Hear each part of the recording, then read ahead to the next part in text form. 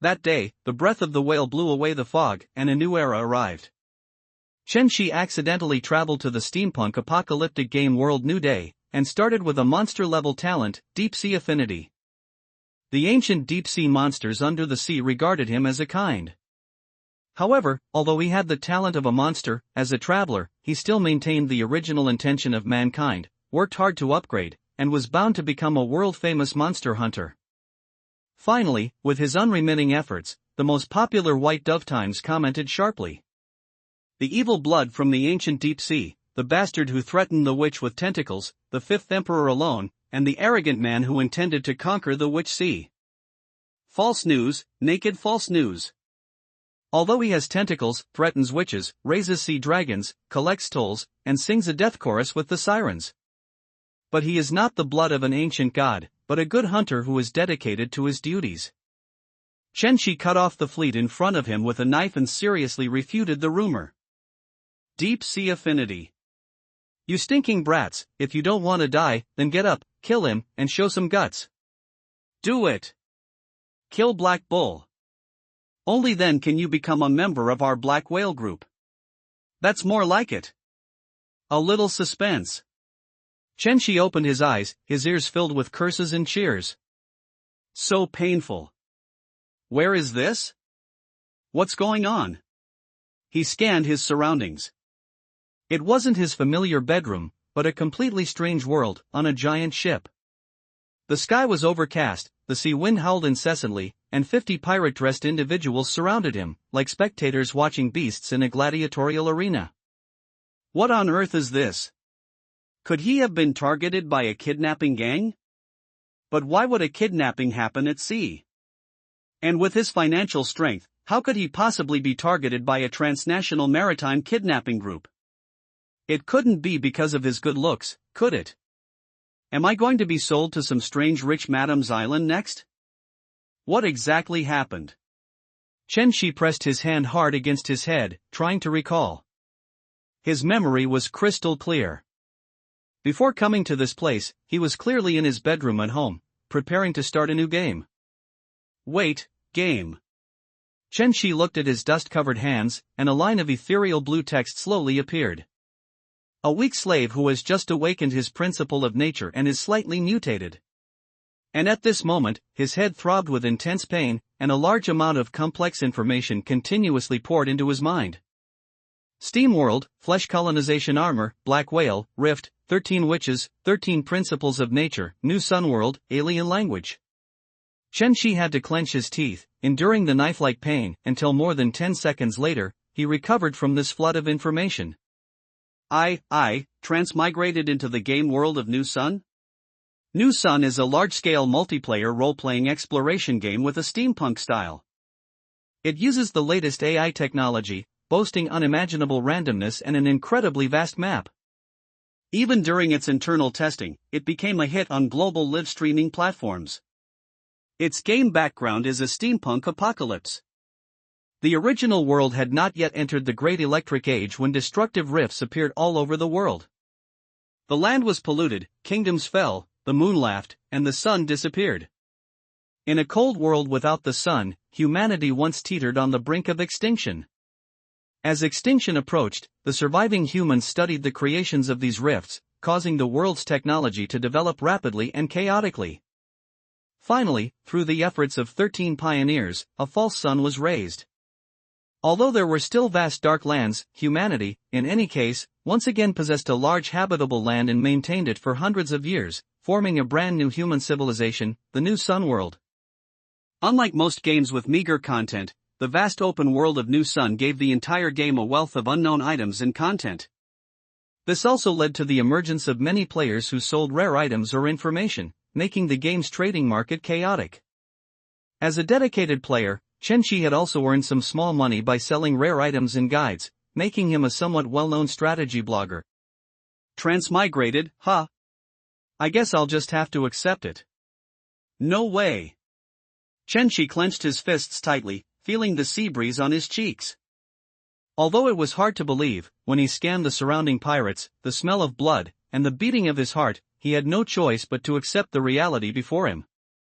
But what's the situation now? What will these pirates do to me? Chen Shi pressed his hand against his temple. According to the original owner's memory, he was a young man born in Manhwa town on the Moonstone Islands. His parents had died, and he failed the Principle of Nature Awakening test in town, thus not getting into university. Not long ago, during a casual fishing trip, an unknown creature burrowed into his spine, causing him to suffer from a terrifying mutation disease.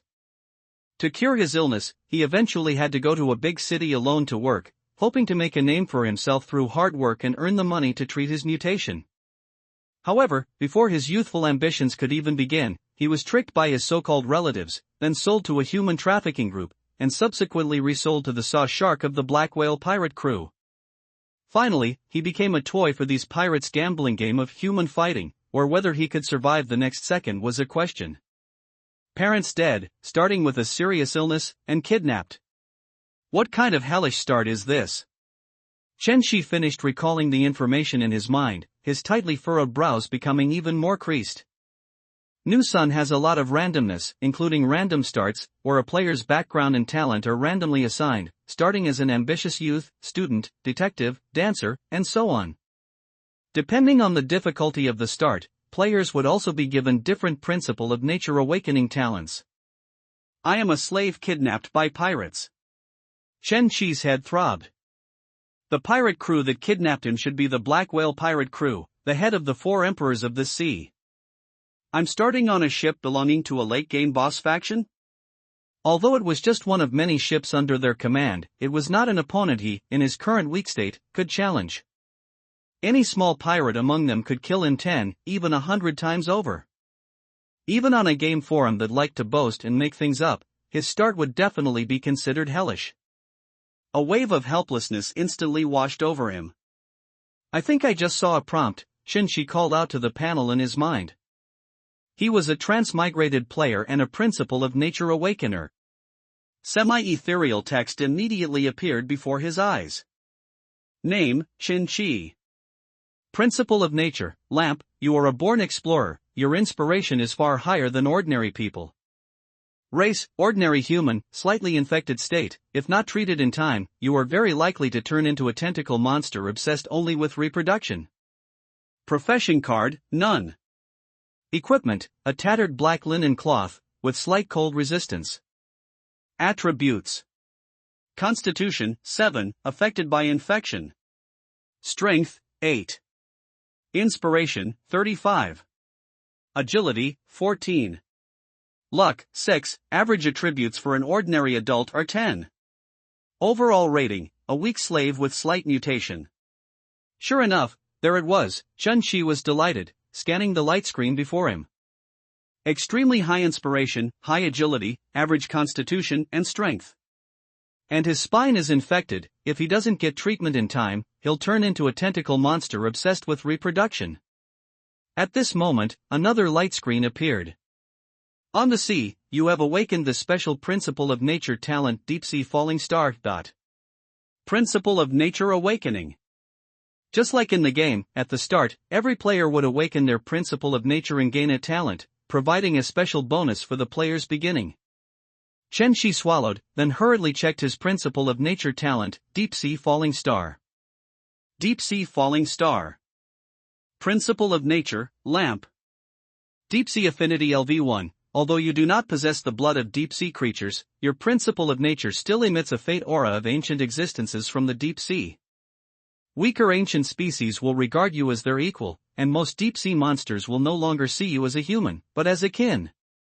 This ability can be toggled on/off. Lamp's Enlightenment, you will have a higher chance of obtaining more enlightenment information. 2 entries. Chen Shi's hand trembled slightly. This is too lucky. As someone who was always unlucky, he had never seen such a heaven-defying Principle of Nature talent.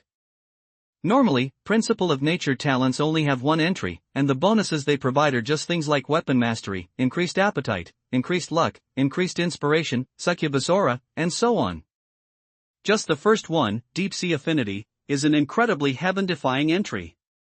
According to his memory, this kind of entry only had a small chance of appearing when a player was assimilated by an ancient deep-sea monster and their body was completely mutated. Not to mention the second one, Lamp's Enlightenment, which is also a pretty good talent. Randomly getting just one of these would be enough to be considered the luckiest of the lucky. These two-entry principle of nature talents really exist. Chen Shi couldn't help but sigh, he had always thought it was a legend. Generally speaking, this level of principle of nature talent could only be seen on hidden main story bosses that could torment players 1,000 times over. Your deep-sea affinity has affected the deep-sea creature in your spine. It senses your terrifying aura, no longer infects your body, and expresses temporary goodwill towards you. Your body has gained 5 points of strength and 5 points of agility due to the mutation infection. It can be like this too. Chen Shi looked at the reminder and immediately felt his heavy body become much lighter. According to the panel, his spine was infected by a deep-sea monster. This talent actually managed to suppress the infection of the deep-sea creature, thereby strengthening his body. In the early game, 5 points of strength plus 5 points of agility is a considerably high boost. Good luck. Chen Shi immediately stretched his limbs. Boom! A loud bang made him refocus his attention on the crisis at hand. In front of him, a large, bull-like tattooed man suddenly threw a punch, heavily striking a slave's chest, sending blood splattering. No time to think. Chen Shi took a deep breath. In New Sun, the higher the principle of nature talent, the harder the start. Clearly, this start didn't give him time to calm down. Pirates love to gamble, and the more thrilling and bloody the gambling, the more they liked it. They pulled 10 slaves from the dark hold, making them fight each other on the deck. Only the last one standing, the one who knocked down everyone else, would get to enjoy the next meal and become a member of their Saw Shark. And he was one of those 10 slaves. However, in this round of human fighting, the battle was not a chaotic free-for-all among 10 people. Instead, it was a crushing 1-against-9 scenario. A slave named Black Bull, with his terrifying 2-meter-tall body, beat the other slaves to a pulp. Even though the other slaves had initially teamed up, they still couldn't shake this slave named Black Bull. Bang! Bang! A roar came, and Black Bull grabbed a slave by the neck, slamming him hard onto the deck. Everyone else was already lying on the ground, lifeless. Only I'm left. Chen Shi slowly backed away, glancing at the deck. On the deck, there were various weapons the pirates had thrown to them, available for anyone to use. Chen Shi picked up a nearby scimitar, gripping it tightly. Hee hee hee. Hee hee hee. Black Bull laughed wildly, his chest muscles, covered in dark tattoos, rippled. He glanced around, then extended a blood-stained index finger, pointing. Kid, you're the only one left. Ship Doctor. When people face a creature larger than themselves at close range, they instinctively feel fear. Black Bull's crimson killing intent, rushing at Chen Shi, felt like a giant beast pressing down on him. Who? Chen Shi clutched the hilt of his sword, but his body trembled uncontrollably. Having just transmigrated, did he have to face death already? The ageless witches, steam mechs, and extraordinary powers. He didn't want to become an anonymous corpse on the sea before he even got to experience this world. No, most likely there wouldn't even be a corpse, Chen Shi thought with a self-mocking bitter smile, then stared intently at Black Bull. My starting agility isn't low, and Black Bull has just gone through a relay battle with 8 people, so his stamina consumption is significant. Plus, the talent I just received granted me 5 points in strength and 5 points in agility. In the early stages, this is a considerably high value. Based on Chen Shi's gaming experience, although the two seem to have a vast difference in weight, he should still have a fighting chance. Black Bull didn't attack immediately, instead, he panted while picking up a long-handled axe. Kid, stick your ass out, I'm going to chop your ass into a chance. Chen Shi bent down, lowered his center of gravity, and delivered an upward thrust. Clang! Black Bull didn't have time to block with his axe, so he bent his arm and took the blow with his forearm. You're courting death. After blocking, Black Bull roared, found an angle, and swung his leg, delivering a fierce whip kick. Does this Black Bull have no pain? Chen Shi quickly withdrew his sword, then took a step back, dodging the attack.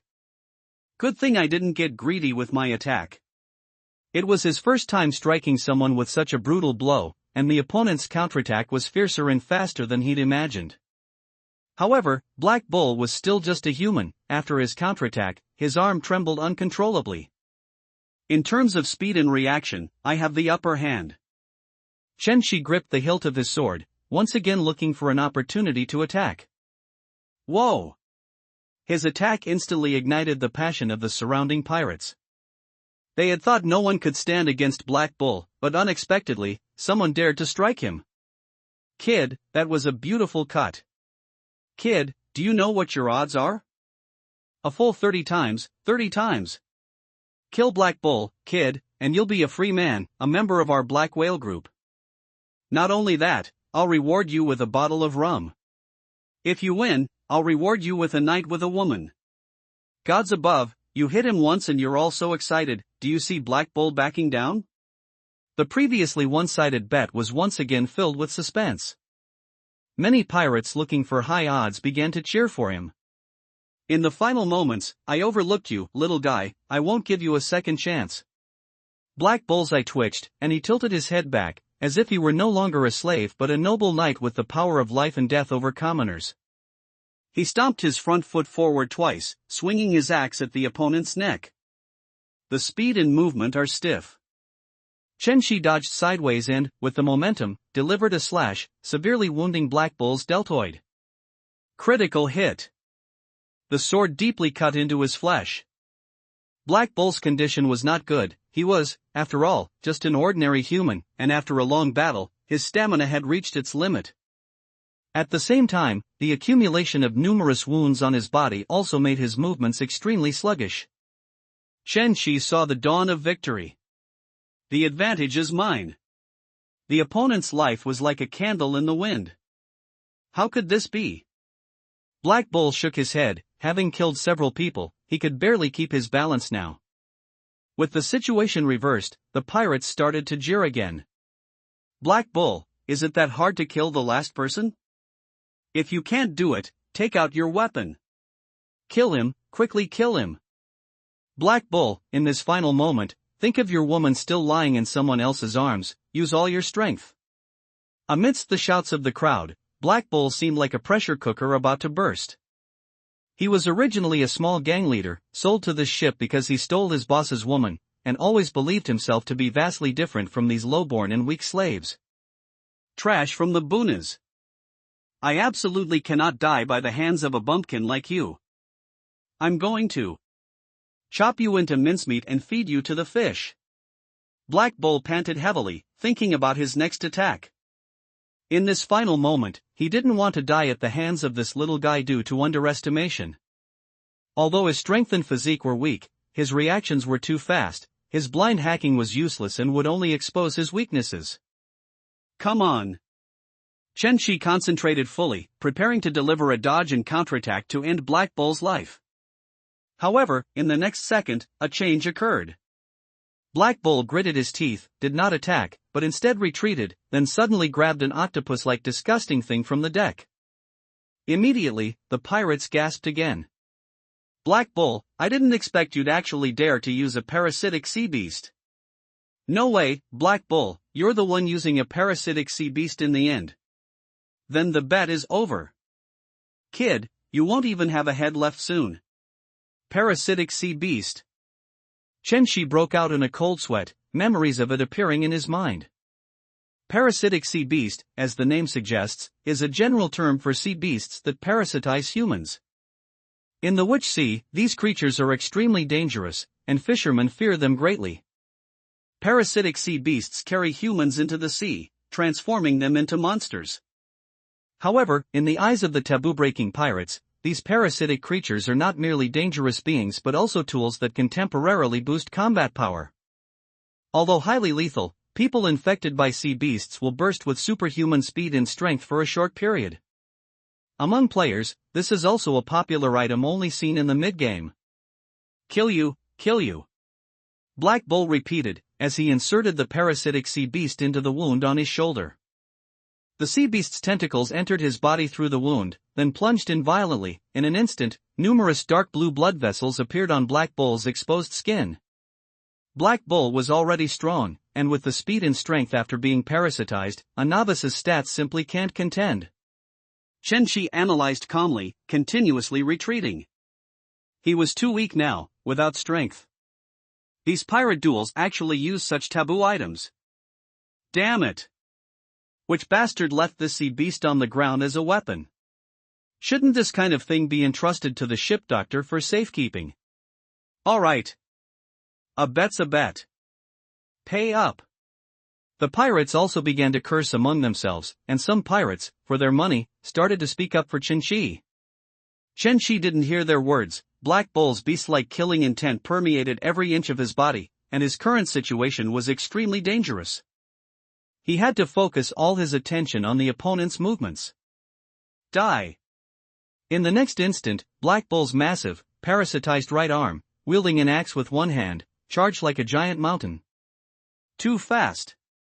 He could only act on instinct. Bang! The moment they clashed, a confident smile appeared on Black Bull's lips, but that smile quickly vanished along with his consciousness. The scimitar plunged directly into Black Bull's heart. Who?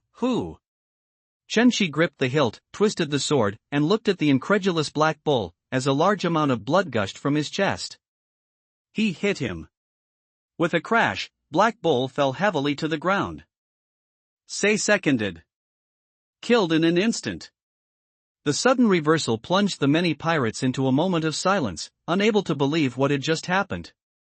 Black Bull, parasitized by a sea beast, was instead killed in an instant. Chen Shi's hand trembled, and his peripheral vision caught Black Bull's right shoulder.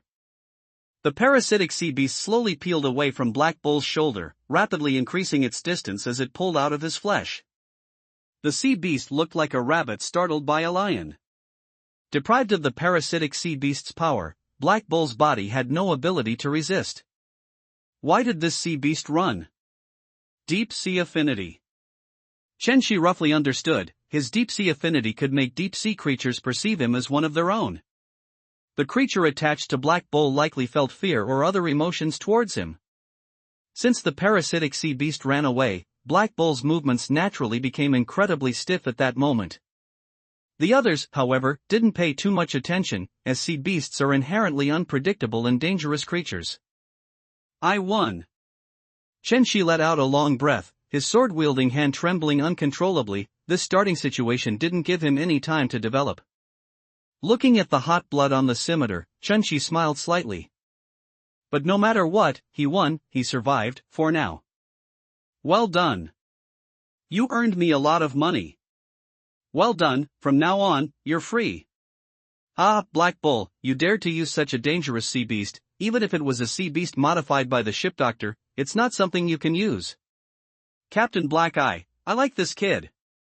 Don't treat him badly. In the brief silence, the pirates cheered wildly, especially those who had bet on him. Chen Shi felt relieved, sat down, and the world seemed extraordinarily quiet. Black Bull, still in front of him, had a faint breath, muttering something under his breath. However, amidst the overwhelming cheers of the pirates, it was impossible to hear him. They cared more about the money in their hands than the last words of a slave before them. After the gambling ended, and after the pirates had finished distributing the money, a middle-aged man wearing a black captain's hat walked towards him. Chen Shi leaned against the railing, watching the seabirds fly across the sky, his mind filled with thoughts. He had transmigrated, and to a pirate ship at that. In New Sun, the Black Whale pirate crew was a terrifying force closely linked to the main storyline, and in the game, it was also a faction with an extremely strong ability to court death. In the New Sun main storyline, the entire Black Whale pirate crew would undertake countless dangerous voyages to summon terrifying entities from another world. Chen Shi shook his head. Although his spirituality had awakened, he didn't have a true transcendent profession yet. As a post-apocalyptic transcendent world, without powerful strength, let alone exploring the world, he couldn't even guarantee his own safety. According to New Sun's setting, only by defeating monsters in dungeons, also known as rifts, could one gain spiritual points to upgrade skills and rare profession cards to become transcendent. If it were a free start, he would have probably killed a few slimes, bought weapons, practiced skills, and prepared to enter the rift. But now, all his actions were restricted by the pirates, making it impossible for him to develop properly. Moreover, the death rate among pirates was quite high, which is why they occasionally recruited new crew members. He might be used as cannon fodder any day. This was not a place to stay long term. He had to find a way to leave this ship and go to a safe place truly suitable for a beginner to develop steadily, only then could he truly utilize his talent. Kid. A tall, thin man came directly in front of him. It was Black Eye, the captain of the Saw Shark, under the Black Whale group. He was smoking a black pipe, in his 40s, with a full beard, and his eyes seemed to have no whites, only pure black.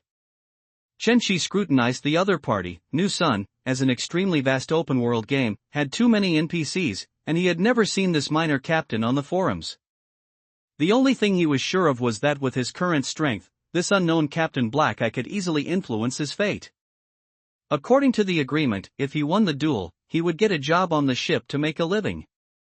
And according to pirate rules, everyone's job on board would be assigned by the captain. If the other party kept their word, hopefully, it would be a job suitable for escaping, Chen-Chi prayed in his heart. Captain Black Eye looked at Chen-Chi and said, "Little guy, I didn't expect you could defeat Black Bull, that indeed surprised me. Your final strike was ruthless enough, and not fearing death is a mandatory lesson for every warrior here. However, according to our Witch Sea rules, any crew member who contracts a seasickness is a plague, a curse, and should be immediately buried at sea. If this were a Navy ship, you would already be tightly bound and thrown into the sea. But luckily, our Black Whale pirate crew never cares about these rules. You should be very grateful. Alright, let me think. What kind of job should I arrange for you? I have to thank you." Chen-Chi grumbled inwardly. Black Eye tapped his temple with his finger, then looked at his ship. "We're not short of salvage crew members, and you're a young man, probably without professional knowledge, and your body hasn't been properly trained." What positions are open?" "Captain, my assistant for processing medicinal herbs died again, give him to me." Chen-Chi's ears perked up sharply, and his body trembled slightly. To his left, a gentle female voice reached his ears. Crack! A woman? Chen-Chi turned his head, blinked, and was slightly surprised. Someone actually wanted him. In front of him was a black-haired woman wearing a half-crow mask and a black apothecary's uniform. She was the only ship doctor on this ship, and one of the few who could read. Most people didn't know her real name, only calling her Xiao Wuya. From the half of her fair, small face that was visible, it was still clear that she was a young woman, a stark contrast to the rough-and-tumble pirate crew before him. Chen-Chi's gaze involuntarily fell upon this ship doctor, his pupils contracting. He knew her. To be precise, he had seen her in popular videos. As a transcendent from a game world, a character he recognized had finally appeared. This was a very popular game character in New Sun. She was a crazy pirate doctor obsessed with studying deep-sea creatures, with an almost insane love for them. However, beneath her crazy behavior, she also had a second identity. That was an undercover agent placed by the authorities within the Black Whale pirate crew. She had secretly sent out information about the Black Whale pirate crew, covertly sabotaging many of their operations and saving many lives. In the mid-game, to prevent the Black Whale pirate crew's city slaughtering operation, she injected a lethal mutation potion, transforming into a banshee. In Desperate Whales, she defeated thousands of pirates and nearly 100 players who participated in the city defense battle. With her beautiful mutated face before her death and her unique story, she became quite famous among players, leading to numerous fan creations. Many Witch Sea players joined evil factions, frantically spamming Revive her, under official videos, wanting to revive this deceased Miss Crow and change her fate. Of course, with Chen-Chi's current strength, he couldn't even control his own fate, let alone alter the fate of others. Although he could defeat Black Bull, ultimately, he was just an ordinary person who had not yet stepped onto the path of a transcendent, only able to surrender his fate to others. But this was also quite good news. If he could work under Xiao Wuya, at least his life would be much safer than under other fierce pirates. Captain Black Eye stood up and exhaled a puff of thick smoke. You want this person? Has your last helper died again, Xiao Wuya? This is already the 7th. 7 have died. Chen Shi instantly felt a slap to the face. Working under the ship doctor didn't seem very safe after all. Xiaoya leaned down, her face, smelling of medicine, slightly closer, her red eyes scanning his face. Yes, I've repeatedly warned them, but they still made mistakes handling the medicinal materials. I need a new assistant, one who can read and learns quickly. Captain Black Eye asked. Can you read, boy? Yes. Chen Shi nodded confidently. Like the ship doctor, he could also read. Captain Black Eye pondered for a moment, then patted Chen Shi's shoulder. Alright, kid, work hard with Xiaoya. Our black whale pirate crew never treats capable people unfairly. If you follow us, the money you earn will be 10 times more than what you used to earn from hard work. When we return, I'll give you 10 gold coins. By then, everyone who looked down on you will be kneeling and licking your shoes. 10 gold coins. What kind of concept was that? That was enough to buy a decent small house in a big city. This pie he was drawing was truly big and round, Captain. Chen Shi could only feign joy and nod. From now on, he was an assistant to the ship doctor. Xiao Woya turned. Follow me to the ship doctor's office. You have a task today. Yes, sis, Turcrow. Chen Shi followed, having almost called her Xiao Woya due to the forums. Although in the eyes of players, she was the cute yet cunning Miss Crow, right now, she was his actual superior, the kind he couldn't resist. If she said 1, he absolutely couldn't say 2. The ship doctor's office was on the second deck of the ship, a rather large, independent cabin. His original living quarters were the slave quarters, where over 50 people were packed together, the air stuffy and foul. In contrast, the ship doctor's office in front of him was 3 times the size of the slave quarters. The room was filled with a faint mixed scent of herbs and disinfectant.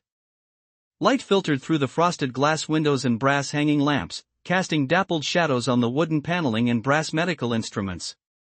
On a wooden table to the left, there were also 7 glass jars containing sea beasts. Chen Shi excitedly scanned the room before him. His starting point was extremely basic. He only had a tiny house in his original owner's hometown, Manhwa town. How wonderful it would be if he could also have a room like this in this other world. Xiao Woya entered the ship doctor's office, and after confirming the door was closed, she said softly, "Take off your clothes." Chen Shi blinked, somewhat disbelieving his ears. Take them off? On the forums, he had long heard that the Witch Sea region in the game was a land of outstanding people and simple folk, but he never expected it to be so powerful. He had never been commanded like this before and was momentarily stunned. Without giving Chen Shi time to think, Xiao Woya spoke again in a commanding tone. Take them off. All right. Although very reluctant, he currently had no power to resist and had to endure for a while. Only when he became strong would he be able to turn the tables. Chen Shi immediately took off his blood-stained and sweat-soaked shirt, revealing his upper body. His body after transcending was not robust. In this world, such ordinary bodies were countless. Except for the azure tattoo on his back, due to the sea beast infecting his spine, a blue pattern like a spider or tentacles was clearly visible on his back. Xiao Woya bent down, her gaze focused and sharp, staring at the pattern on Chen Shi's back. Indeed, you've been infected by a special sea beast. This sea beast didn't suck blood, didn't damage subcutaneous tissue, and didn't have the unique of a sea beast. It's actually able to be so gentle. Just as Chen Shi and Black Bull were fighting, Xiao Woya had noticed his back. As a ship doctor specializing in deep-sea creatures, she had a terrifying obsession with them. Most sea beasts were highly aggressive towards humans, and even she, with all her experience, had never seen such a special sea beast. And this sea beast's quiet appearance seemed to have merged with Chen Shi. Who? How wonderful. It's a pity there are no machines on this ship to safely examine your deep spine. This sea beast might be able to inspire a paper that would shake the medical community. And, it seemed quite cute. Xiao Woya's body trembled slightly, her face flushed red, and even her tone became incredibly excited. She unconsciously reached out her hand and slowly touched him. Ah. Sister. Crow. Sister Crow, calm down. Chen Qi reminded her. He could clearly feel Xiaoya's hot breath on his back. Her obsession and madness for sea beasts had somewhat exceeded his expectations. Deep-sea enthusiasts are truly terrifying. If he didn't remind her, he was afraid that in the next second, her hand would directly reach into his body and pull out his spine alive. Although she looked delicate, she was a genuine transcendent. Cough, cough. Hearing the reminder, Xiaoya coughed twice and adjusted her mask. You'll change your clothes later, and then wash yourself thoroughly. Oh, and find a secluded place to change, preferably where outsiders won't see you. There are some among those guys who like your type. She immediately resumed the posture of a professional ship doctor, taking out a set of clean clothes from a cabinet. A cotton jacket, shirt, pants, as well as non-slip boots and gloves. Thank you, Sister Crow. Chen Qi was heavily stained with blood and sweat, and his tattered clothes indeed needed changing. He took the clothes, felt them, and they seemed well made. Underneath the clothes, there was a hard object. Chen Qi took out the hard object, and the blue illusory text appeared before his eyes again. Collector. Description: a copper steam pistol, made with special craftsmanship, with twice the penetration power of an ordinary pistol. A pistol? Why give this to me? Chen Qi's mouth slightly opened, startled by this sudden surprise. This thing was much more useful than a scimitar. In the Witch Sea, pistols were not rare, but this one was made with special craftsmanship, and its higher penetration power gave it the ability to deal with monsters. Although this weapon had no transcendent elements, it was very famous on player forums, made by Iron Hammer Armaments, and could definitely be called a pioneering artifact. In a pay-to-win game, it would cost at least 648 yuan to get it as a bonus. Why, Sister Crow? Chen Qi broke into a cold sweat, looking at Xiaoya. One must know, the value of this gun could perhaps buy 5 slaves like him. Seeing his flustered expression, Xiaoya revealed a hint of a pleased smile. You are my assistant. I don't want another assistant to die so easily. Besides, you have great medical value. All in all, it's for your survival. You'll need it soon. Xiaoya picked up a notebook and pen, drawing the back she had just seen, and smiled infatuatedly. We'll need a gun. Soon. Chen Qi tilted his head, looking bewildered. Xiaoya placed a finger on her chin. You don't know? I remember now, you were a slave before, so you wouldn't know the Saw Shark's destination this time. Isn't the Saw Shark's destination a big city? The Saw Shark was holding a large number of slaves, so Chen Qi subconsciously thought their destination was some city. Men like him were very likely to be sold to some perverted female wealthy merchants.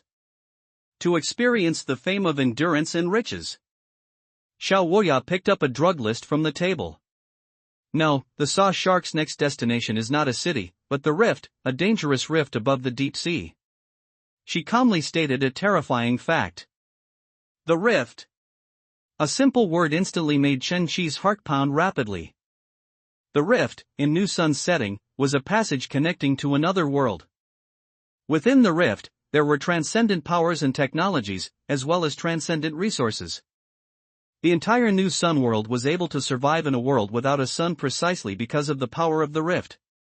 The transcendent items, powers, and technologies within it were treasures sought by countless people. Of course, the rarer the transcendent item, the more dangerous it was. Risk and opportunity coexisted. For most ordinary people, the rift was a place to change their destiny. And for players, the fastest way to become stronger in the early game was to go to a rift and obtain transcendent resources. Sure enough, with the rarity of his talent, the crisis wouldn't end so quickly, would it? Chen Qi lowered his head, caressing the wonderful collector in his hand. His intuition told him that the rift the Saw Shark was heading to was by no means a simple beginner's rift. The danger of the rift would bring fear and chaos, and amidst that fear and chaos, would be the most suitable opportunity for him to escape. A chance to escape the Black Whale Group. Chen Qi's heartbeat grew faster and faster, and he couldn't help but look out the window of the ship doctor's office. Black waves rolled, and more fog began to engulf the saw shark, bringing so many slaves to the rift at sea. The survival rate in the upcoming rift would likely not be very high. A glimmer of light flashed in Chen Qi's eyes. Transcendence, and the freedom that rightfully belonged to him, might just be before his eyes. Reward. Chen Qi pondered his subsequent plans. Xiao Wuya shook her head, seeing a new recruit's unique excitement in his eyes. In this vast sea, too many young people, carrying their families' hopes, left small islands for coastal metropolises, aspiring to carve out a career. And rifts, especially unknown rifts, always contained a large sum of valuable items. Any sum of money from there could be more than what an ordinary person earns in a year. Many, tired of their day-to-day jobs, dared to venture into rifts, hoping to strike it rich and become respected transcendent. Big city newspapers loved to highlight these few success stories daily, making many new recruits subconsciously overlook the high mortality rate of unknown rifts. Xiao Wuya asked, "Have you ever been to an unknown rift?" He had been to many, even a famous strategy master on the rankings. Chen Qi thought to himself, but his original body had indeed not entered any unknown rift dungeons. He hadn't even visited the safe mine rift in his hometown, Manhwa town. No. Chen Qi replied. Just as she thought. Xiao Wuya smiled faintly and sincerely advised him. Don't believe the newspapers.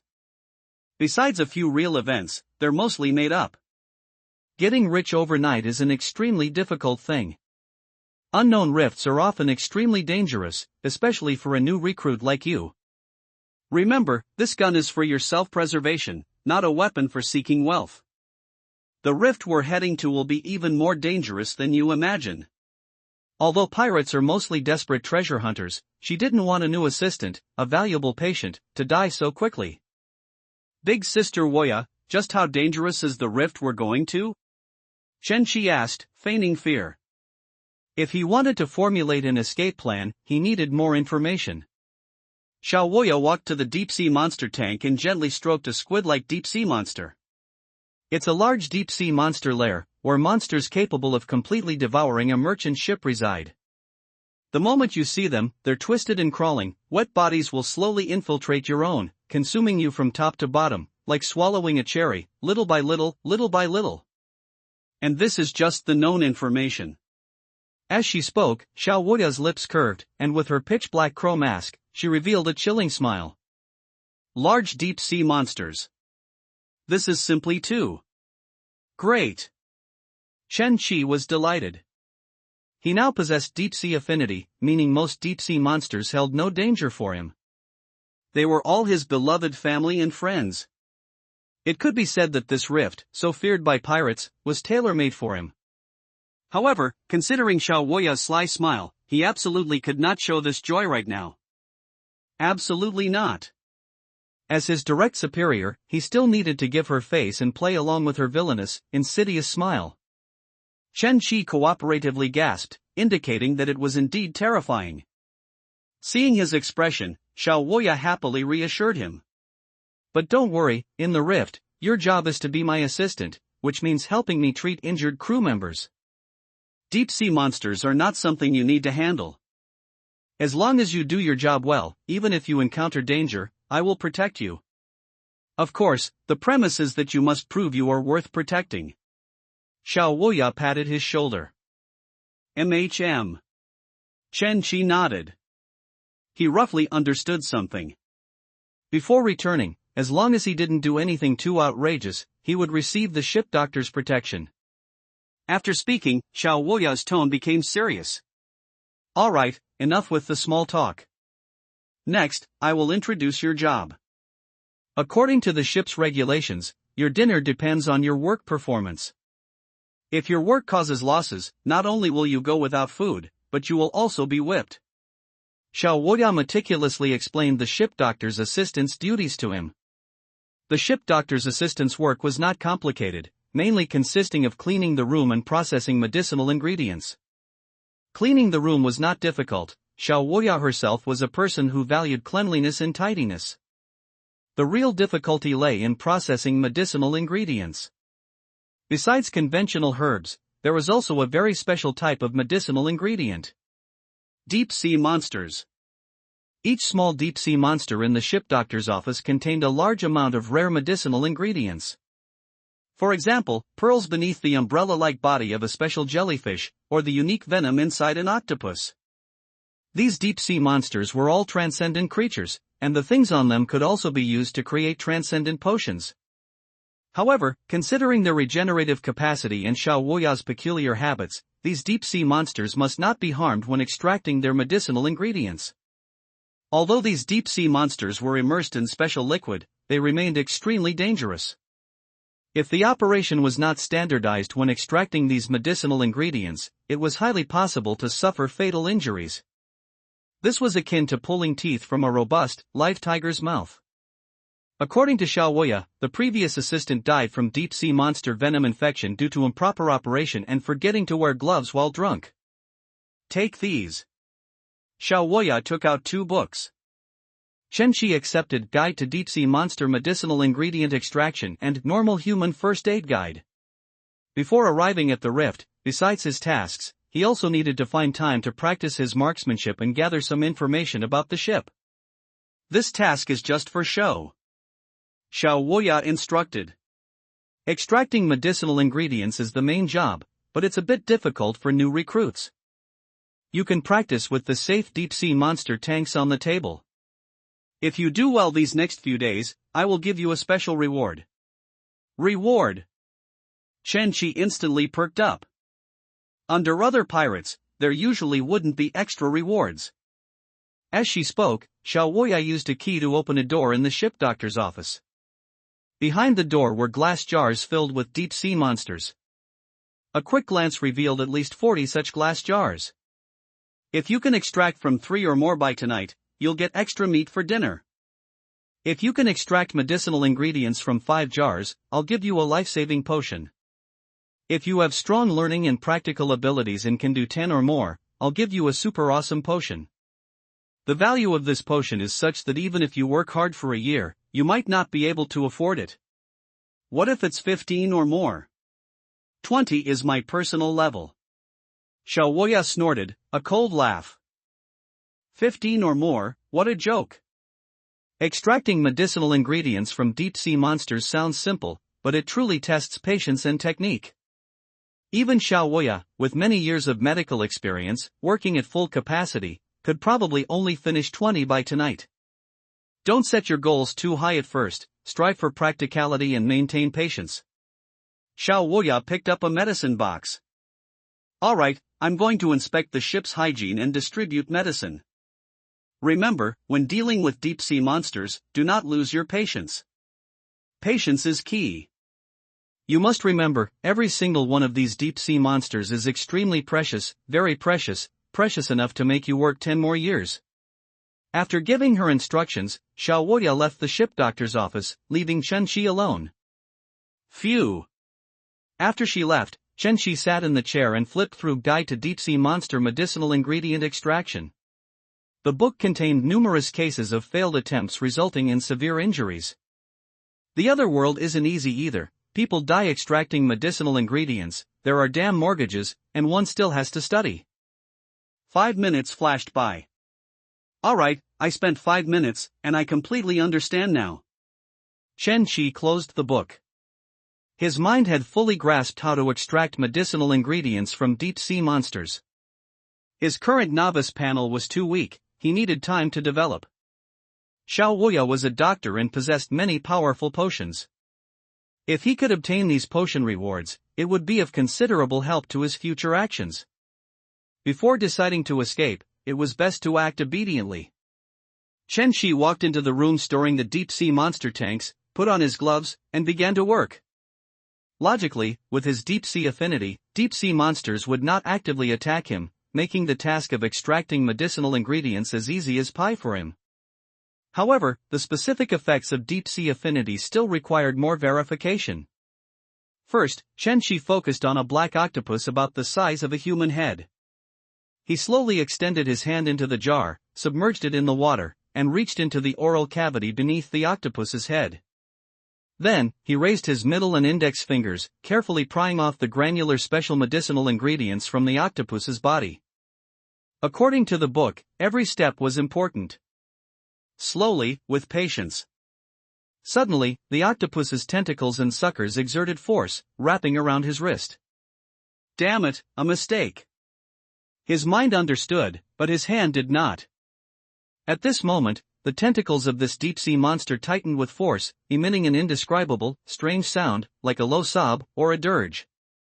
What was it trying to convey to him? Was it fear, hostility, assimilation, or was it introducing him to their god? Chen Shi broke out in a cold sweat. Although he possessed the deep-sea affinity talent, he did not understand the language of deep-sea monsters. He could only rely on an intuition, a bodily intuition, to perceive this ancient biological information. Feel, slowly feel. As long as he took his time, he could decipher the terrifying language of this deep-sea monster. Chen Shi relaxed his body and focused his attention on his hand. Finally, in an instant, Chen Shi perceived the meaning of that ancient biological language. Ah, comfortable, again. F***CK. The moment he understood, Chen Shi's heart instantly chilled, and he couldn't help but curse inwardly. Then he abruptly grabbed the medicinal ingredient and pulled his hand out of the jar. His face showed horror, his pupils constricted, as he looked at the terrifying octopus deep-sea monster in the deep-sea monster tank. What on earth did he just feel? Was this the kind of message a deep-sea monster should convey to a human? Where was its monster dignity? Did his mistake just now touch this deep-sea monster's pleasure point? Wait, what part of this deep-sea monster did I just touch? Chen Shi shook his head, not wanting to think about it. He wasn't some deep-sea creature enthusiast. Regardless, he had extracted the medicinal ingredient, and his understanding of the deep-sea affinity talent had increased. This also proved that his deep-sea affinity talent was indeed strong. Bang! At that moment, the door to the ship doctor's office was suddenly pushed open, and Xiao Wuya's small head slowly peeked in, looking at the still-shaken Chen Shi. She had just passed by and heard the deep-sea monster's sound, as well as Chen Shi's retreating footsteps. The sounds of some deep-sea monsters possessed a magical quality that could induce fear in people. Chen Shi's reaction clearly indicated he had been frightened. For ordinary people, deep-sea monsters were still too terrifying. Xiao Wuya gently shook her head. Like this, let alone 5 or more, it would be a question if he could even do 3 by tonight. He might even develop bathophobia. How could he be her assistant in the future?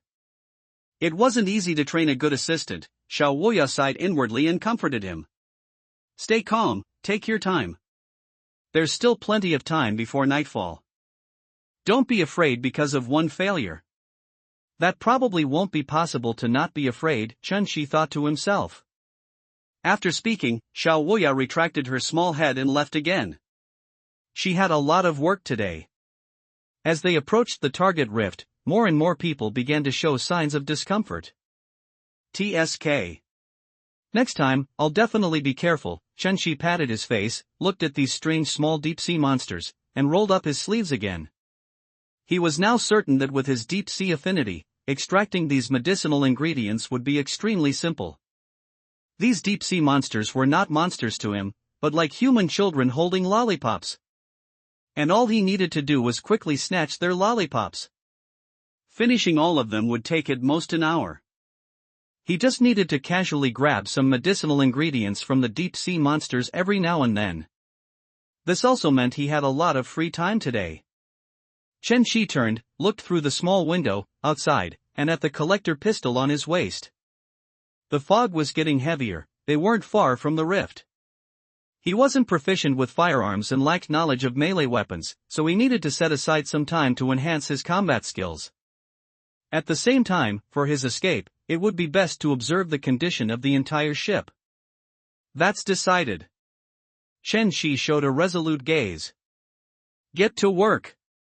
A busy day flew by, night fell, and the saw shark sailed steadily in the darkness. Done. Chen Shi slumped onto the chair. Today, he had completed his work and observed the condition of the entire saw shark.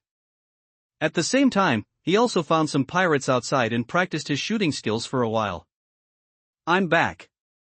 How's the work coming along? Xiao Wuya, having finished her work, opened the door. She held 2 dry pieces of bread in her right hand, carried a medicine box on her shoulder, and a leather whip in her left hand. Whip! Chen Shi, resting on the chair, saw this object and instantly tensed up. He was wide awake. On a pirate ship, where violence was prevalent, new recruits were usually targeted. Pirates would find ways to cause trouble and then use it as an excuse to beat them. Especially Chen Shi, a former slave turned crew member with no background. Today, while observing the saw shark, Chen Shi heard about the ship doctor Xiao Wuya from some crew members. This cute yet cunning Miss Wuya, who was adorable and sly on the internet in his previous life, was seen by these bloodthirsty pirates as a very terrifying eccentric doctor. She would let out chilling, strange laughs during examinations, perform surgeries without anesthesia on crew members, and use violence against patients who didn't follow medical advice. Through violence, Xiao Wuya was a figure many crew members feared. If one considered her undercover identity, it was quite possible this was a form of revenge against pirates. However, according to Chen Shi's speculation, there was another reason. She might have a sadistic streak. Especially with a whip in her hand. This further confirmed his guess. This was definitely bad news for him. Big Sister Wuya, let me help you put things away. Chen Shi immediately went to her, taking her medicine box, bread, and the whip from her hand, then slowly placing them on the cabinet. How's the work coming along? Xiao Wuya twirled her hand and asked. According to the management tips Captain Black I told her today, after giving a treat, one must also give a bitter taste. She'd best establish some authority with this new crew member tonight.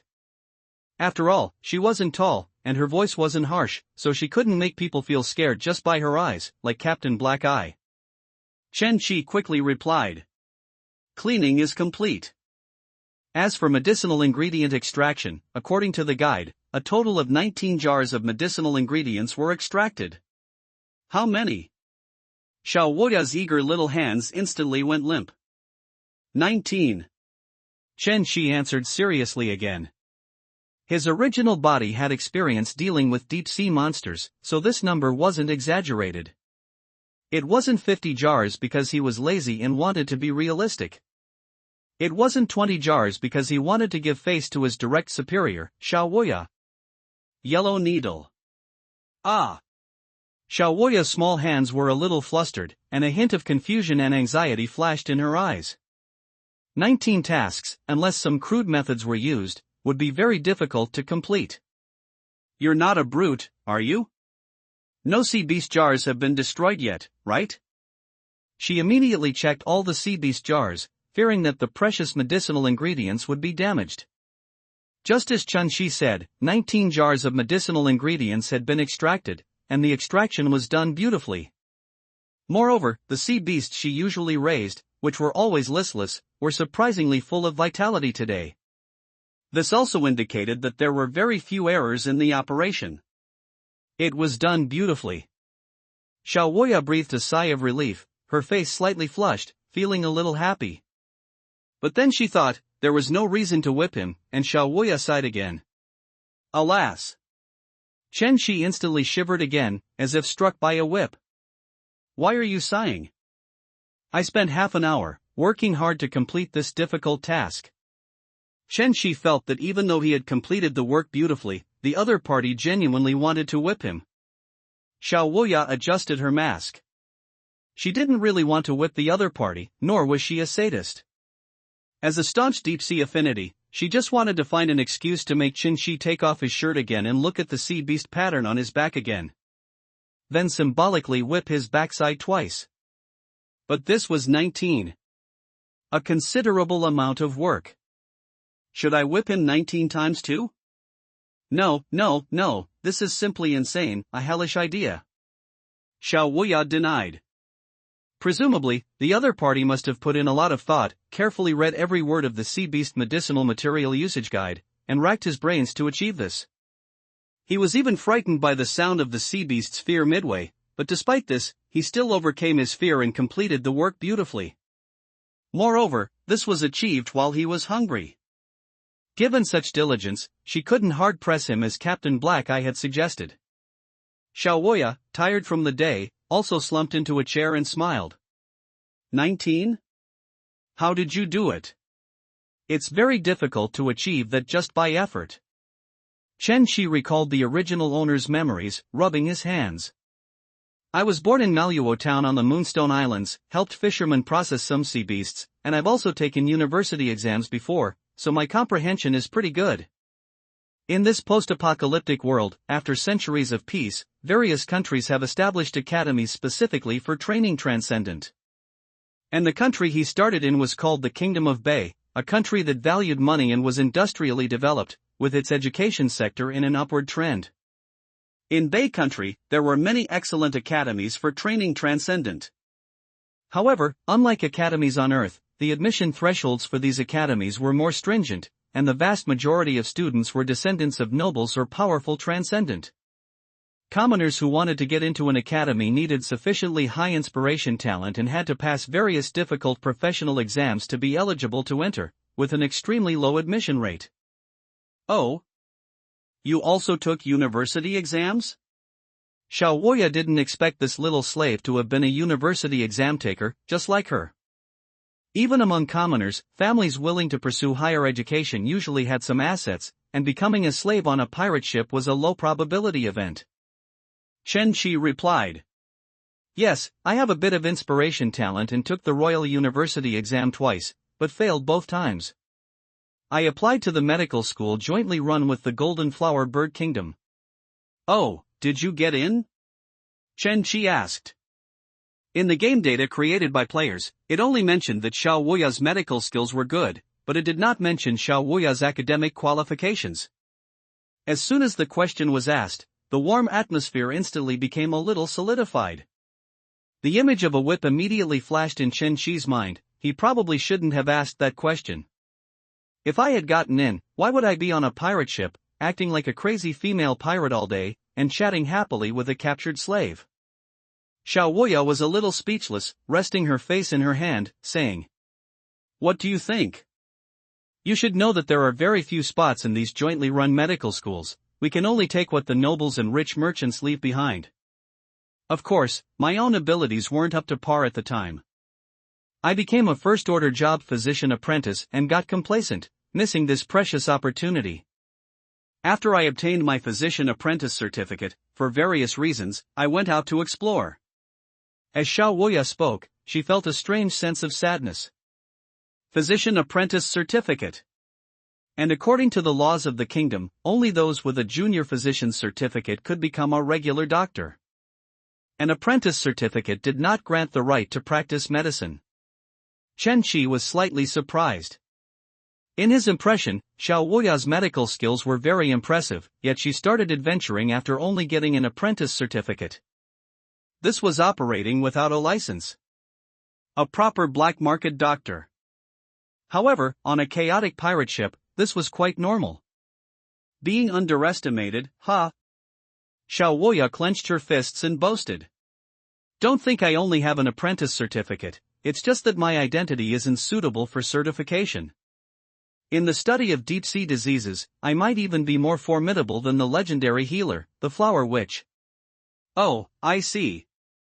Grumble. Suddenly, Chen Qi's stomach let out a soft rumble. He was hungry.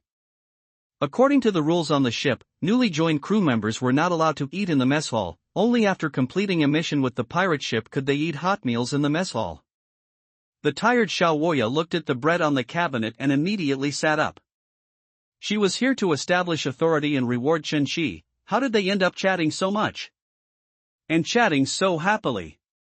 At this rate, all her authority would be gone. Perhaps in a few days, they'd secretly call her Xiaoya. Xiaoya handed him 2 pieces of bread. Have some bread first, it has dried fruit. Chen Qi took the bread and bit into it, the subtly sweet taste of dried fruit bursting on his taste buds. Refreshing. Compared to modern bread, it was as hard as a rock, but for Chen Qi, who had been hungry all day, this was the ultimate delicacy.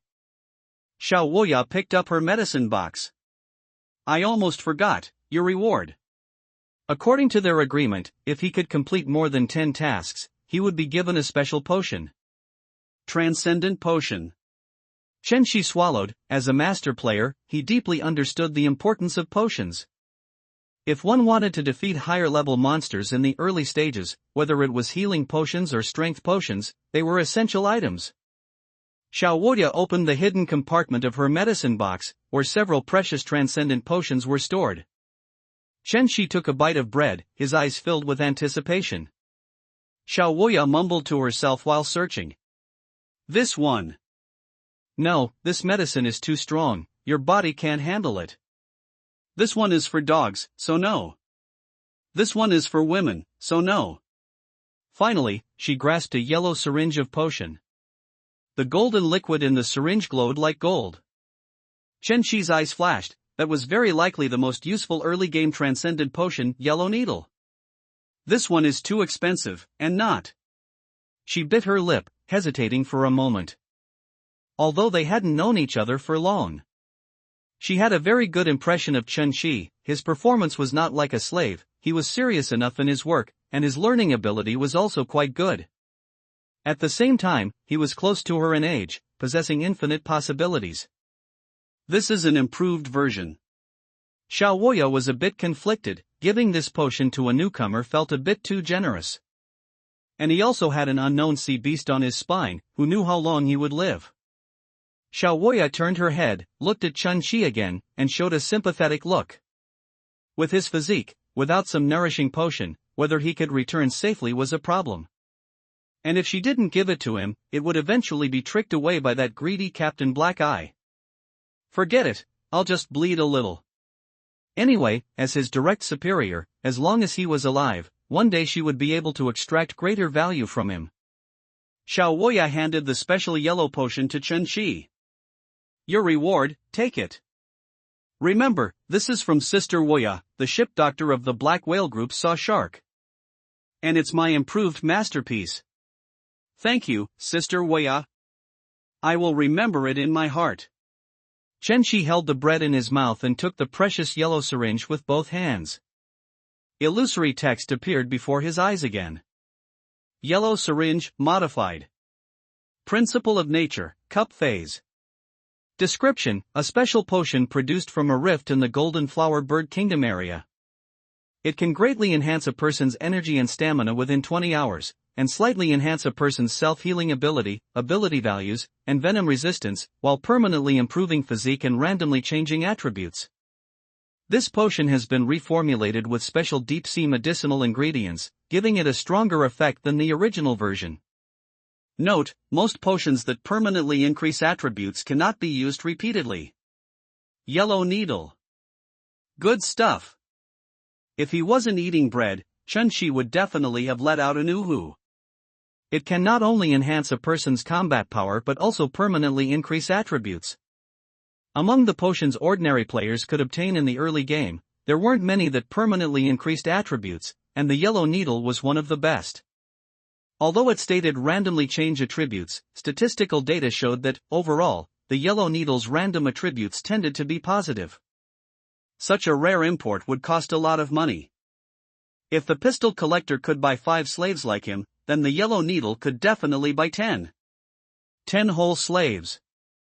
Wait, how did I become a unit of measurement? Chen Shi thought to himself. Xiao Woya made a gesture as if she was about to give an injection, and showed her characteristic cold smile as a pirate. Do you know what this is? I know, I've heard of this potion in big cities, it's quite expensive, thank you, Big Sister Woya. Chen Shi said sincerely. You know it. Xiao Woya's grin widened, and her smile became even more chilling. He. This is my improved product, reformulated with sea beast fluid and refined through many experiments. If I were in medical school, I could definitely apply for my own patent with this potion. Xiao Woya closed the medicine box, restraining her smile to maintain her superior's authority. Good things come at a price. You'll only earn enough for this potion if you can complete the extraction of 19 cans of sea beast ingredients every day from now on. Oh, and my improved version needs time to take effect. We'll arrive at the rift tomorrow morning, so it'll be perfect to use then. In the rift, you'll also need the strength provided by the potion. Arrive at the rift tomorrow morning. Shenxi looked at the golden yellow potion in his hand and analyzed the current situation. Today, he spent some time learning about the Saw Shark situation and the rift. The Saw Shark was a low-ranking ship in the Black Whale Group, with about 60 crew members. Also, due to manpower issues, the exploration of the rift required everyone to participate, and the slaves on board were mostly used for the rift. At the same time, to prevent emergencies, 5 steam small boats equipped with propellers were prepared. These steam small boats were at the stern of the ship, not difficult to obtain. Everyone would participate in the rift instance, and there were also escape boats. The escape plan was not a pipe dream, but a concrete and feasible plan. However, this plan required an opportunity, a moment when everyone was in chaos. Seeing Chen Shi deep in thought, Xiao Woya thought he was scared. Not everyone was like pirates, so mesmerized by treasure that they lost their reverence for life. Xiao Woya comforted him. Don't worry, although the rift is dangerous, the Black Whale Group gives rewards to crew members who participate in major operations. This trip to the rift is one such major operation. The Black Whale pirate crew has a strong foundation. As long as you have 6 months of seniority, you'll have the chance to obtain a job card and become a transcendent. After this trip to the rift, if you can follow the Saw Shark for a few more jobs and get 6 months of seniority, then I can help you apply for a Cup Phase Physician Apprentice job card. If you're lucky enough, becoming a second-order job isn't just a fantasy. The Cup Phase Physician Apprentice job card. Chen Shi rested his chin on his hand, thinking. Job cards originated from the rift, and like magic potions, they were essential items for becoming a transcendent. At the same time, every job card had a principle of nature attribute. In the setting of the new Sun world, there were a total of 13 principles of nature, representing different powers and symbols. Just like the 5 elements of metal, wood, water, fire, and earth, they were important attributes of transcendent power. For example, the Cup Phase of the Physician Apprentice job card represented symbols such as evolution, flesh, life, and eternity. As a seasoned player, Chen Shi remembered the abilities of nearly 100 transcendent jobs. The Physician Apprentice, a first-order job card, granted 2 passive abilities, basic disease resistance and basic self-healing physique, increased aptitude for learning medical knowledge, and included a basic spiritual healing spell. Xiao Woya, mimicking Captain Black Eye's tone, continued. Whether within the Black Whale pirate crew or elsewhere, doctors are scarce and respected positions. This rift is very important. If we can find the hunter's treasure mentioned in the mission, that would be a great achievement. If we find the treasure, it can even be said that as long as you come out of this rift alive, even if you don't undertake dangerous voyages afterward. After enduring 6 months, you'll be able to obtain the valuable Physician Apprentice job card. 6 months. Chen Shi frowned and asked a question. Big Sister Woya, can I really live for 6 months? Xiao Woya's mouth instantly seemed to be stuffed with something, and she fell silent. Indeed, as a new pirate, how easy was it to survive for 6 months in a pirate crew? Not to mention that the Black Whale pirate cruise voyages were becoming increasingly dangerous, and the Royal University's navy was cracking down more severely due to its title as one of the Pirate 4 Emperors. Chen Shi already had his answer in his heart. Sorry, he had no interest in a healer job right now. What a trash job. If it were a peaceful era, and he didn't have the deep-sea affinity talent, he might actually consider becoming a ship doctor. But according to the game's background, the power that destroyed the world was making a comeback, and the Black Whale Group, for the sake of ancient power, had completely fallen into madness. Xiao Woya also died as a monster because she tried to stop the Black Whale Group's city-slaughtering actions. If he really followed Xiao Woya to become a ship doctor, diligently studied medicine, and continued along that path, perhaps soon, he would reach ending 1 in this world, or after working hard in the Black Whale Group, he would end up like Xiao Woya, dying at the hands of the Black Whale Group. Studying medicine couldn't save the world, nor could it save himself. What's more, this transcendent job would take a full 6 months to obtain. Staying with the Black Whale Group was definitely not a wise choice. The atmosphere between the two was a bit subtle. With the rift approaching, neither of them was guaranteed to survive. It was already late at night, and Xiao Wuya shook her head. Don't worry, you're already a member of the Black Whale Group. Nothing will happen tomorrow. Get some sleep. I still have some work to do. There are no extra crew rooms, so just sleep here. There's a blanket next to the bookshelf. Okay. Chen Qi's eyelids drooped. Fighting Black Bull, coupled with long-term malnutrition, had left his entire body extremely fatigued. A brand new world, perhaps not bad. Chen Qi lay down, covered himself with the blanket, and fatigue made him temporarily forget the chaotic information in his mind. He last saw Xiao Wuya sit down at the desk before slowly closing his eyes. His breathing gradually became steady, and in his ears, he seemed to still hear the clamor of pirates and the sound of waves. Despite having a lot of work to do, Xiao Wuya didn't pick up her pen for a long time. Chen Qi's last question was like a sharp sword, disturbing her thoughts and giving her no peace. She scoffed to herself. She was just a low-ranking ship doctor on a pirate ship, a good-for-nothing who couldn't get into medical school. Let alone him, could she herself truly survive for 6 months? Xiao Wuya listened to the sound of the waves and leaned her head on the desk. On the tides of this vast ocean, how many people could truly control their own destiny? In her worries, she slowly closed her tired eyes and fell asleep. To the gentle sound of the waves, the two slept soundly, very soundly. Until a new day, when the daylight sun once again shone on the deck of the Saw Shark. To the sound of waves crashing against the ship, Chen Qi slowly opened his eyes, hearing the voices of the pirates. The footsteps on the deck grew more numerous, and the voices of the pirates became more excited. The rift had arrived. Deep Sea Hunter's treasure. The rift is before our eyes, the time to go ashore has come. My warriors! Grab your drinks and gather on the deck. On the deck, Captain Black Eye roared hoarsely, his enormous voice penetrating the entire Saw Shark. Is Captain Black Eye's voice always so loud? Chen Qi got up and surveyed the ship doctor's office before him. Xiao Wuya had woken up early and was already prepared to enter the rift. Although she hadn't slept long, she displayed an unprecedented excitement. She quickly packed up and said, "We're ready to go. You'll bring 2 cans of painkillers, 10 bottles of healing potions, 5 tranquilizer shots, 1 bottle of sea beast oil, and bandages. During this trip into the rift, your job is to distribute medicine to the wounded in a timely manner." Understood. Chen Qi replied excitedly. The time to go ashore was always the most exciting for pirates. And this was also a great time to do something big. Chen Qi didn't hesitate, putting the necessary items into his backpack one by one and placing the collector's gun at his waist. At the same time, there was also a tube of yellow needle. This powerful potion could grant self-healing and energy buffs, permanently increase physique, and randomly boost attributes. It was time to use it. Chen Qi rolled up the sleeve of his right arm, gritted his teeth, slowly pierced the needle into his skin, and then pressed down sharply. The golden yellow liquid instantly rushed into his bloodstream, igniting the extraordinary spiritual power within his body, then quickly permeating his entire being. His whole body felt hot. A glowing prompt appeared before Chen Qi's eyes once again.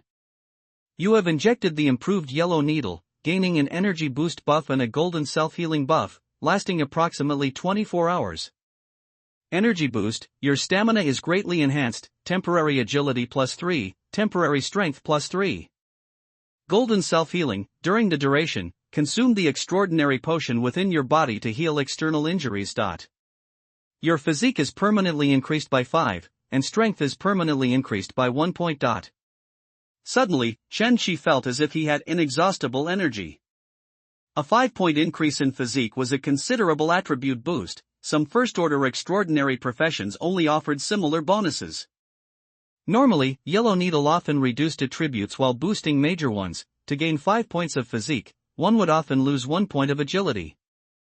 To have no attribute reduction, but instead an increase in agility, was already a very lucky bonus. Of course, this might be due to the improved potion. Awesome! Physique represented defense and stamina. Chen Qi took a deep breath, feeling every inch of his body. Now, he no longer had to worry about being killed by a single punch from a common Black Whale Group pirate. it would take at least 2 punches. Even without extraordinary skills, this attribute value alone would allow him to complete many dangerous early-stage battles and beat up the small monsters in the newbie village. But unfortunately, this was on a black whale pirate cruise ship. How is it? Xiao Woya asked curiously, as this was, after all, her painstakingly improved product. Quite good. It feels even more powerful than the yellow needle I've heard about. If this injection could be patented, it would definitely make a fortune. Patents aren't that easy to apply for. Xiao Woya adjusted her mask. Although her new subordinate was praising her, and seemed a bit naive, he always managed to inexplicably hit her soft spot. Xiao Woya slung the medicine box onto her back. Let's go. Follow me to the deck. That old man Black Eye always has to drink and give a speech before entering the rift. Oh, and don't tell the captain that I gave you the yellow needle. That guy, the captain, has wanted this yellow needle for a long time. Don't tell, the captain? Chen Shi looked puzzled. Normally, the captain was the person with the highest strength and status. Xiao Woya immediately gritted her teeth and clenched her small fists. Yes, that guy always likes to issue gold coin IOUs and then use them to take other people's things. The kind where he only borrows and never returns. He owes me 50 gold coins and 3 tubes of extraordinary injections now. In short, while you need to show the captain due respect, it's best not to trust his words too much. As Xiao Woya spoke, she swung her right fist a few times in the air. Chen Shi nodded gently. The first time he saw Captain Black Eye, he thought he resembled a black-hearted company boss. He hadn't expected that the other party would even dare to cheat the ship doctor out of her money. Truly worthy of being a captain. Chen Shi followed Xiao Woya, passing through the corridor, crossing the steps, and arriving on the deck. The dazzling sunlight hit his face. This was the first time he had seen sunlight since coming to this world. Chen Shi raised his hand to block some of the sun, looked up at the sky, unable to hide his shock. A giant white sun burned fiercely, illuminating the world. He suddenly remembered the new sun promotional video. The old sun had fallen, and the new sun sustained humanity's last civilization, which was why this era was called the New Sun Era. The fresh sunlight was quite comfortable. Chen Shi shook his head, then smiled, and followed Xiao Woya towards the crowd. On the deck, all the pirates of the Saw Shark had gathered. At the same time, the slaves on the ship were also brought out. They formed a large circle, with those of higher status standing in front. And in the center of the large circle was the captain of the Saw Shark, Captain Black Eye. Chen Shi followed Xiao Woya through the crowd. Captain Black Eye was drinking a bottle of rum, humming a pirate song of the sea. Hum hum hum. We are pirates, with a bottle in the left hand, a scimitar in the right, filling the dead man's chest with gold, filling the dead man's chest with gold. Filling the dead man's chest. What kind of dark song is this? Chen Shi silently complained. Paired with Captain Black Eye's hoarse-male voice, it was comparable to the terrifying whispers of a sea beast. Captain Black Eye saw Xiao Woya and immediately stopped singing. Xiao Woya, our ship's best ship doctor, you finally arrived. Are the parasitic sea beasts needed for entering the rift ready? Xiao Woya looked up and said seriously. My new subordinate has good talent and did a pretty good job, saving me a lot of work. The parasitic sea beasts needed are ready. Alright, stop wasting time, get to the point. Regarding the information about the rift, and our objective, this isn't just an ordinary treasure hunt, is it, Captain? Good talent, Xiao Woya. This is the first time I've heard you praise a subordinate. Our Saw Shark is in need of talent right now. Captain Black Eye's pure black eyes glanced at Chen Shi, then he suddenly drew his dark treasure sword and, raising his voice, said, Everyone, due to instructions from above, to prevent other pirate crews from ruining the Black Whale Group's business. I haven't told you our true objective for this mission, which is more precious than tons of gold. Even more precious than an extraordinary profession card. Now that the rift is before us, it's time to reveal it. The true objective. Chen Shi was slightly startled. Normally, a captain would not conceal their objective from the crew, unless it was something extremely valuable. Something so valuable that it had to be kept secret. The pirates also looked at each other. Captain Black Eye seemed to have hidden something big from them. Captain, more precious than tons of gold, could it be Blackbeard's sunken ship? I heard that scoundrel Blackbeard's sunken ship contains over 10 tons of gold. Blackbeard? Captain, have you really found the sunken ship of such a prominent figure? The pirates immediately clamored, all of them eager for treasure. No, no, no. Captain Black Eye shook his head, denying everyone's guesses. It's an ancient treasure left by someone even more famous than Blackbeard, a treasure location found by our great group leader. The treasure of the deep sea hunter. As he finished speaking, Captain Black Eye abruptly chugged his drink. The entire ship immediately erupted into a loud clamor. Deep sea hunter. Chen Chi swallowed. He was not a player who specialized in story lore, nor was he a player from the Witch Sea region. However, he still had a deep impression of the deep sea hunter. This was the title of a legend hunter. The deep sea hunter and the black whale pirate crew were both figures related to the main storyline of the Witch Sea region. The deep sea hunter was incredibly powerful. In the legends of the Witch Sea region, he was the only one, after the witch, to hunt the deep sea leviathans. Unlike most legends, the deep sea hunter, in the process of battling the deep sea, was tainted by monster blood and had no descendants or apprentices. Instead, he was feared by the world. Legend has it that after his death, he divided his treasure into multiple parts and buried them in hidden places across the sea, leaving them for brave adventurers. However, the deep sea hunter's era was too far in the past, so distant that most pirates no longer pursued his treasure, so distant that people doubted its authenticity. The treasure of the deep sea hunter truly exists. Chen Chi was very certain. He had come across it in game forums. The treasures and weapons associated with it were among the best divine artifacts. The treasures he left behind had sold for terrifyingly exorbitant prices in game forums. The pirates were in an uproar. This was undoubtedly a shocking piece of news. Xiao Woya asked with concern. Captain, is it really the treasure of the deep sea hunter? While excited, Chen Chi also felt worried. As a legend hunter, the deep sea hunter's treasure wouldn't be so easy to acquire. Other pirates also raised their doubts. Of course. This is news received by our great group leader. The treasure of the deep sea hunter is right behind us. Captain Black Eye turned his head. As the saw shark slowed down, a small, desolate isolated island gradually appeared in their sight. On the island, a massive rift gaped open like the giant mouth of a monster, exuding a dark and terrifying aura. That was their destination, the Sea Beast Cave Rift. At this moment, Captain Black Eye cast another greedy glance at the slaves. On this ship, there were still over 40 slaves. He drew his treasure sword and said to the slaves. Under normal circumstances, once we reach the city, you would be sold and become toys in the games of those shameless nobles. You would never have a chance to rise up. However, now there's an opportunity for you, and that is to show your courage in the rift. If you have enough courage and perform meritorious deeds in the rift, I will grant you freedom, and I will also give you 5 gold coins.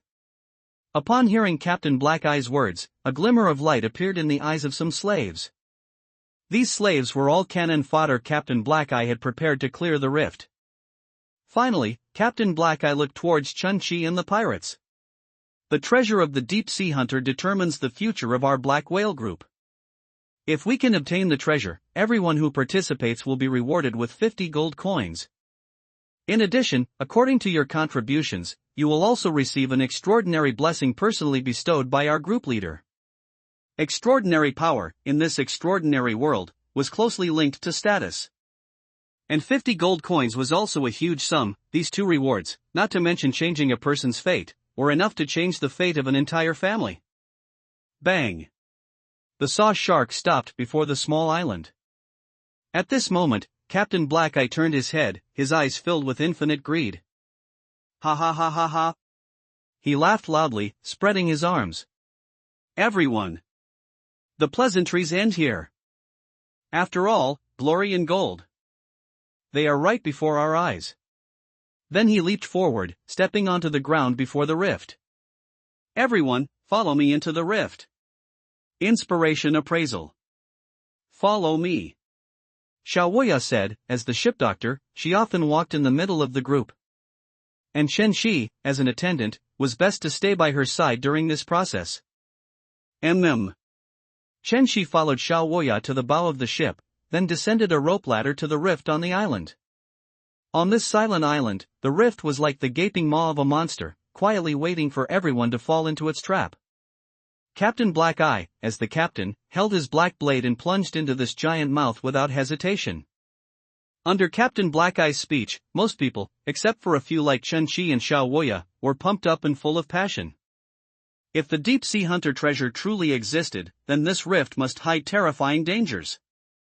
Chen Shi took a deep breath, reminding himself to stay vigilant. Although deep-sea affinity allowed him to be immune to sea beast attacks, there were still many non-sea beast-type monsters in this vast ocean. Don't be afraid, nothing will happen. Xiaoya, who was ahead, glanced at the huge rift and said to Chen Shi, then slowly stepped down. Chen Shi also carefully descended along the rugged rock face.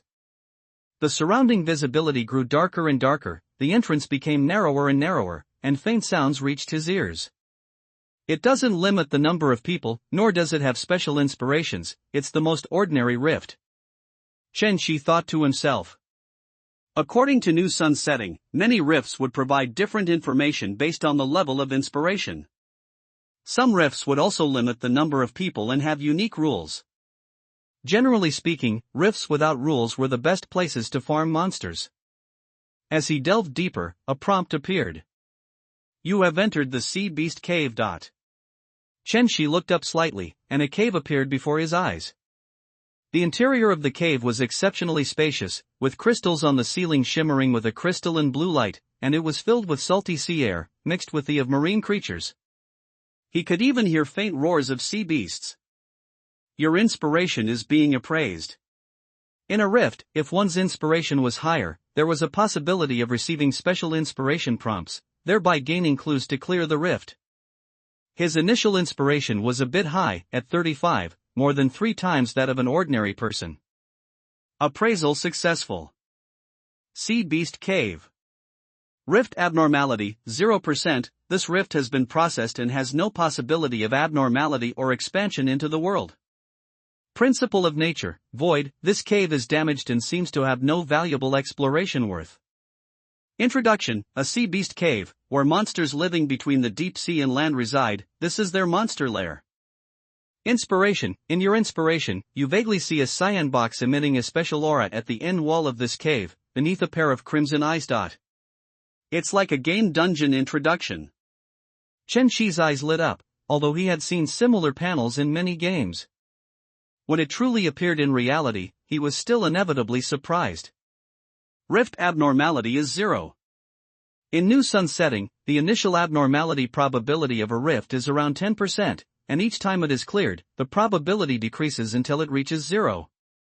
This means that many powerful individuals on the sea have already explored this rift.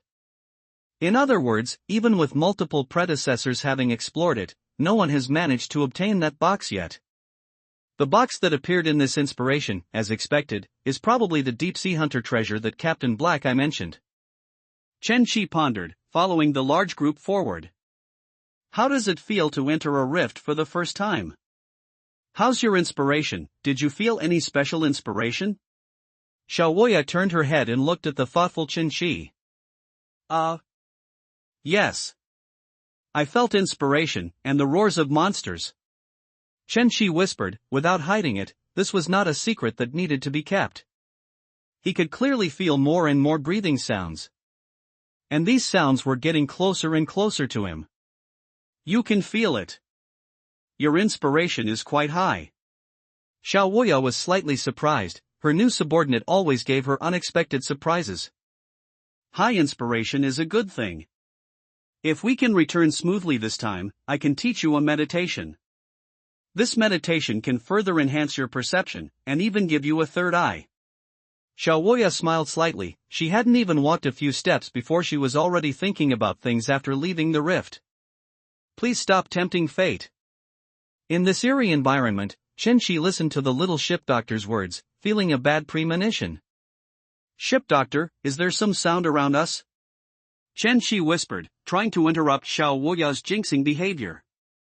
Don't worry, it's your first time entering a rift, so you lack experience. This is a rift with 0% abnormality.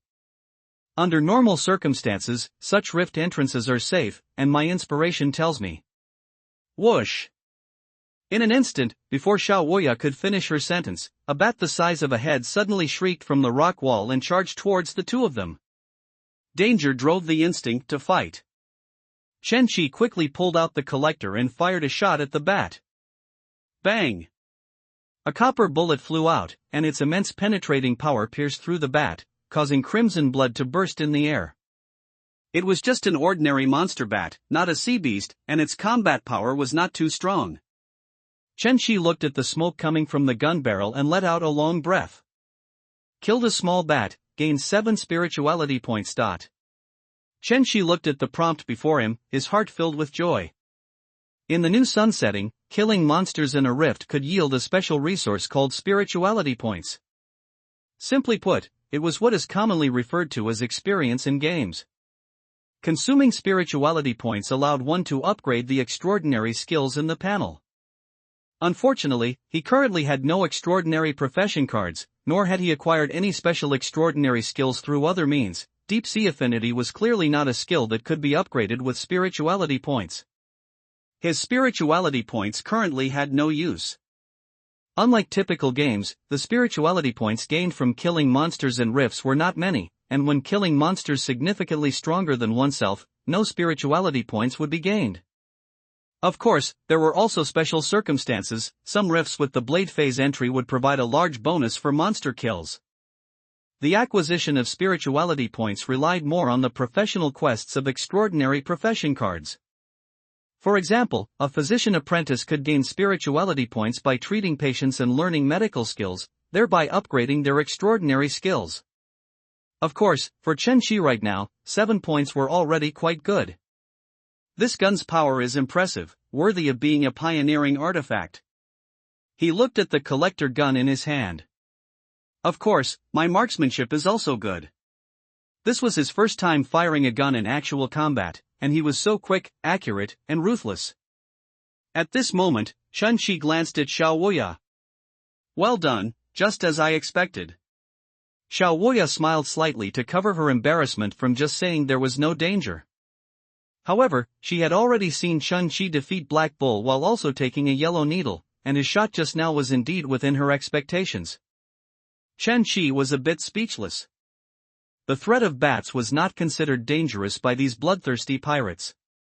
The true terror still lay with the owner of this cave, the sea beasts. They repelled bats as they advanced, cautiously moving deeper into the cave. In less than 10 minutes, the bat swarm was repelled, losing its desire to attack.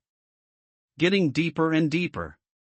Chen Shi held his gun, remaining vigilant. However, at the same time the bat swarm retreated, more strange noises came from within the cave.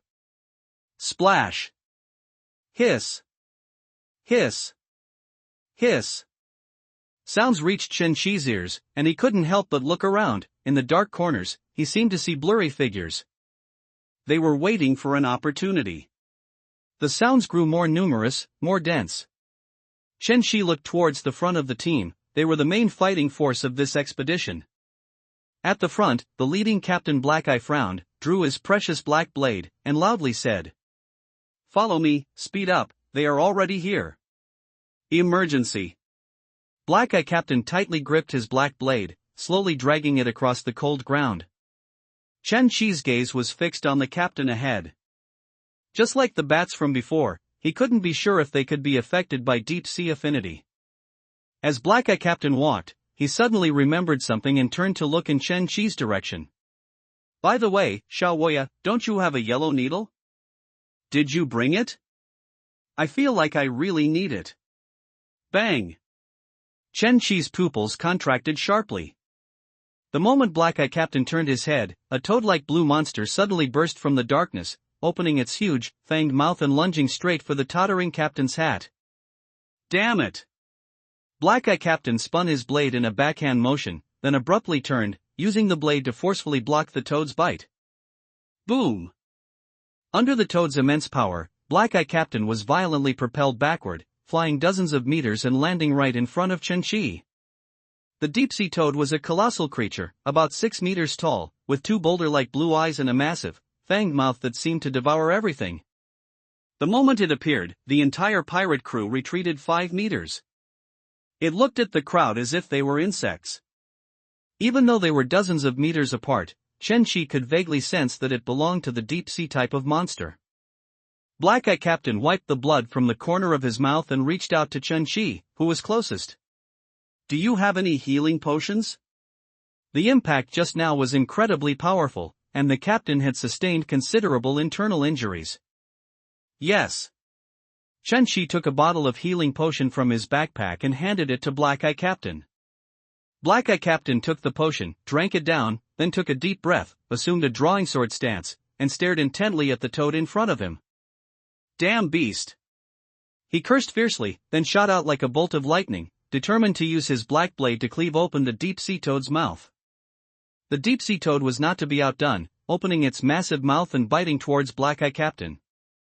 In the blink of an eye, the two clashed. Chen-Chi looked at the situation before him. It seemed Black Eye Captain had the upper hand. "Beast! Die!" Black Eye Captain roared, his muscles bulging as he concentrated all his strength into the blade. Slash! In the next instant, the blade cut through the deep-sea toad's teeth, then instantly tore its body into 2 crimson halves. "Captain! Our God! Goddess above!" Everyone let out a long breath as they watched the obstructing monster being cut in half. "No, this is only the beginning." Chen-Chi muttered to himself. He could feel the aura of the deep sea growing stronger and stronger. It spread out like a fog. Damn it! Black Eye Captain, as a transcendent, could also feel the turbulent aura assailing them like a downpour. A low rumble echoed around the cave. The next second, a terrifying scene appeared. From the darkness all around, more and more deep-sea toads emerged, taking step after step towards them, baring their fangs. 1, 2, 10. Over 100. Chen-Chi looked around. Without realizing it, all of them had been surrounded by deep-sea toads. At this moment, everyone's face showed an expression of terror. Their strongest member, the captain, had used all his strength to defeat just one deep-sea toad. What about them? Black Eye Captain gripped the hilt of his blade. As captain, he had to give orders in this dangerous situation. "We have no way to retreat. The only option is to fight our way out. All combat personnel, those with strength, follow me to clear a path. Those without strength, follow the ship doctor and cover our rear."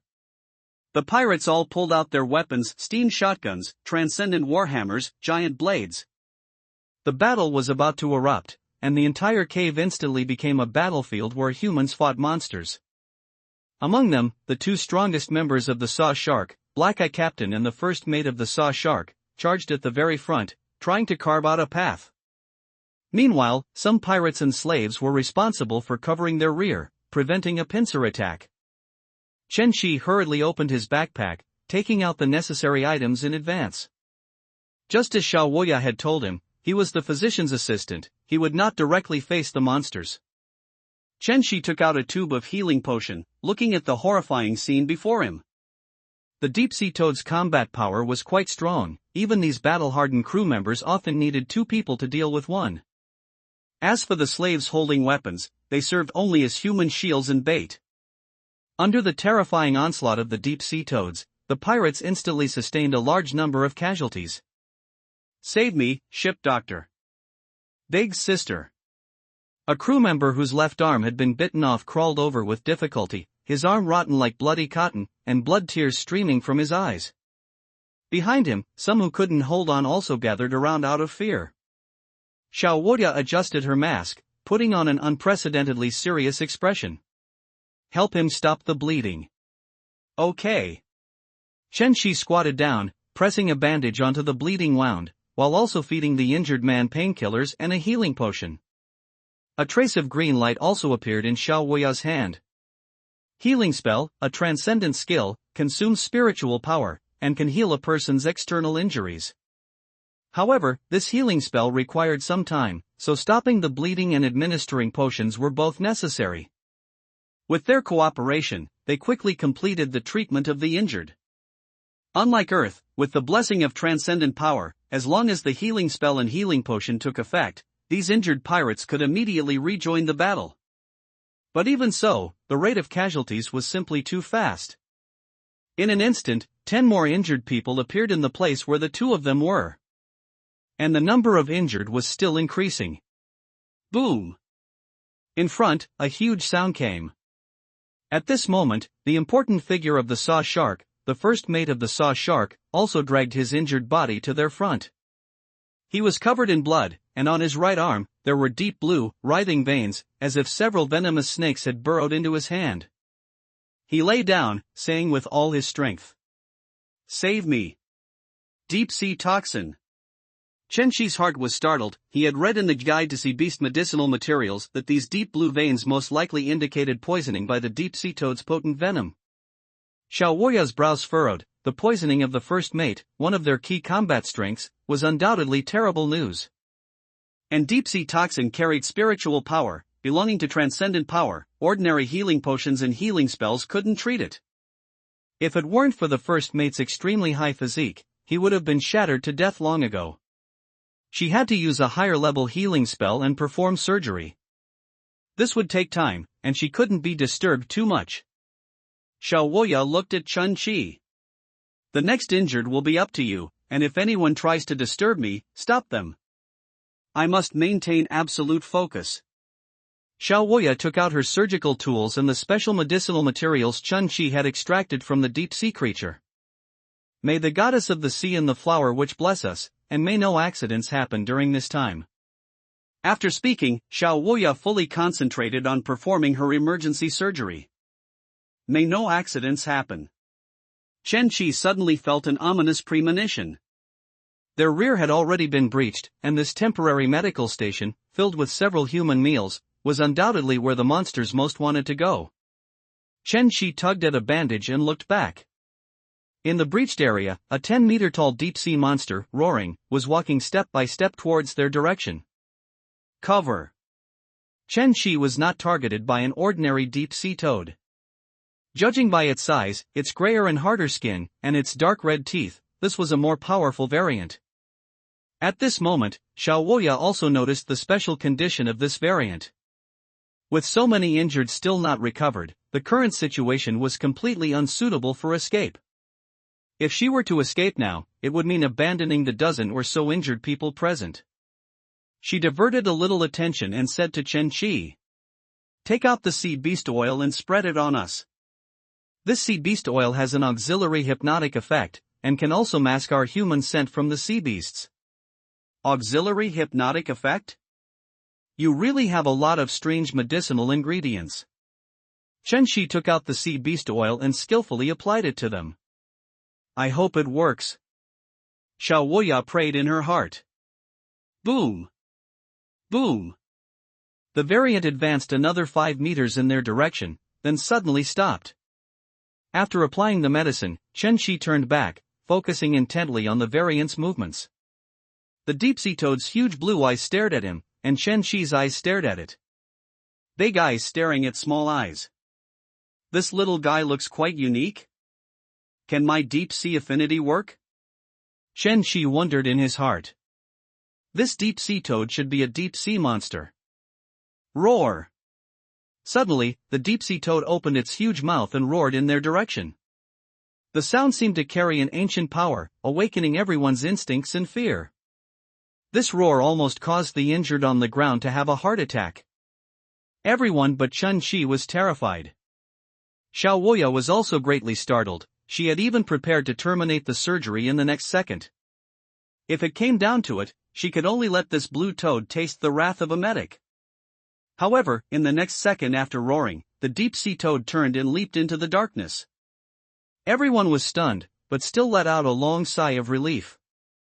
Only Chen Shi in the field understood what had happened. Because the target of that roar was him. Relying on his intuition, Chen Shi understood the deep-sea toad's highly penetrating voice. The general meaning was, "You eat."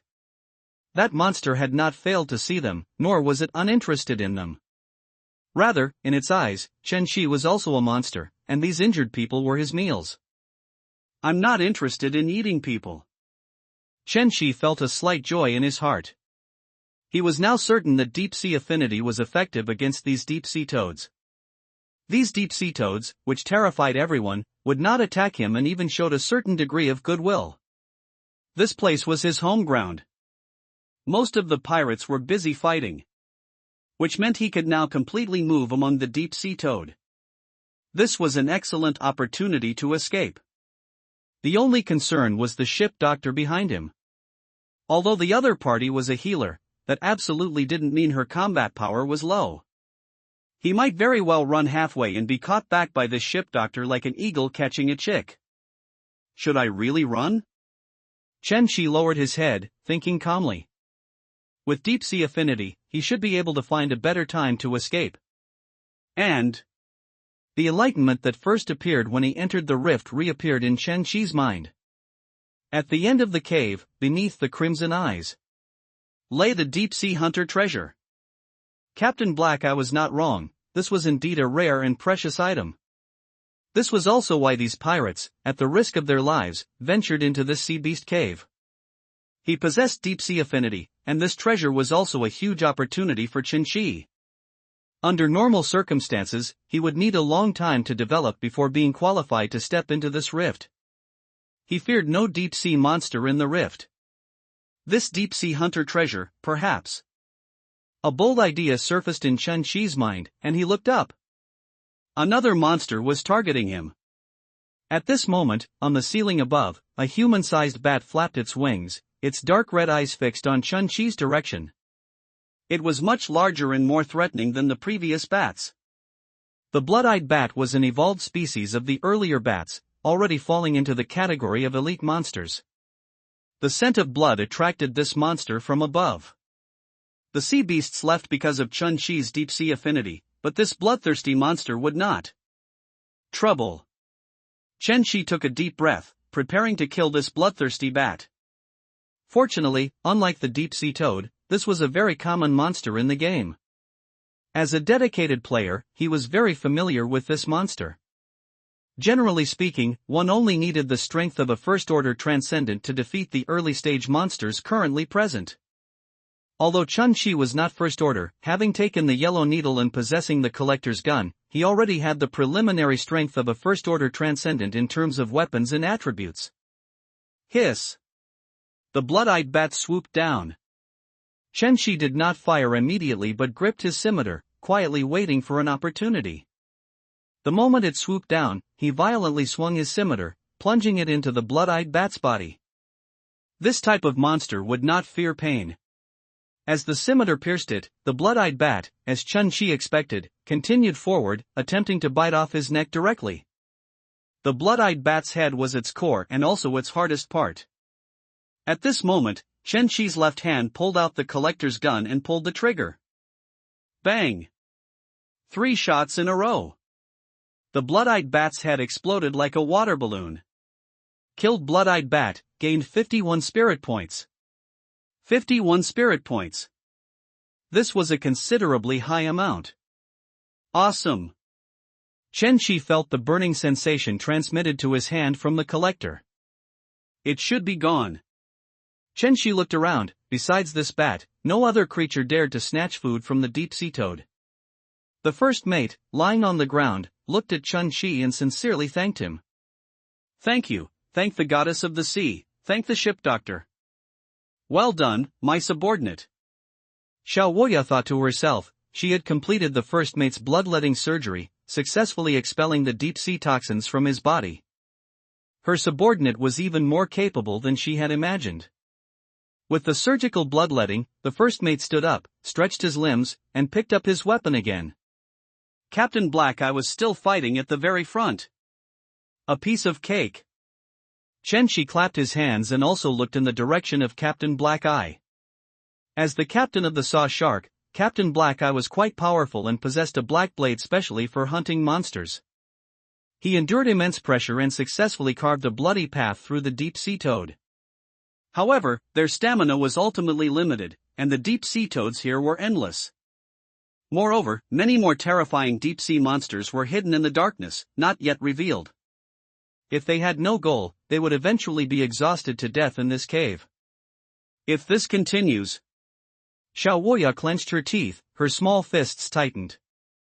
Under the dual influence of Chun-Chi and Captain Black Eye, the deep-sea toad's offensive weakened.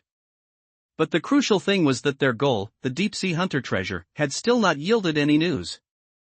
And at this moment, in front of Captain Black Eye, the pirate responsible for scouting appeared. The scouting pirate approached, joyfully relaying the information he had just obtained to the captain. Ha ha ha ha. This is great, this is absolutely great. Upon hearing this, Captain Black Eye's furrowed brow relaxed, and he burst into laughter. The captain's laughter was like a war drum, igniting the emotions of everyone present. Did they find something? Chen Shi's gaze was fixed on the captain, gripping the collector's gun. He saw Captain Black Eye, covered in blood, pull his long blade from the toad's flesh, then roar. Crew! The goddess of the sea favors us. We have found it. The location of the deep-sea hunter treasure. Everyone, cast aside your fear and follow me with all your might. Under the wall. We found it already? Chen Shi's mouth slightly opened, a bit disbelieving. After all, this was a legendary treasure. Xiaoya also looked puzzled. But in the rift, the captain's words brooked no questioning. Moreover, they had to run at full speed now. Run! Xiaoya said to Chen Shi. This new subordinate was even braver than she had imagined. Led by the Pathfinder, Chen Shi and the others, at an unprecedented speed, traversed slippery rock walls and dangerous tunnels. During this time, more and more monsters from the shadows, seeing new food, gathered around them. This was both a treasure hunt and a race for survival.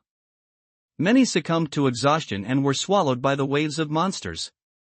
Chen Shi ran with all his might, his concept of time slightly blurred. I can't hold on, Captain. Captain, how much longer? Some pirates shouted loudly, already showing clear signs of breathing difficulty. Chen Shi also panted heavily.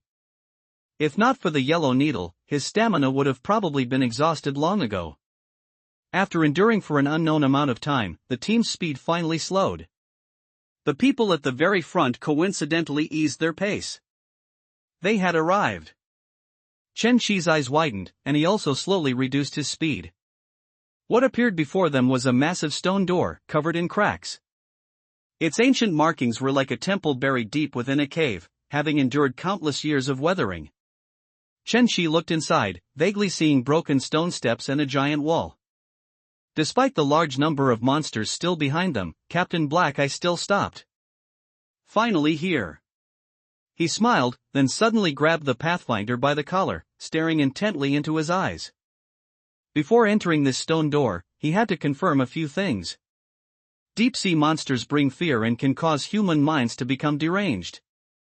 By observing the eyes, one can simply ascertain whether a person's mind has become deranged or if they are being controlled by some strange entity. The captain, like a demon, asked the Pathfinder. Have you been inside? Is it safe? Oh, and were you satisfied with the wages I paid you yesterday? The Pathfinder looked up, baring his teeth. I stayed at the entrance for a while, there was no danger. And Captain, I didn't receive any wages from you yesterday. Not only that, you still owe me 5 gold coins. This captain is quite cautious. Chen Shi mused. However, with monsters chasing them from behind, they probably had no choice but to enter the room beyond this stone door. They had no choice. That's right, I do owe you some money. Captain Black Eye grinned. He put the Pathfinder down, gripped his black blade, and stepped through the stone door. Chen Shi also followed behind Xiaoya, passing through the stone door and entering a new cave. This stone door was massive, with a handle and a pull-out bolt lock. After entering, Chen Shi immediately turned back and, with the pirates, exerted his muscles to close the stone door, blocking the monsters behind them. Boom! Boom! The timing was perfect. Shortly after it closed, the monsters outside slammed violently against the stone door. Without any time, they shouldn't be able to get in. Chen Qi examined the stone door. Although it had many cracks, the stone door's material was special and should hold for a while. But only for a while. Chen Qi clapped the dust from his hands. He could feel the enthusiastic aura of the sea beasts outside through the cracks. As the stone door closed, sounds of fear erupted among the pirates. My hand is bleeding.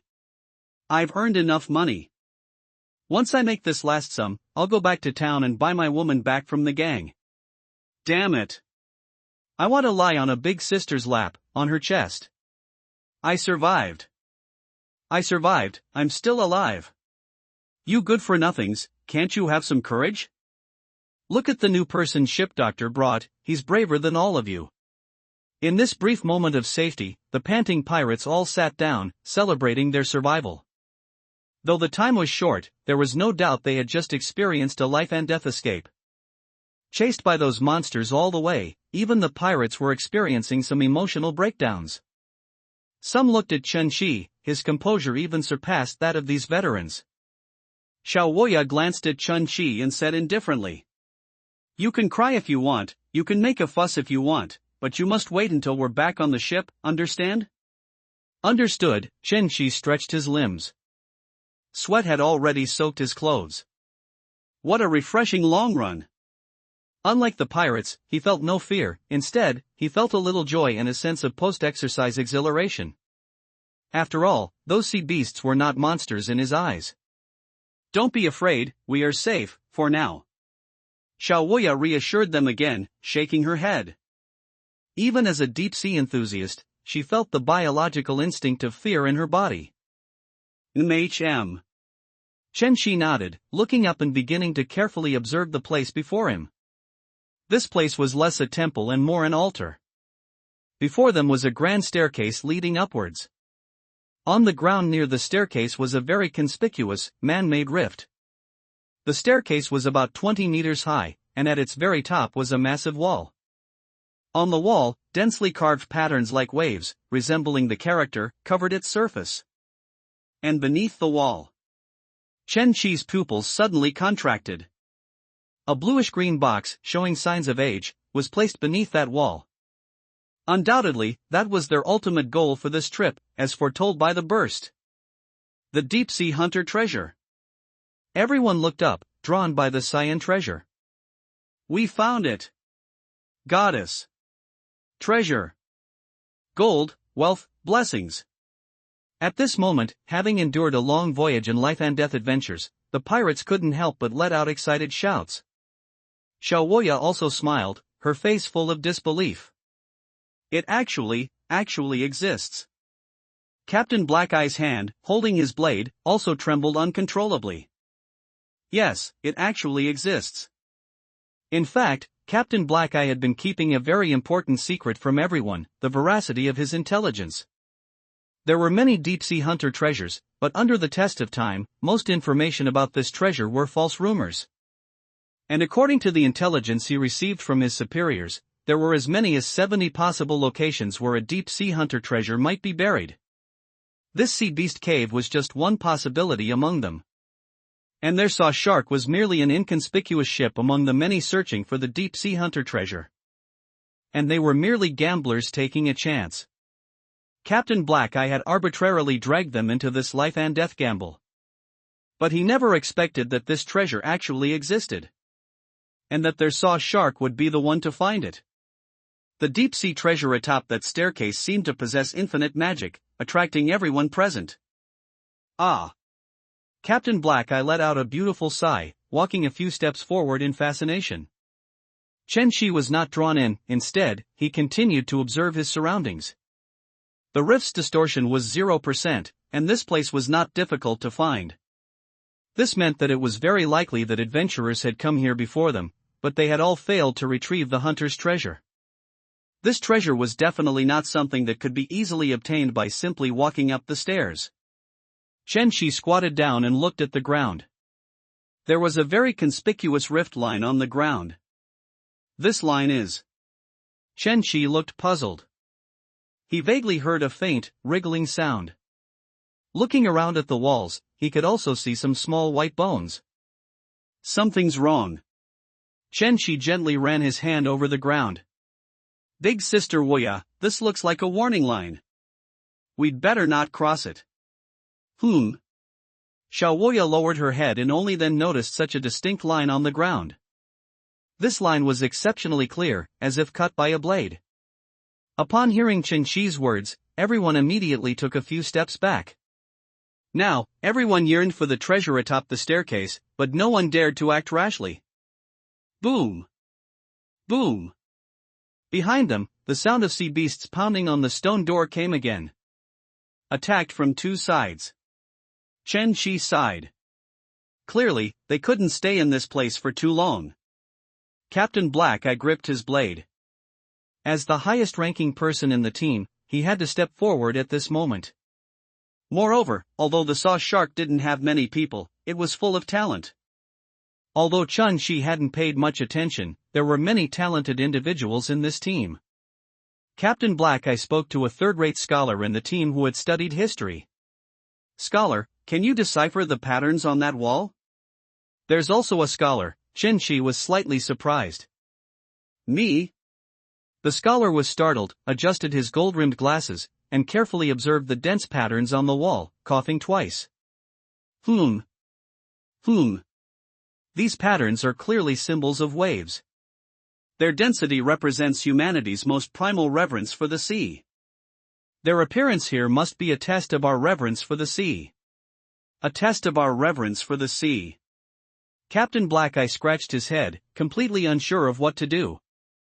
He could only give the Pathfinder a look. "You're confident, right?" Such tasks of disarming mechanisms were usually handled by the Pathfinder. The Pathfinder looked at the rift on the ground, revealing a confident smile. "Leave it to me, I'll succeed. After all, I'm a professional." Hearing this, Chen Shi immediately frowned. The Pathfinder skillfully picked up a large stone from the ground and threw it over the rift warning line. The stone slowly rolled over the rift line, and nothing happened. The Pathfinder cautiously walked along the path the stone had rolled, crossing the rift line. No ground traps. 2 seconds after crossing the warning line, the Pathfinder smiled knowingly. Boom! The very next moment after his smile, a giant tentacle appeared from the wall above with unimaginable speed, then gently slapped. Whoosh!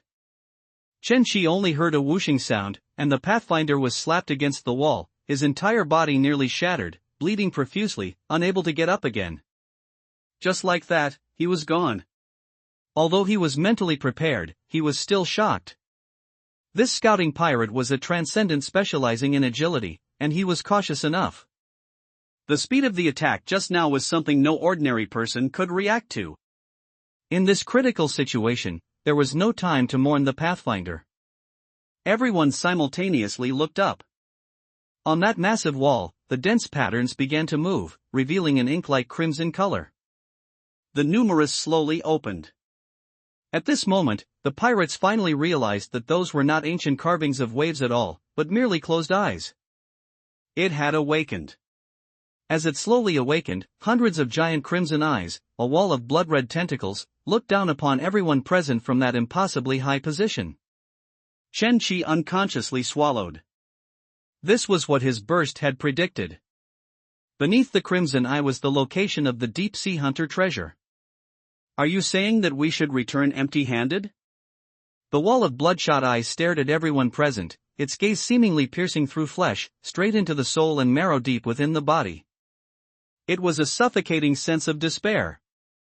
Even Captain Black Eye, over 40 years old and having witnessed many great storms, couldn't help but retreat, and retreat again. Until the back of his head solidly hit the stone door. In an instant, everyone held their breath, not daring to make even the slightest sound. Inside the entire cave, only the sound of monsters outside hitting the stone door remained.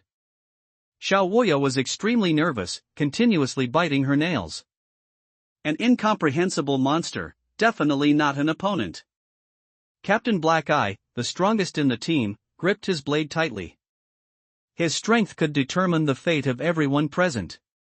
But in just an instant, he deeply understood that his black blade could not shake this monster, which was like a giant wall. The legendary deep-sea hunter treasure was simply not something these pirates could covet.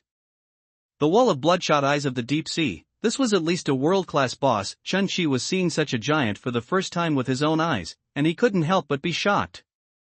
A monster of this level would at least need to reach Transcendent Fourth Order, a rank only great figures could possess, to have a chance of being defeated.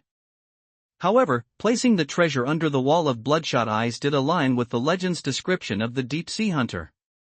In the videos about deep-sea hunters he had watched, this deceased legend hunter was not someone skilled in mechanisms, but a pure killing hunter. Proving the Tao with blood and breaking laws with force was his style.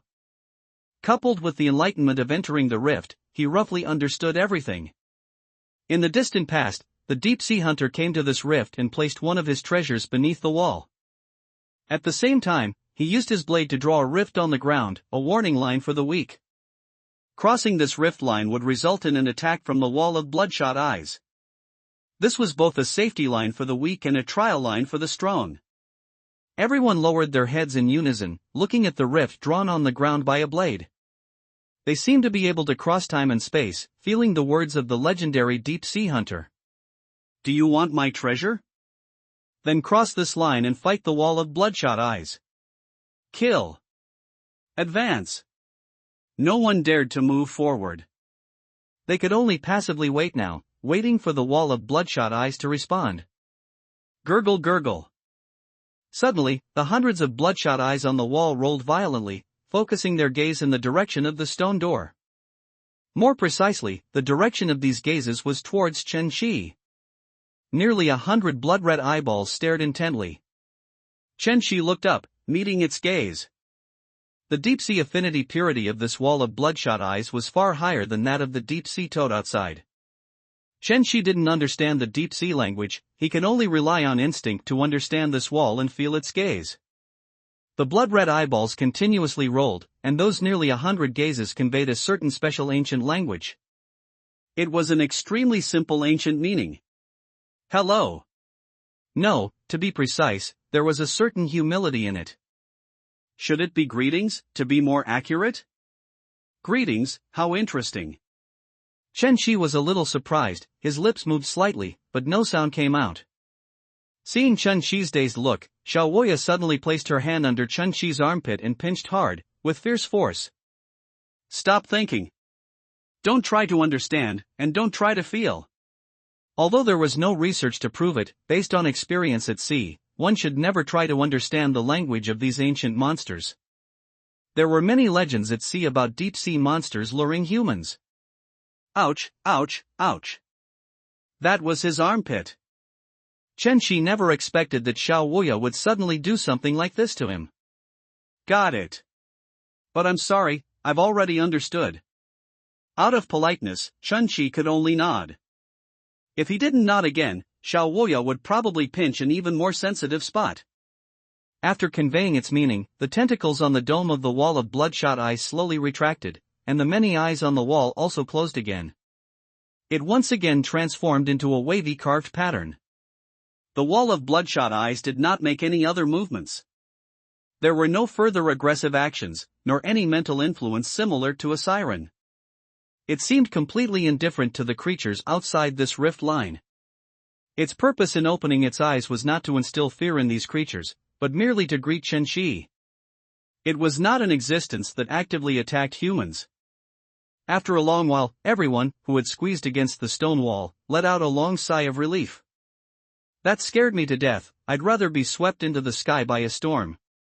I don't want to go to the gang to buy back my woman anymore, as long as I'm alive, they can sell me to the gang. Everyone celebrated surviving a great disaster. Hello? How interesting. Chen-Chi muttered to himself, his thoughts swirling. He had just felt an extremely simple goodwill from the wall of bloodshot eyes. He was almost certain that neither the ordinary sea beasts outside nor this giant monster in front of him would actively attack him. This was deep sea affinity. Chen-Chi also let out a long sigh, once again feeling the power of this talent. As expected of the talent of villain boss monsters. the deep-sea hunter treasure would not be that difficult for him to obtain. The treasure chest on the steps, perhaps he could get it just by taking a few steps. However, with his current strength, he couldn't act against the orders of Xiao Wuya and Captain Black Eye. He had to slowly find an opportunity. Chen Shi touched his chest and looked at everyone again. For the pirates of the Saw Shark at this moment, the treasure chest before them was like something in the distant high heavens. First Mate sighed, his white eyebrows furrowed. "What should we do, Captain?" Outside the stone door, there were still bloodthirsty sea beasts trying to bite them to pieces. Time could not be delayed. But the deep-sea hunter treasure before them was simply not something they could obtain. They needed the captain's instructions. Captain Black Eye looked at the rift line on the ground again. He took a bottle of high-proof rum from a crew member's backpack and drank it in one gulp. "We are not a match for this monster." However, in Legends, the deep-sea hunter was not someone skilled in designing puzzles. His treasures were often placed in dangerous areas of the sea. In those areas, there was often a fierce sea beast. Our Great Black Whale Group leader had already instructed us on this point. In this situation, our Saw Shark is not unprepared. "Oh, you're prepared." Chen Shi's eyes lit up. At this moment, Captain Black Eye's gaze turned to Xiao Wuya. "Xiao Wuya, take out the sea beasts you brought." Xiao Wuya bit her lip and said to the large pirate behind her who was specifically responsible for carrying things, "Take them out." "Yes." Bang! 4 backpacks were thrown into the center of the crowd, and a large amount of blue liquid flowed out of the bags. Apparently, this was what the Saw Shark had prepared to deal with the wall of bloodshot eyes. From those backpacks, 4 twisted, wriggling things slowly emerged, sliding their tentacles on the ground. Blue, octopus-shaped. Is this the Saw Shark's preparation? Chen Shi recognized this thing. Isn't this a parasitic sea beast? However, in terms of quality, it was far superior to the one he had seen at the beginning. At this moment, a disoriented pirate said, "Captain, can these little things defeat the wall of bloodshot eyes?" Xiao Wuya was a little speechless and explained to everyone. According to the 11th issue of the Royal University Medical School's Ocean Journal, before a parasitic sea beast parasitizes a human, it secretes an invisible substance that is extremely difficult for humans to observe, thereby forming a special aura. This aura can prevent other sea beasts from attacking humans. And between deep-sea species, especially ancient deep-sea species, there is a mysterious balance. They rarely prey on each other. Some cultists who worship the deep sea coexist with deep-sea monsters by relying on this. That is to say, if the degree of damage from the parasitic sea beast to the human body can be reduced, allowing it only to secrete this invisible gas, then humans can temporarily be considered kin by sea beasts. Of course, we still know nothing about the deep sea, and this is merely a conjecture. Xiao Wuya finished speaking in one breath, her throat a little dry. At this moment, some pirates still looked at Xiao Wuya, blinking, unable to react. Chen Shi, as her subordinate, summarized for Xiao Wuya. Simply put, by allowing the parasitic sea beast to actively parasitize, we might be regarded as kin by the wall of bloodshot eyes, and then obtain the treasure chest on the steps. Xiao Wuya continued. Yes, but the probability of this method is very low. It requires gambling with one's life. Chen Shi added in his mind. Bang! Bang! Captain Black Eye struck the ground with his long blade, interrupting. That's right. My warriors, by using the parasitic sea beasts on the ground, we can mask our human scent. We might then be able to avoid fighting the wall of bloodshot eyes and obtain the treasure on the steps. Artificial deep sea affinity. This was the Saw Shark's method for dealing with the wall of bloodshot eyes. Xiao Wuya, whose speech had been interrupted, clenched her fists. These 4 sea beasts have had their aggressiveness weakened, so even if parasitized, the damage to the body is not very great. However, parasitic sea beasts are dangerous after all, and only people with a certain adaptability to sea beast parasitism can maintain a longer parasitic time. Otherwise, the parasitic sea beast, even with its fangs removed, is very likely to detach from the human. Yes, as the ship doctor said, these sea beasts have had their aggression weakened and are very safe. Captain Black Eye skillfully dodged the main point and spoke loudly again, looking around at everyone present. Alright, my warriors, is there anyone brave enough to voluntarily place a parasitic sea beast on their shoulder, then cross the rift line, and retrieve that treasure? At this moment, Captain Black Eye's gaze fixed on a dark-skinned salvager. This salvager had been fishing and salvaging for many years, and because of this, he had been infected by a special parasitic fish-shaped sea beast. Later, he spent a large amount of money and lay in bed for a month before he recovered. It is said that people who survive infection by a sea beast develop a resistance to deep-sea creatures. And this salvager also possessed a certain degree of resistance. Undoubtedly, this salvager was the most suitable candidate. I'll do it. The salvager was an honest, tough man. He glanced at Captain Black Eye, clenched his fists, and silently walked forward. He knew this was a suicidal mission. But the captain's orders were above all else, not to be defied. Even if he resisted, it would be useless. At least after his death, Captain Black Eye would treat his wife and children better. Captain Black Eye showed a relieved smile. Truly a warrior of our saw shark. If we can successfully obtain the treasure and return to the headquarters of our Black Whale Group. At that time, you, who have earned the greatest merit, will definitely receive a full chest of gold coins. Moreover, you should know that everyone who has obtained a deep-sea hunter treasure has, without exception, become a famous figure on the sea, a legend. The salvager did not speak, but silently picked up the prepared parasitic sea beast and slammed it onto his right arm. The parasitic sea beast sensed the human aura and immediately extended its tentacles, plunging them in. Ah! The salvager gritted his teeth, letting the sea beast permeate his body. The aura of the deep-sea Chen-Shi could indeed feel that with the sea beast's parasitism, a faint trace of deep-sea aura also appeared on the salvager. Just as Xiaoya said, the aggressiveness of these 4 parasitic sea beasts had been greatly weakened, so even an ordinary person could endure for a while. Phew! Immediately after, the salvager, following the parasitic sea beast, slowly moved forward and stepped over the terrifying rift line. 1 step, 2 steps, 3 steps. He took a full 3 steps. The wall of bloodshot eyes still did not attack. Everyone's eyes widened. The wall of bloodshot eyes in front of them would not attack him. This meant that the plan was feasible. Captain Black Eye's hand, holding the black saber, trembled slightly. The treasure, which had seemed so out of reach, was now within grasp again. They didn't need to fight the wall of bloodshot eyes to get the legendary treasure. Chen-Shi observed the salvager. He could feel that the parasitic sea beast on his shoulder had already noticed something was wrong and was about to detach from him. Keep going forward. Captain Black Eye spread his arms, encouraging him. The salvager slowly walked up the steps, wanting to quicken his pace. However, in the next instant, he clearly felt that the parasitic sea beast on his shoulder began to detach from him. In that moment, his mind was completely covered by an endless expanse of blood-red eyes. No! I can't do it. He felt a surge of fear. Driven by instinct, he ignored the captain's order, quickly turned back, and then leaped towards the rift line. The parasitic sea beast detached from his body. Boom! The tentacles on the wall extended again and lashed out violently. In an instant, the salvager's legs turned into bloody foam at the edge of the rift.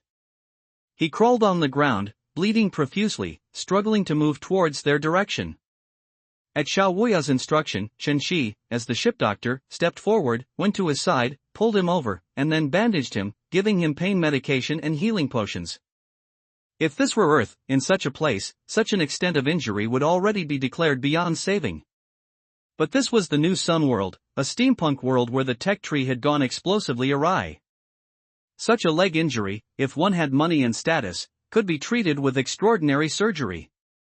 Of course, usually, the cost of such a high-level surgery would make even nobles hesitate. But no matter what, there was still a glimmer of hope. At this moment, amidst this bloody scene, Captain Black Eye, who should have shown sadness, couldn't help but curve his lips into an arc. Although it failed, the fact that the salvager could cross the rift line showed that this method was indeed feasible. Moreover, unlike before, the wall of bloodshot eyes did not open its eyes after the attack this time. Next, they just needed to keep trying. Captain Black Eye again surveyed all the crew members present. Is there anyone else willing to undertake this task? He pondered, besides the salvager, who else had resistance to sea beasts? At this moment, Xiaoya subtly sensed something, silently stepped forward, lightly tiptoed, and with her not-so-tall body, blocked Captain Black Eye's line of sight, shielding Chen Shi behind her. Ah! Chen Shi was surprised by this heartwarming scene and roughly understood what was happening. People who had been infected by sea beasts could endure for a longer time.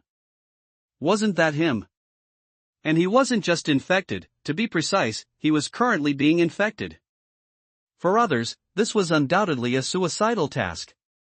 But just now, he had confirmed that the wall of bloodshot eyes would not attack him. He was the chosen one. However, this required acting skills. Chen Shi looked at the rift line, deep in thought. Captain Black Eye scrutinized everyone present, considering each person's value. As pirates, many of them had been attacked by sea beasts. But he had to choose the most suitable person, the one with the highest adaptability, and at the same time, the one with the lowest value. All the pirates were terrified, afraid of being chosen by Captain Black Eye. Captain Black Eye glanced at Xiaoya, shook his head, and his gaze shifted slightly. And at this moment, a bizarre thing happened. The parasitic sea beast on the ground slowly wriggled towards Chen Shi at a twisted angle. Everyone's gazes turned to the direction the parasitic sea beast was moving. Oh dear! Chen Shi had anticipated this scene and looked at the parasitic sea beast slowly wriggling towards him. This was not strange, parasitic sea beasts were also wild beasts and would instinctively attack the weakest person. Among those present, besides the slaves, no one was weaker than him. This was an opportunity. Chen Shi's fervent gaze looked towards the steps above, at the deep-sea hunter treasure. If he missed this opportunity, it would be difficult to reach this place again. Might as well seize this chance to take a look at that deep-sea hunter treasure.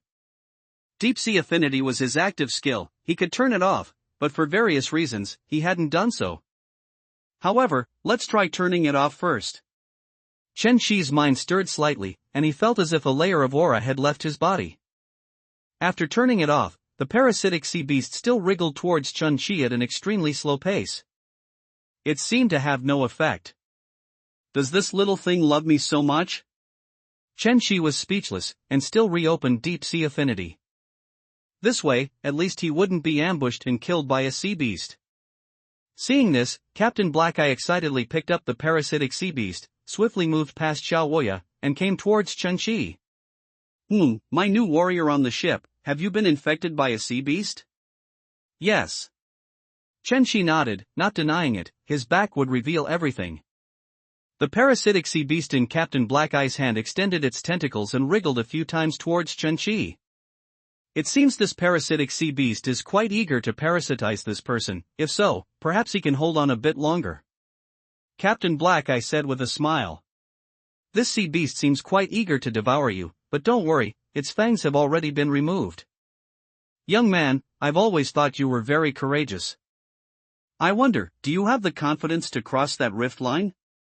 Do you have the confidence?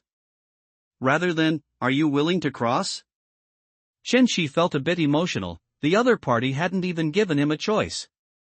Although he performed well, exchanging his life for a slim possibility of a deep-sea hunter treasure, in the eyes of pirates, no, in the eyes of many, it should be worth it. A hugely profitable deal. Ultimately, he was just a slave who had just become a crew member, cannon fodder. Escaping the Black Whale group was the right choice. Then let's do it. Chen Shi took a deep breath. And at this moment, Xiaoya spoke coldly. No. Captain, he is my subordinate, and his body is too fragile to reach those steps under the parasitism of a parasitic sea beast. This would be a complete waste of personnel. Xiaoya's cold gaze under her mask stared intently at the captain, and an atmosphere of gunpowder instantly filled the air. Ah! Chen Shi never expected that his immediate superior, Xiaoya, would openly challenge the captain of the Saw Shark. The pirates dared not interject. In terms of status, Xiaoya was even above the first mate, only lower than Captain Black Eye. Captain Black Eye was silent for 3 seconds, then said coldly. Are you saying we should return empty-handed? Road of trial. Returning empty-handed is a pirate's disgrace.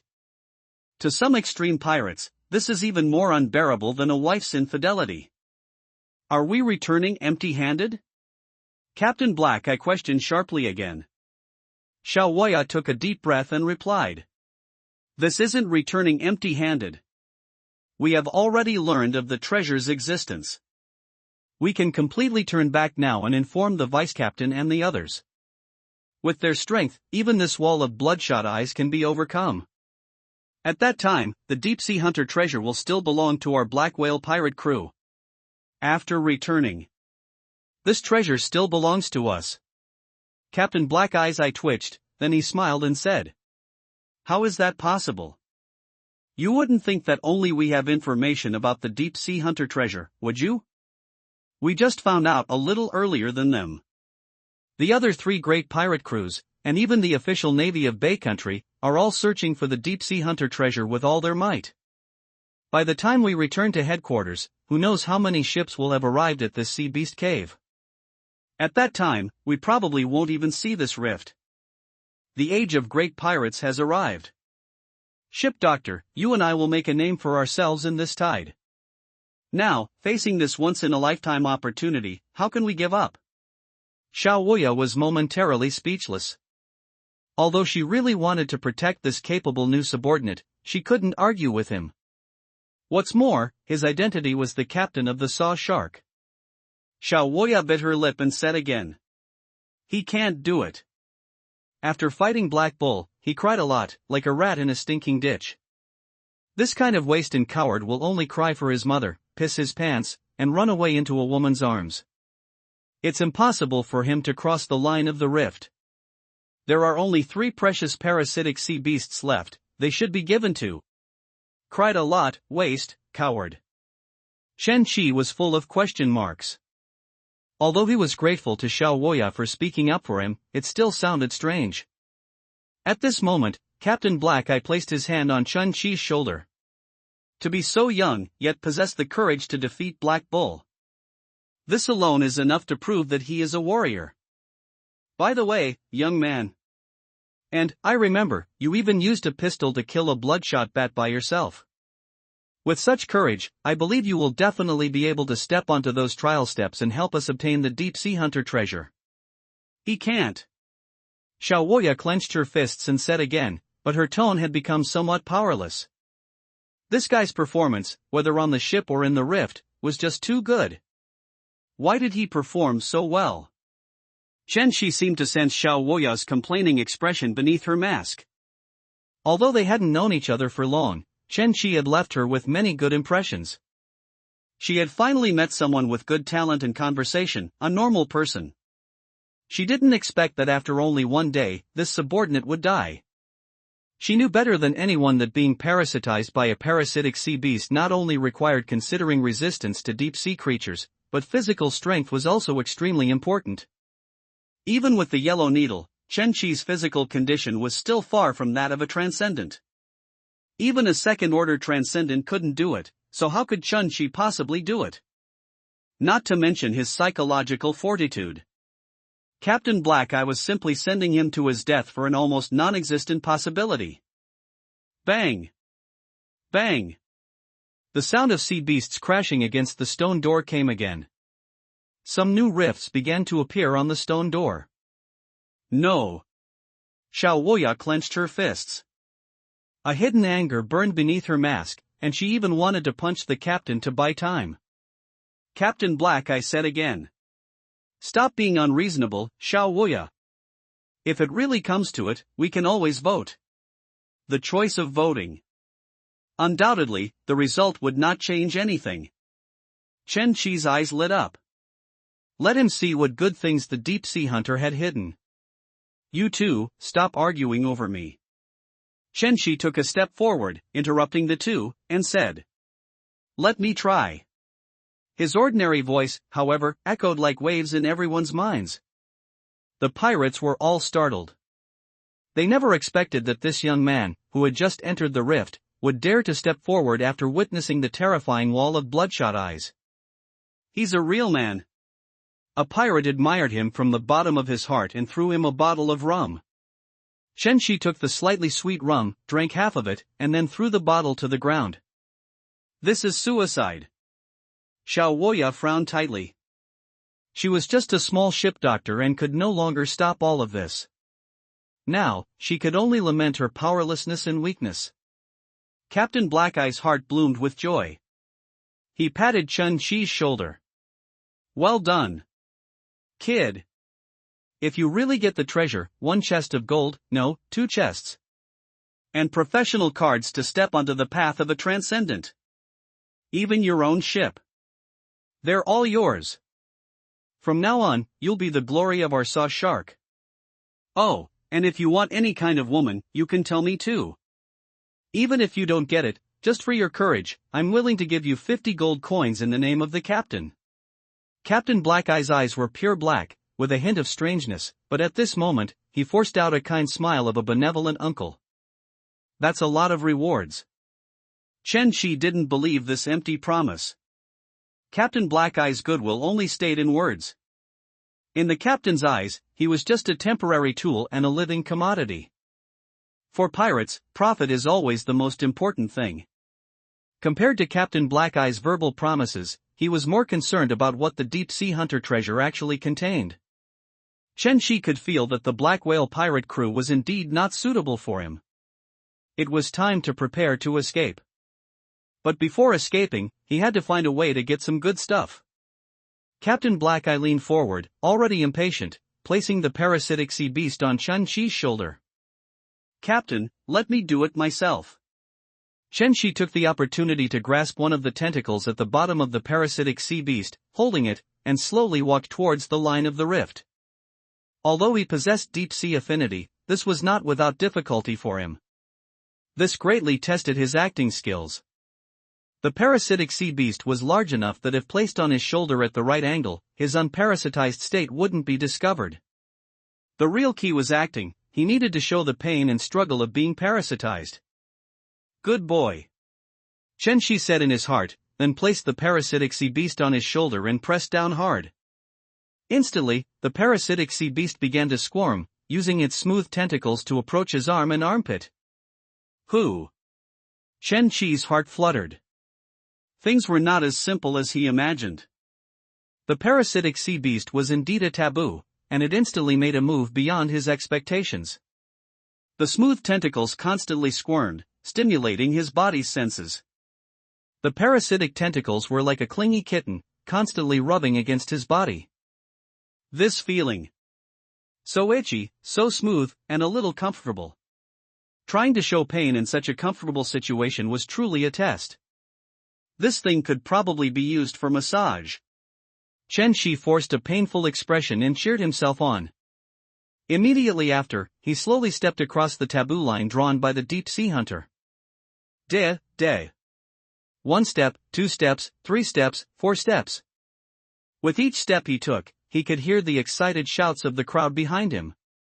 Should I run to tease them? Chen Shi estimated the time, taking one step after another. In just a moment, he had already surpassed the transcendence record. Ah! Xiao Wuya was momentarily stunned. Something wasn't right. With his physical condition, he could actually last this long. Was it because of the yellow needle? Or was it because of the lurking sea beast within him? When he returns, I'll give him a full body check, from head to toe, inside and out. However, there probably won't be this opportunity ever again. Xiao Wuya sighed in her heart. Suddenly, Chen Shi stopped. Oh no! He can't hold on. Captain Black Eye was startled and immediately encouraged him. Don't be afraid, hold on. Don't give up. Think of your family, think of your unfinished career. Endure this moment, and everything will get better. There's nothing you can't overcome. Women can be found again, money can be earned again. You are still young, still a youth, with infinite possibilities. Led by the captain, these bloodthirsty pirates now transformed into positive energy mentors, beginning to encourage him. Being able to take so many steps, undoubtedly, Chen-Shi was their greatest hope this time. It's really hard to act in pain. Thankfully he only left everyone with a handsome back. Chen-Shi was a little speechless. He had already tried his best to walk a little slower. That's enough. Immediately after, Chen-Shi firmly pressed the sea beast on his shoulder, then suddenly accelerated, stepping over the steps. Accelerate! This instant made all the pirates incredibly excited. The deep-sea hunter treasure, located on the steps, was now just a step away from him. He's there! Chen-Shi stepped over the last step, squatted down, and first winked at the wall of bloodshot eyes. After all, this was something beneath that old monster's wall. I'm taking it now. The wall of bloodshot eyes did not respond. It was, after all, a deep-sea creation, not interested in the treasure left by the deep-sea hunter. Under the erosion of time, the cyan box had become somewhat mottled and covered in dust, but its exquisite and magnificent craftsmanship could still be seen. In the tense atmosphere, Chen-Shi slowly brushed off the dust from the cyan box with his hand, then lifted it up. This box was welded to the ground. There were no traps around, not a mimic. Chen-Shi observed again, and there was a clear latch on top of the box. After repeated confirmation, he gently pressed the latch. With a click, the treasure chest lid slowly opened, revealing the treasure inside. Hunter's Ember. Wow, a golden legend, a dusty smell wafted over. Cough, cough. No blowing items, but a dusty smell. Chen-Shi coughed twice, carefully examining the contents of the box. There were 3 items in the box, a parchment scroll, a sky blue card, and a golden amber gem. Although no dazzling golden light emanated, there was no doubt that these were genuine treasures. At this moment, as Chen-Shi reached the treasure chest, a loud shout came from behind him. He really did it. He really persevered and reached that place. Look, the parasitic sea beast is still twisting and devouring his body. Can he still hold on? Quick! Throw the items down. However, at this moment, Chen-Shi was not interested in these voices. He only wanted to know what the deep-sea hunter's buried treasure actually was. He first unrolled the parchment scroll, at the top of which was written, "To the adventurer who has arrived here. To have reached this place, I presume you, or you all, have already engaged in a battle of flesh and blood with the deep-sea monster of the great ocean. After my death, the great whale will eventually cross the white mist where the sun sets, returning to this world. And on this great sea, there must be hunters to hunt them. Adventurer who can fight the wall of bloodshot eyes. Please also accept this gift from me, a lonely hunter, to celebrate your battle." A battle between life and death. Chen-Shi looked down at his still relatively neat clothes, and the sea beast massaging his shoulder. The parasitic sea beast's massage strength and frequency were quite good. Massage can clear meridians and promote blood circulation. He, too, had experienced a battle of flesh and blood. Immediately after, Chen-Shi quickly scanned the rest of the content.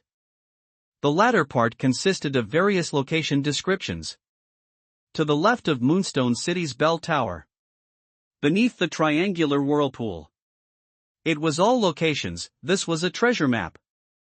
The deep-sea hunter's treasure actually included a treasure map recording all the treasure locations. Chen-Shi tried his best to remember these locations. However, from the content, the deep-sea hunter's treasures were mostly buried in a similar way, next to a dangerous sea beast. Regarding the deep-sea hunter's treasures, most were rumors. And a deep-sea hunter's treasure map, in the legends of the entire Great Sea, was among the very best. If the black whale pirate crew behind him knew, they would probably jump for joy. Good stuff.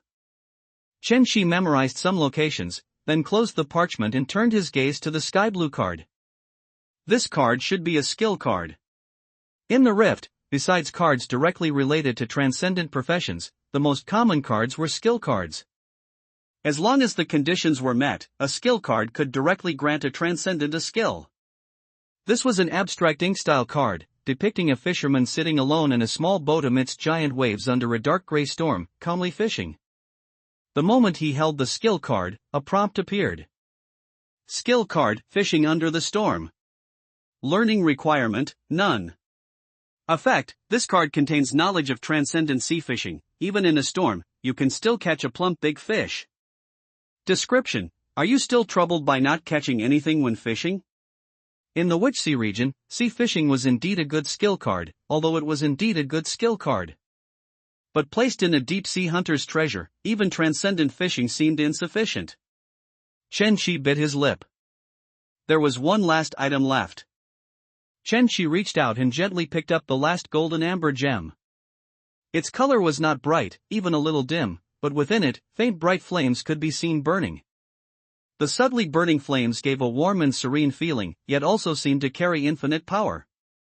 Dazzling prompts appeared in his eyes. Hunter's Ember. Description: the ember fire obtained by the hunter from the fallen lighthouse, containing power imbued with the transcendent. Principle of nature: lamp, blade. Effect: light of ember fire slightly enhances the strength of your tier 1 to 4 transcendent professions. Hunter's Last Wish: the ember fire contains the deep sea hunter's lifelong combat knowledge. This ember fire greatly enhances your combat ability learning speed. Note: we are the hunters, they are the prey. May you inherit the will of the hunter and slaughter all the deep sea monsters in this world. Within the amber, one could almost see the hunter wrestling with the great whale in a storm, his eyes burning with a fiery madness, as if possessed by a monster, giving a terrifying yet reassuring feeling. Just looking at it, a strong sense of mystery washed over him. Ember fire. Chen Shi was startled. As a player who had sold many rare items, he knew the value of this thing. Items of this caliber usually only appeared in story texts. In the player forums, several major plotlines revolved around the struggle for ember fire. The first ability, although only a slight enhancement, was considering it was neither equipment nor a profession card. Instead, it was an indiscriminate enhancement directly targeting the origin of transcendent professions. Its value was absolutely immense. After all, even an old monster with divine equipment could gain considerable strength from this item. And for those in the pioneering stage, a slight enhancement to a profession card was also extraordinarily useful. Not to mention the Hunter's Last Wish, many Tier 2 profession bonuses only increased learning speed to some extent. This greatly enhanced combat learning speed and also contained the knowledge of a legend hunter. It could be said that this item was completely a Tier 0 profession card, a Tier 0 profession card named Hunter. An absolute treasure. This was something worthy of being placed in a deep-sea hunter's treasure chest. Just by touching this item, Chen Shi could vaguely feel the deep-sea hunter's desire to hunt monsters. Taking this item, in a sense, meant inheriting the hunter's will. However, with his deep-sea affinity talent, the probability of him fighting deep-sea monsters was relatively low. After all, the aura he emitted seemed even stronger than this wall of bloodshot eyes. If the deep-sea hunter had a spirit in heaven, he would probably kill such a heretic with a single slash. May you rest in peace.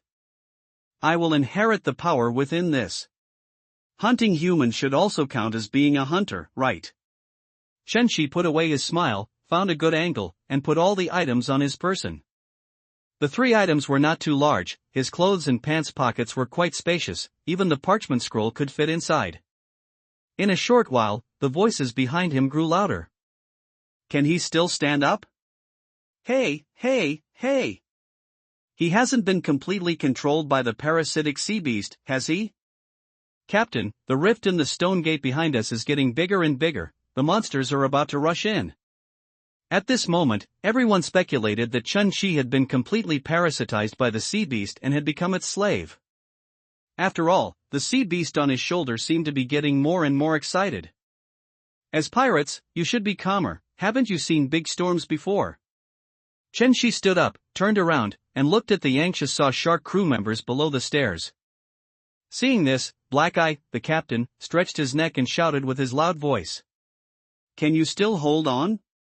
If you can't, throw the items in the box down first. At least pretend a little, and ensure my safety first. Chen Shi didn't speak, but silently watched everything below. Black Eye, the captain, didn't care about his life, only about the contents of the box. His dark eyes revealed the fanaticism of a pirate, the kind of fanaticism that would kill everyone for treasure. Should I go down and give this precious treasure to the Black Whale pirate crew? At this moment, although Chun-Chi had already prepared to escape, he asked himself again. He remembered Captain Black Eye's promise, 2 chests of gold. If he went down and handed these things over to him. And at that time, would the captain really keep his word? No, undoubtedly, the reward he would give would probably not even be 1% of the value of these treasures.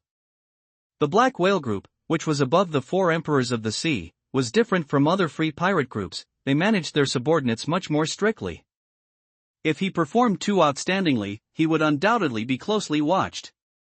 The only good thing about the Black Whale Group was probably having a reliable senior, Xiaowoya.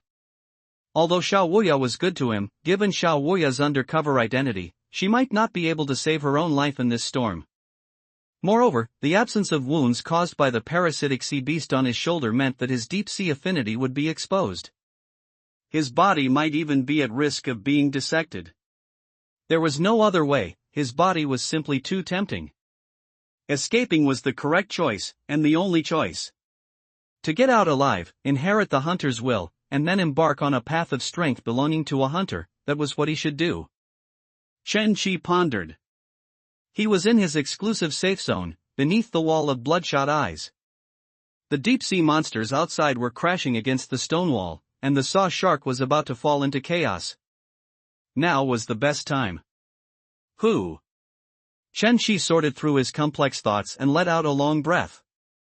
Immediately after, he looked at the black saber on Captain Black Eye's waist, a cold glint flashing in his eyes. Black knife. The stone door behind them had already been breached by the monsters, who were now eager to enjoy a human feast. The pirates looked up, all turning to Chen-Chi, whose parasitic sea beast on his shoulder was moving with increasing intensity. Chen-Chi's gaze fell on the black blade at Captain Black Eye's waist. The black blade, forged in an ancient smithy, was a considerably powerful weapon. Perhaps he could borrow this black blade. However, this might require a little acting. Can you come down? At this most dangerous moment, Captain Black Eye roared loudly, trying to awaken Chen-Chi's consciousness. Chen-Chi lowered his head slightly and said with a pained expression. Captain. I see. Blood-red eyes, they're closing in on me. It's coming. Was that a bit too exaggerated? He clenched his teeth, trying his best to show an expression of unbearable pain. Seeing blood-red eyes. Xiaowoya understood everything instantly and said with professional knowledge. The parasitic sea beast releases trace amounts of toxins into the blood and simultaneously emits a transcendent sound similar to a siren, which can cause extremely severe hallucinations. Has his mind finally collapsed? Xiaowoya shook her head. Before, she found it abnormal that Chen-Chi could walk up the stairs so smoothly, it simply didn't match his physique. Now that he was experiencing hallucinations, this was the expected reaction of an ordinary person after being parasitized by a sea beast. Hallucinations? Captain Black Eye roared, so close, yet the sea beast hadn't left him. Now, the other party was actually having hallucinations. Yes, this is a normal reaction. For example, the common painted skin can make humans kill each other. Xiaowoya adjusted her mask. Captain Black Eye's heart felt like it was being put through a meat grinder. The other party must be engaged in a fierce struggle with the parasitic sea beast for control of his body. It seems to be working. Chen-Chi took 2 steps back. No. The blood-red eyes, they've grown hands. It's getting closer. It's going to attack me. I need a weapon. Captain, your blade, lend it to me. Only a slash from a black blade, can kill this monster. He clenched his left hand into a fist and swung it twice in the air. It still seemed too exaggerated, and his voice was a bit too soft. Chen-Chi thought to himself, his acting was truly not very good. Even his voice has become weak. As expected, his stamina has reached its limit. Xiaowoya shook her head helplessly at the sight. His stamina has reached its limit. Captain Black Eye grew especially anxious upon hearing the ship doctor's words. The black blade at his waist was a treasure he had obtained from inside a giant anglerfish, and it was his most precious possession.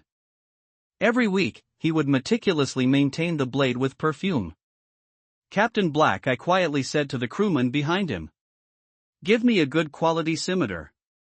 However, the next second, he suddenly cut himself off. His black blade was very special, completely different from the scimitars commonly used by the crew. Time was running out. Captain Black Eye took his black blade in hand and hummed softly to himself. Fill the dead man's chest with gold. He was a gambler, given 99% chance of getting 1 gold coin and 1% chance of getting 50 gold coins, he would unhesitatingly choose the latter. If he could obtain the deep sea hunter's treasure, what did it matter if he lost a black blade? As a pirate, one should pursue greater treasures, greater possibilities. Only then could one stand at the pinnacle of this tide, free from anyone's domination. Amidst the roars of the sea beasts outside, Captain Black Eye slowly tossed the black blade upwards. He didn't throw it too fast, fearing he might startle the wall of bloodshot eyes behind Chen Shi. Bang! Chen Shi caught Captain Black Eye's black blade with his right hand. Black blade. Principle of nature, blade, this blade is born for battle. Description, this blade possesses extreme durability, and its body has a special black blade phase. When it hits an enemy, it causes a high amount of black energy damage. This black energy will induce fear in people. Description, cut their flesh, grant them fear. The blade seemed to be covered in layers of heavy black dust, yet it gave off a feeling of extreme sharpness, capable of tearing flesh. This weapon already involved transcendent power. Normally, only those who reached the strength of a third-tier transcendent could obtain it. This weapon was quite famous, almost a minor artifact. Seeing the other party obtain the weapon, Captain Black Eye encouraged him quickly. How is it? Can you do it? Can you defeat that blood-red eye and come to our side? I'll try, those blood-red eyes are not easy to deal with. Chen Shi gripped the hilt and tried swinging it a few times. It felt very natural in his hand, truly worthy of being the captain's blade. And at this moment, a huge sound came again. Boom! Boom! The impact sounds on the stone door behind them grew heavier, and a very obvious rift appeared on the stone door. Captain Black Eye's forehead was already covered in fine beads of sweat. How is it?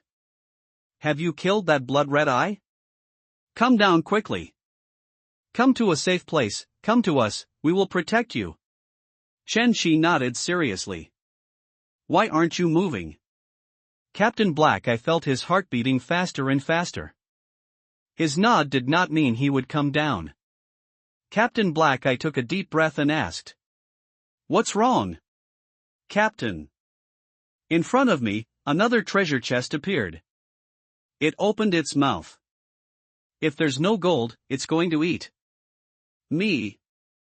If there's still gold. I need gold. Treasure chest monster. Captain Black Eye felt his heart suddenly leap at that moment, making him tremble all over. How could this hallucination have a sequel? Isn't this just dangling a carrot? I can do that too. Chen Shi smiled inwardly.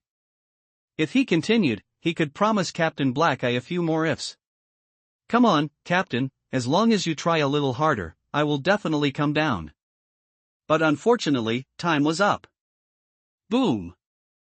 Without giving Captain Black Eye time to think, as a deep-sea toad slammed into it, the stone door shattered with a crash. Nearly 100 deep-sea monsters rushed in, their bloody mouths agape, already prepared to enjoy a delicious feast. Chen Shi looked at the monsters below him.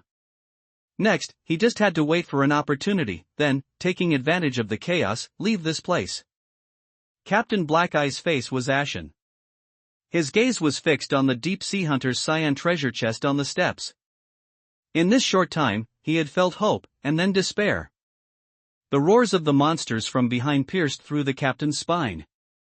Chen Shi waited quietly. However, the next instant, something unexpected happened. Captain Black Eye suddenly picked up the scimitar behind him, then charged forward, directly crossing the dangerous rift line. He absolutely could not give up the deep-sea hunter's treasure so easily. He actually dared to cross that line. Chen Shi was a bit startled. The moment Captain Black Eye stepped over the rift line, tentacles slammed down from the wall, like the impact of a giant python. Captain Black Eye should be a third-tier blade face transcendent specializing in combat. Chen Shi was already finding it difficult to capture his instantaneous burst speed. Clang! Clang! He held the scimitar horizontally in front of him and quickly slashed twice, blocking the giant tentacles. At this moment, the tentacles of the wall of bloodshot eyes bent, retracting slightly. Commendable courage, but that's all it is. Chen Shi sighed. The next instant, Captain Black Eye's scimitar shattered, and he himself was forced away from the rift line by the impact of the tentacles. Accompanying his final attempt, a sense of despair once again surged into his heart. The disheveled Captain Black Eye looked up, staring blankly at the steps above. He seemed to see Chen Shi being torn apart by the tide of sea beasts, and the treasure in the cyan box forever lost among the remains, unattainable. Within reach, within reach. Chen Shi had given him despair, and then, in the end, given him despair again. Now, he had to turn around and face the sea beasts behind him. Everyone, immediately form a defensive circle. Prepare for a full breakout. With a loud bang, the stone door behind them suddenly burst open, and sea beasts with gaping, bloody mouths rushed in, already prepared to enjoy a feast. Captain Black Eye roared with all his might. We are preparing to return to port. Aye, Captain. The pirates of the Saw Shark immediately formed ranks, shifting their gaze from the treasure, and fully engaged the sea beasts behind them. Gold coins, gold coins. This amount of money isn't enough at all, why am I so poor? The slow-to-react Xiao Wuya was still rummaging through her pouch, trying to find some gold coins to help Chen Shi with the treasure chest monster in his hallucination. Suddenly, she paused, her trembling hands slowly stopped, accepting the cruel reality. Sigh, another subordinate died. She sadly looked up, preparing to take one last look at this interesting and capable new subordinate. Above the steps, due to the commotion of the sea beasts, the wall of bloodshot eyes once again opened its blood-red eyes. Under the red glow of the crimson eyes, Chen Shi stood calmly, as if he had already accepted his fate. Goodbye. Suddenly, Xiao Wuya trembled violently. In the end, Chen Shi smiled at her, seemingly saying something. In that instant, she felt something, that her subordinate seemed not to be in despair or fear, but exceptionally calm, so calm that he had merged with the wall of bloodshot eyes. In fact, the other party was even more incomprehensible than the wall of bloodshot eyes. Boom! A tentacle rushed towards her. Because of the sea beasts, she had no choice but to engage in battle. Why? Xiao Wuya shook her head, picked up a syringe, injected herself, and turned back. As a medic, she now had to show her true strength. Return to port. Go home. Go home. Amidst everyone's shouts, the crew of the Saw Shark all took out their weapons, fighting with all their might against the sea beasts. In an instant, the blood of sea beasts and pirates mingled, spilling into this treasure cave. They gave their all, vowing to carve a path home. And when Xiao Wuya and Captain Black Eye, covered in blood, were about to leave the cave, they looked back again. Their pupils involuntarily constricted again, and their brains trembled. On the steps, only a recovered treasure chest remained. There was no painful wailing, no corpses, no fresh blood. The person beneath the crimson eyes had completely vanished, as if he had never existed. Set sail. If fate allows, we shall meet again on the sea. Chen Shi packed his things and, taking advantage of the crew's battle with the sea beasts, left the stone door early. Captain Black Eye and Xiao Wuya had both held back some of their strength, and they likely had some combat supplies they hadn't used yet. As long as they didn't touch the wall of bloodshot eyes, the Saw Shark shouldn't suffer serious casualties. With Xiao Wuya's skill, she should be fine, Chen Shi thought to himself. Although they hadn't known each other for long, he had a good impression of Xiao Wuya. She wasn't a witch or a princess-type character, yet she had become a popular character in the witch sea sector, and there was a reason for it. Though she sometimes let out sinister, cackling laughs and had a bit of a violent streak, she was indeed a good person and had given him many things. If there was a chance in the future, perhaps they could even cooperate. However, on this vast sea, without strength, nothing could be accomplished. All he encountered on the way were sea beasts, none of them deliberately made things difficult for him. Some even feared he was hungry and brought him some disgusting bat corpses. They were all very friendly, even giving Chen Shi a feeling of being home. But I'm a human, I can't eat these things. Chen Shi looked at these sea beasts. Although he possessed deep sea affinity, there was no doubt that both in appearance and psychology, he was a genuine human. After I get out, I need to advance to Transcendent as soon as possible. The exit of the rift appeared before his eyes. Chen Shi put down the parasitic sea beast that had been massaging his shoulder. Although the massage was very comfortable, it was time to say goodbye. Goodbye, peculiar little thing. Chen Shi sped up, leaving the rift. Although the possibility of being caught was very low, it would be troublesome if someone was fast enough. Soon, Chen Shi passed through the narrow, dark passage and emerged from the rift. Sunlight once again shone on him. The azure sky and the sparkling sea reflected each other, and the Black Whale Group's steam sailboat, the Saw Shark, was docked right in front of him. The sun is so dazzling. It must be close to noon now. Chen Shi shielded part of the sunlight with his hand, and after his eyes adjusted, he walked towards the Saw Shark. According to the information he had gathered, to maximize combat power, all members of the Saw Shark had entered the rift. After all, even if people were left on the ship, they wouldn't be able to transmit information into the rift if an unexpected situation occurred. This is just intelligence from others, it might not be accurate. But even if someone was left behind, their strength shouldn't be too great. Chen Shi climbed the rope ladder to the deck of the Saw Shark, carefully scouting around. Sure enough, inside the ship doctor's room, he saw a person with both arms wrapped in bandages. It was a person whose arms had been bitten by a shark, and because he had almost no combat power, he hadn't gone into the rift. The person was lying on the deck, basking in the sun, sleeping soundly. He wouldn't hinder Chen Shi's escape. Chen Shi first went to the restaurant, took the sea chart used as decoration on the wall, then grabbed a bag of bread and 2 cans. In the process, he was also lucky enough to get a simple compass. The entire process was extremely smooth. After getting the food, he headed straight to the stern of the ship. At the stern of the ship, 5 steam skiffs for emergencies were suspended. The steam skiffs had small hulls, but their structure was compact and ingenious, with a distinct steampunk flavor. Their front ends were equipped with small steam power engines, and their bottoms had 3 propellers. The bow was fitted with a simple steering wheel, and by adjusting its angle, safe navigation in complex sea conditions was ensured. At the bow, there was also a simple lantern. On the hull, in dark gold letters, was written Black Propeller Marine Company.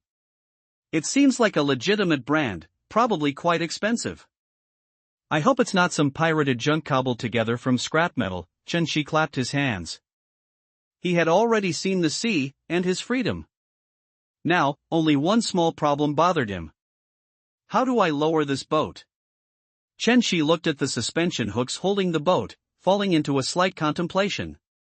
This seemed to require a key, but it should be possible to force it down. He picked up Captain Blackeye's black knife, aimed at the connection point, and thrust hard. Great strength works wonders. Whoosh! The steam skiff splashed into the water with a bang. As expected of the captain's knife, it's so useful. That's about it. Let's go. Chen Shi looked around again. Suddenly, he noticed something conspicuous below the suspension hooks. An exquisite steel fishing rod. The handle of the fishing rod also had delicate golden patterns. Pirates mostly kept their valuable possessions on themselves or hid them in strange places. And this item, judging by its patterns, seemed quite valuable. It also seemed to be a branded item. He didn't know whose it was. Never mind, I'll take it. Chen Shi tossed the fishing rod and his backpack onto the boat, then spent 5 seconds studying the small vessel. This should be the engine's starting mechanism. Like this, and like this, it should start. Chen Shi jumped onto the small boat and looked out at the boundless sea before him. Just as he was about to set sail, the sea breeze blew, clearing his mind. Suddenly, he remembered an anime he watched as a child, about a boy who aspired to become the pirate king, setting off from his town, raising his sails and embarking on his journey. This should be his first time going out to sea. Going out to sea was always an exciting thing. Alone, in a small boat, venturing into this new sun world after the apocalypse. However, without a good ship, a real voyage would likely be much tougher. Not to mention the dangers in this sea area. The sea breeze gently ruffled his black hair, and Chen Shi looked at the sea, smiling wryly. At this moment, he suddenly recalled the promotional video for the New Sun game. New Sun, as a massive open-world game, was divided into 6 major sectors, bordered by 6 countries. As the flames of the day gradually weakened, centuries of peace were broken anew, and blood and fire reignited across the land. And in the Witch Sea, beneath the deep sea, the witch revived, and the great whale brought the tide, sweeping across the borders. In such a world, the weak were food for monsters, only powerful transcendent had a chance to control their own destiny.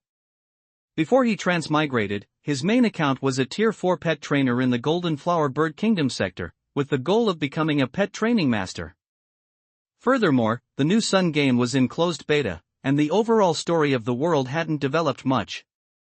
He didn't know much about the Witch Sea sector.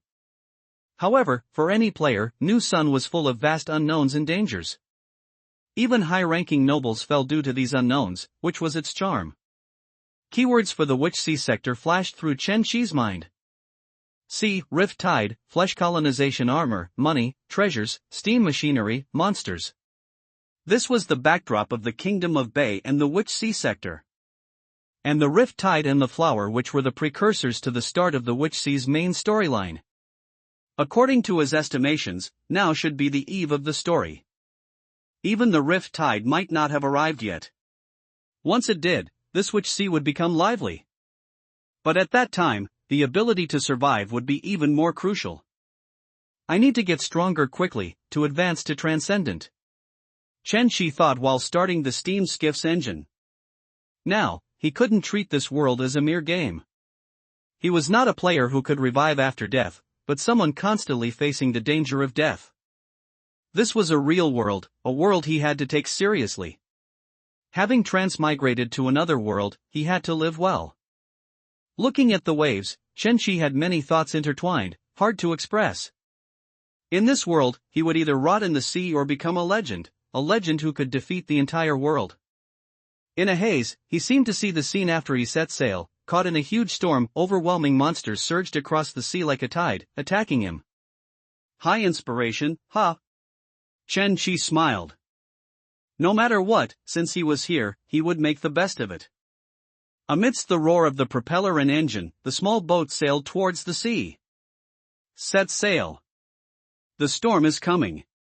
On the Rift Island in the Sea Beast Cave, the Saw Shark's first mate was using his thick, strong hand to forcefully press their captain's head into the seawater. Gurgle, gurgle. This was usually a method of interrogation, but it was also the fastest way to calm down those who had gone mad. Now, their captain needed to calm down. The first mate held the captain's head under the water for a full minute before letting go. Are you calm now? Captain Black Eye's head popped out of the water, and he immediately said, No. That black blade is my beloved, I can't be without. Gurgle, gurgle. Before he could finish speaking, the first mate abruptly pushed Captain Black Eye's head back into the seawater. There will always be another blade. The first mate put on an indifferent expression. After all, it wasn't his blade. If he wasn't awake yet, then he needed more seawater. At this moment, Xiaoya, who had finished checking the ship's condition and tending to the wounded, came before the two of them. One of the Saw Shark's emergency boats is missing. He might have escaped in an emergency small boat. The first mate blinked, and asked softly with a hint of confusion. Are you saying he really left the Sea Beast Cave before us, then ran onto our ship, took our boat, and escaped? Yes, although I don't quite believe it either, that's the current situation. How on earth did he do it? The first mate looked bewildered. It's not impossible. Xiaoya pushed her mask, looking as if she already understood the full scope of the event. Although cases are very rare, some special types of parasitic sea beasts can achieve long-term parasitism on humans, and some even achieve a perfect symbiotic relationship. Have you heard of painted skin? This is a relatively high-end parasitic sea beast that can achieve month-long human disguise parasitism. Although the parasitic sea beast used on him doesn't belong to this category, the possibility of mutation cannot be ruled out. After being parasitized, his speed and strength increased instead of decreasing, and the parasitic sea beast gave him some sea beast aura. Therefore, in an illusion, the possibility of his escape exists. This was the knowledge of a deep-sea researcher. Xiaowoya's lips curved into a small, scholarly smile of pride. The first mate sighed. Sea beast mutation, which means he really ran away with the deep-sea hunter's treasure. Treasure. At this moment, Captain Black-Eye heard these two words and once again lifted his head from the water. Pursue. Set sail now. We must catch him. He took my treasure. Gurgle. Gurgle. Before he could finish speaking, he was once again pushed into the water by the first mate. Pursue what? Everyone is so heavily injured now. We must rest for a while. Besides, in this vast sea, so much time has passed, we have no idea which direction he ran in. He might have been infected by a sea beast and is already in the sea. Finding someone on the open sea is unimaginably difficult. Moreover, in legends, people who are parasitized by sea beasts eventually enter the sea, becoming a part of the sea forever. In other words, that parasitic sea beast might have manipulated Chun-Chi to throw himself into the sea. The first mate simply didn't believe Chun-Chi was still alive.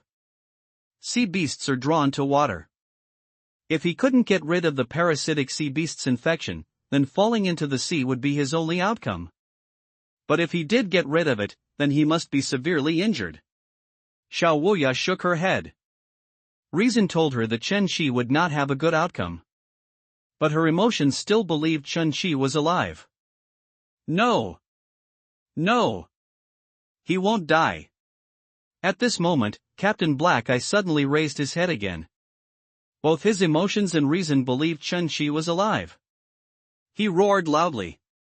That man is not ordinary, I believe him. He inherited the will of my black blade, he will definitely survive.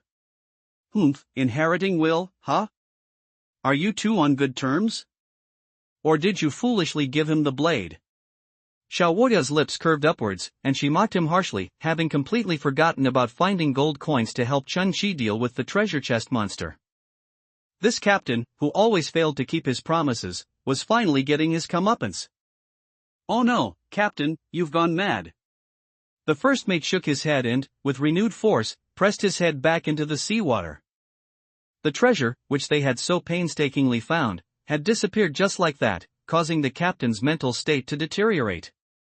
The first mate earnestly advised Captain Black-Eye. Captain, you need to look at the problem from a different perspective. Don't think that the other party ran away, but rather that the deep-sea hunter's treasure has emerged from beneath the wall of bloodshot eyes in the sea beast cave. You can imagine that the treasure chest grew legs and reached a safe place. Do you remember the days when we caught mandrake roots? You can imagine the other party as a mandrake root. Captain Black-Eye calmed down in the water for a while, then raised his head and said. That's right. Even if he ran away, this treasure is much easier to get than the treasure chest from the wall of bloodshot eyes. This is essentially like us getting a new treasure map. The only concern is if this news gets out, the higher-ups will eventually come looking for us, and then my treasure. Self-deception. Xiaowoya looked at the two of them with extreme speechlessness. Too naive. They completely ignored the possibility of Chun-Chi selling the treasure, or Chun-Chi being targeted by other pirates and forced to hand over the treasure. The first mate spoke again. Now, are you calm, Captain? Captain Black-Eye nodded. I'm calm. As long as the news is kept within our Black Whale group, this treasure will eventually still be mine. No. It's the Saw Sharks. Thinking about it, I should really thank him. Thank him for finding us a new treasure map. Seeing Captain Black-Eye's self-deceiving words, Xiaowoya said. Oh, Captain, I also have some good news and some bad news I forgot to tell you. Which one do you want to hear? Captain Black-Eye shook off the seawater from his head, his hair flowing smoothly. The good news. According to our information, he also went to the restaurant to get food before escaping. If he were completely controlled by a sea beast, he wouldn't have done such a thing. This also indicates that he hasn't been completely controlled by a sea beast and has a chance of survival. A chance of survival. It was important to know that if they wanted to find the treasure again, all of it was based on Chen Qi being alive. Good news. Captain Black Eye happily showed his shiny gold tooth. I believe him too, he won't die easily. What about the bad news? Xiao Wuya snapped her fingers. The compelling evidence that he still maintains some lucidity, besides the food taken from the restaurant, is also that limited edition fishing rod you bought by finding an excuse to delay 10 crew members' salaries for this month, plus your own money. That thing is gone too. A sea beast wouldn't take a fishing rod, which proves that he indeed maintains some lucidity. My fishing rod. That was a high-end brand. I even used it to catch a 20-pound big fish last time. Captain Black Eye suddenly felt blood rush to his throat, wanting to find his blade to cut someone. My blade, my blade. Oh, my blade is gone. The blood was about to burst through his head. Gurgle, gurgle. The first mate, quick as a flash, once again forcefully pushed the captain's head into the seawater. You calm down again. Ha ha ha ha ha. Xiao Wuya tried hard to cover her mouth, maintaining the composure expected of her as a ship doctor. Well done, my subordinate. She slowly turned around, taking light steps, and walked towards the reefs by the sea. Waves brushed past her boots, and the sea breeze blew through her hair. Xiao Wuya stood on a rock, her long black hair gently swaying with the wind. She gazed blankly in the direction of the stern. In the haze, she seemed to see Chen Qi, dragging his weak body controlled by a parasitic sea beast, relying on willpower, struggling to board the dinghy, and then embracing the sea, embracing freedom. So much had happened on this day. She had never expected that someone could leave such a deep impression on her in just one day. How wonderful! She slightly raised her crow mask, which was stained with sea beast blood, revealing her small, cute face with a little scar. Without this mask, her face really couldn't command respect from others. When Xiao Wuya was a child, she also fantasized about having a fierce face, but after trying some methods, she still found masks to be the most reliable. As a ship doctor and an undercover agent for 3 years and 3 years, Xiao Wuya didn't feel much about the deep sea hunter's treasure. After all, something of that level couldn't possibly fall to her. At most, she'd get 2 or 3 gold coins. Therefore, regarding Chen Qi's escape, she felt a faint joy, as well as a hint of longing, a hint of yearning. People who could sail freely on the open sea were always rare. However, although their steam small boat was of decent quality, whether they could safely make it to shore alive depended most importantly on the weather. I hope the goddess of the sea blesses us and keeps the weather at sea calm.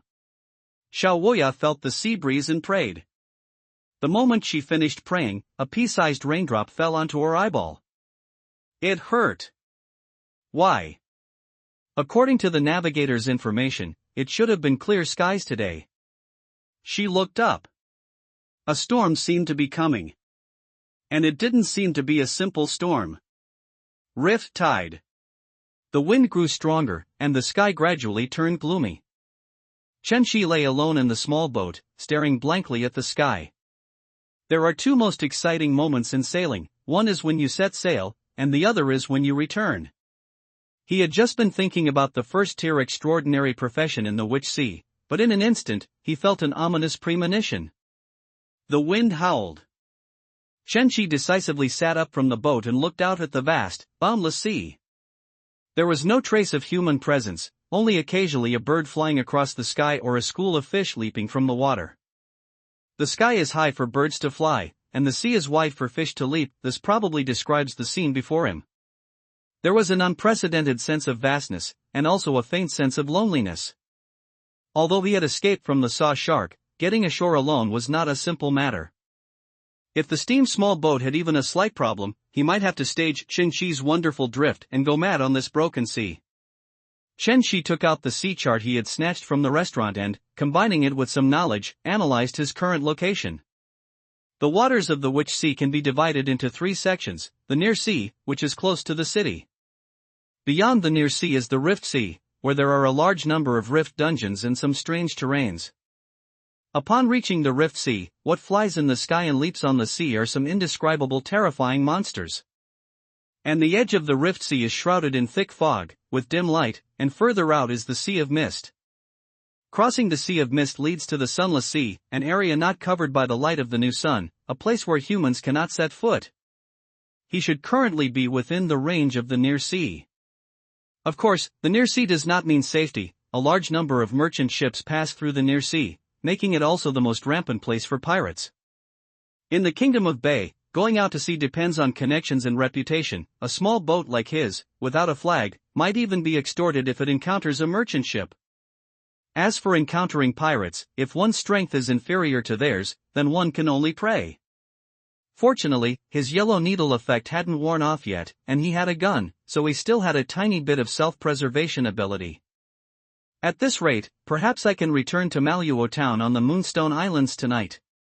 Manhwa Town was the birthplace of the original owner, an island town with a very good geographical location, making it a decent starter village.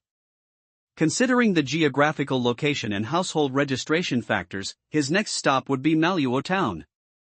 Chen-shi put away the sea chart, took a bite of bread, and gazed at the distant sea. Crossing from a city of steel and concrete to this vast sea was indeed a good experience. In this wide world, even if he shouted his shameful past or did some unspeakable things, no one would know except the goddess of the sea. The goddess of the sea would listen and receive everything. It's time to use those two items. Chen-shi took out the extraordinary fishing skill card and the hunter's ember, which could strengthen his profession, from his backpack. These two extraordinary items could be used directly. Now, Hunter's Ember, a tool of this level, needed to be fused with blood to be used. Chen-shi looked around, used a sharp part of the steam small boat to cut his index finger, and then touched the Hunter's Ember again. Burn, Ember Fire. Chen-shi thought to himself. As the blood touched the amber-colored gem-like Hunter's Ember, the Hunter's Ember rapidly ignited. Flames burned at his fingertips, followed by a scorching extraordinary aura that permeated his blood, then seeped through his limbs, entered his heart, and finally surged deeper, all the way to his soul. It felt like having molten lava forcibly poured into his mouth, then burning his entire body. Besides that, before his eyes, a large number of indescribable deep-sea monsters appeared, constantly surging towards him. In his mind, he seemed to be wielding a giant blade, with terrifying blue fire burning on his body, slaying these monsters one by one.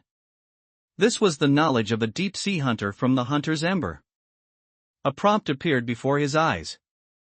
You have assimilated the Hunter's Ember. Huff, huff. Chen-shi gasped for air. Unlike a game, the feeling of using such a high-tier extraordinary item was truly too stimulating. Ember Fire forging the soul, this was a legendary item. Fortunately, this scorching sensation didn't last long. Chen-shi closed his eyes, feeling that a certain power within the depths of his soul had been strengthened. At the same time, in his mind, he also mastered much knowledge about deep-sea monsters and the knowledge of fighting these giant monsters. The scorching sensation slowly dissipated, and the prompt appeared, meaning he had completely assimilated the Ember Fire. Now, if he had an extraordinary profession, he would be strengthened. Unfortunately, he had not yet officially embarked on the path of the extraordinary, so he couldn't enjoy the bonuses brought by the Ember Fire. Advancing to extraordinary. Chen-shi already had some plans in mind. Under normal circumstances, extraordinary profession cards were not easy to obtain. Most novice players with bad starts had to wait a long time for spiritual awakening. Even a first-tier extraordinary profession card required considerable effort. And profession cards circulating in the market would be purchased first by noble families and big merchants. Ordinary people wanting to buy them would have to pay extra, and often ended up buying some trash profession cards. However, according to the timeline, the Rift Tide, which would affect the entire Witch Sea, was about to arrive. A large number of rifts would lead to a significant increase in the number of extraordinary profession cards. Therefore, with enough information, he could even carefully choose a first-tier extraordinary profession. Once ashore, the first thing he would do was to investigate information about extraordinary profession cards and rifts. Next, Chenshi took out the second item he obtained from the treasure chest, the skill card Fishing in the Storm. Using a skill card was very simple. Once the conditions were met, one only needed to hold it in hand and think of using it. Use. The Azure Profession card turned into ink and wash at his fingertips, then into bubbles, disappearing from sight. At this moment, the skill Extraordinary Fishing LV1 also appeared on his panel. His deep sea affinity could not be upgraded. Extraordinary Fishing was the only skill he could currently use by consuming spirit points. Chenshi consumed the 50 spirit points he had gained from the Sea Beast Cave Rift to upgrade LV1 to LV2. Chenshi looked at this skill, slightly surprised. This ordinary life skill could actually be upgraded to level 3, and his spirit points were already insufficient. With the use of the skill card, he suddenly gained a mysterious confidence. That was, even if he fished lying down, in the middle of a storm, he could still catch fish. Why not? Give it a try? Chenshi picked up the fishing rod and cast it lightly, letting the hook fall into the sea. What he learned was not ordinary fishing, but extraordinary fishing. The biggest difference was the bait. Ordinary fishing bait was food. Extraordinary fishing, however, involved transmitting one's spiritual power to the hook, using one's spiritual essence as bait. His current spiritual power capacity was slightly higher than that of an ordinary person. After mastering this skill, from now on, he would become an enviable never empty-handed fisherman. The fish in this place just casually catch one. Chenshi condensed a raisin-gun-like bait at the hook. Instantly, he felt a lot of spiritual power drained from his body. This skill consumes so much. Chenshi held the fishing rod, waiting for a fish to bite. It should be fine to fish while sailing, right? 5 minutes later, Chenshi blinked, feeling puzzled. Could he really catch fish like this? However, before he could wait for a fish, something even more terrifying happened. The next instant, a fierce sea wind blew, and a huge shadow began to envelop the sea area. Accompanied by a huge clap of thunder, raindrops began to hit him. The prelude to a storm. Although the steam small boat was a good escape tool, its ability to withstand waves was average. It was clearly clear skies just a moment ago. What on earth is this? Suddenly, the sound of the wind whistled past his ears, and in that instant, he seemed to hear the roar of monsters. Suddenly, Chenshi recalled the promotional video for the Witch Sea section. On a clear day, the sky suddenly changed color, dark clouds gathered, and strong winds howled. A foreign girl on a ship, her flower wreath was swept into the sea by a wave, and as she tried to reach for it, a huge dark shadow slowly emerged from the seabed, like a black mountain, engulfing the entire ship. The camera then moved upwards, and the entire Witch Sea was already covered by a huge storm. This was a far-reaching storm, and also the first appearance of the main protagonist of the Witch Sea, the foreign girl flower witch. This abnormal weather, because it would lead to the birth of a large number of rifts, was also known as the rift tide. After this storm, rifts in the Witch Sea would appear like bamboo shoots after rain, thus marking the arrival of the Great Rift era of the Witch Sea. Previously, Chenshi could only roughly determine the timeline through Xiao Wuya. But now, he could confirm that the storm he was currently facing was very likely the beginning of the rift tide. Rifts revive, the great whale breathes, the originally peaceful sea will be plagued by constant storms, and monsters that originally lived in the deep sea will also surface. This will be a terrifying sleepless day. Rift tide, what a hassle. Under normal circumstances, he would open champagne for this storm. After all, more rifts meant more places to improve one's strength, which was undoubtedly a good thing. But the problem was, he was currently on a steam small boat. May the goddess of the sea be reserved and not stir up too big a storm. Chenshi thought to himself. However, his swimming skills were quite good, and with the yellow needle effect still active, plus the knowledge from the hunter's ember, he had some ability to resist the storm. As the storm approached, Chenshi decisively took out bandages from his backpack and secured his black blade, backpack, and other items to prevent them from falling into the sea. Next, he also secured the fishing rod to the boat with bandages. His fishing skill was called Fishing in the Storm. Which means, even in a storm, there's a chance to catch fish. In the vast sea, fishing skills are quite practical. Let the willing take the bait. This should do it. Chen Shi handled some things, rubbed his palms together, and then looked into the distance. In less than 3 minutes, the entire sea was already covered by a dark sky.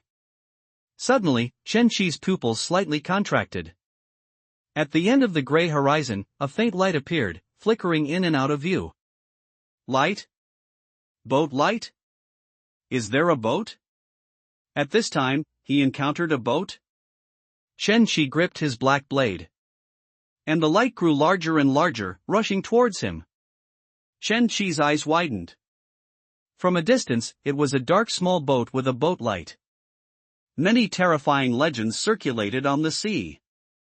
Among them, there were many legends about dark boats. If one encountered a small dark boat on a cloudy day or at night, with a lantern lit on the boat, do not attempt to approach, and do not hesitate. Flee immediately, that boat would take people to another world.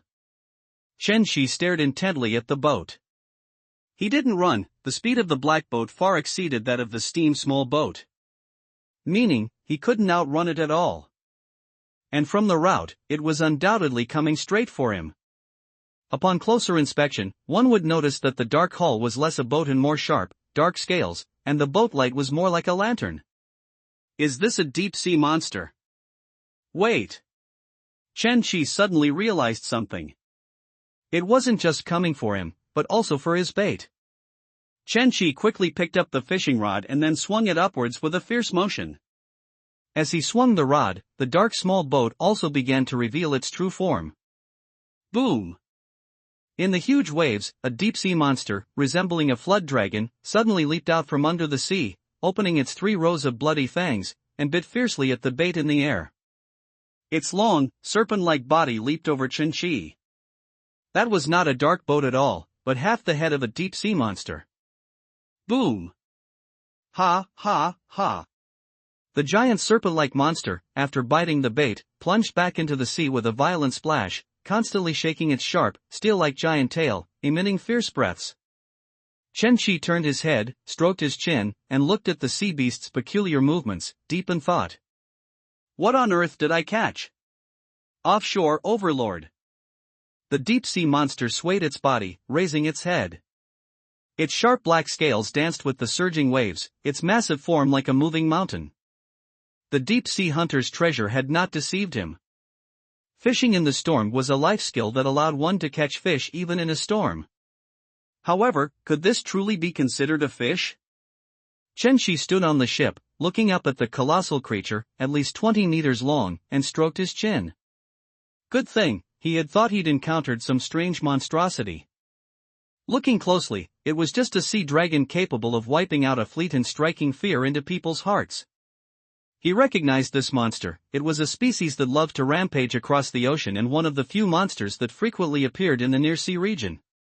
Its name was Black Ship Sea Dragon, a well-known deep-sea species in the near-sea region. Judging by its size, this should be a juvenile.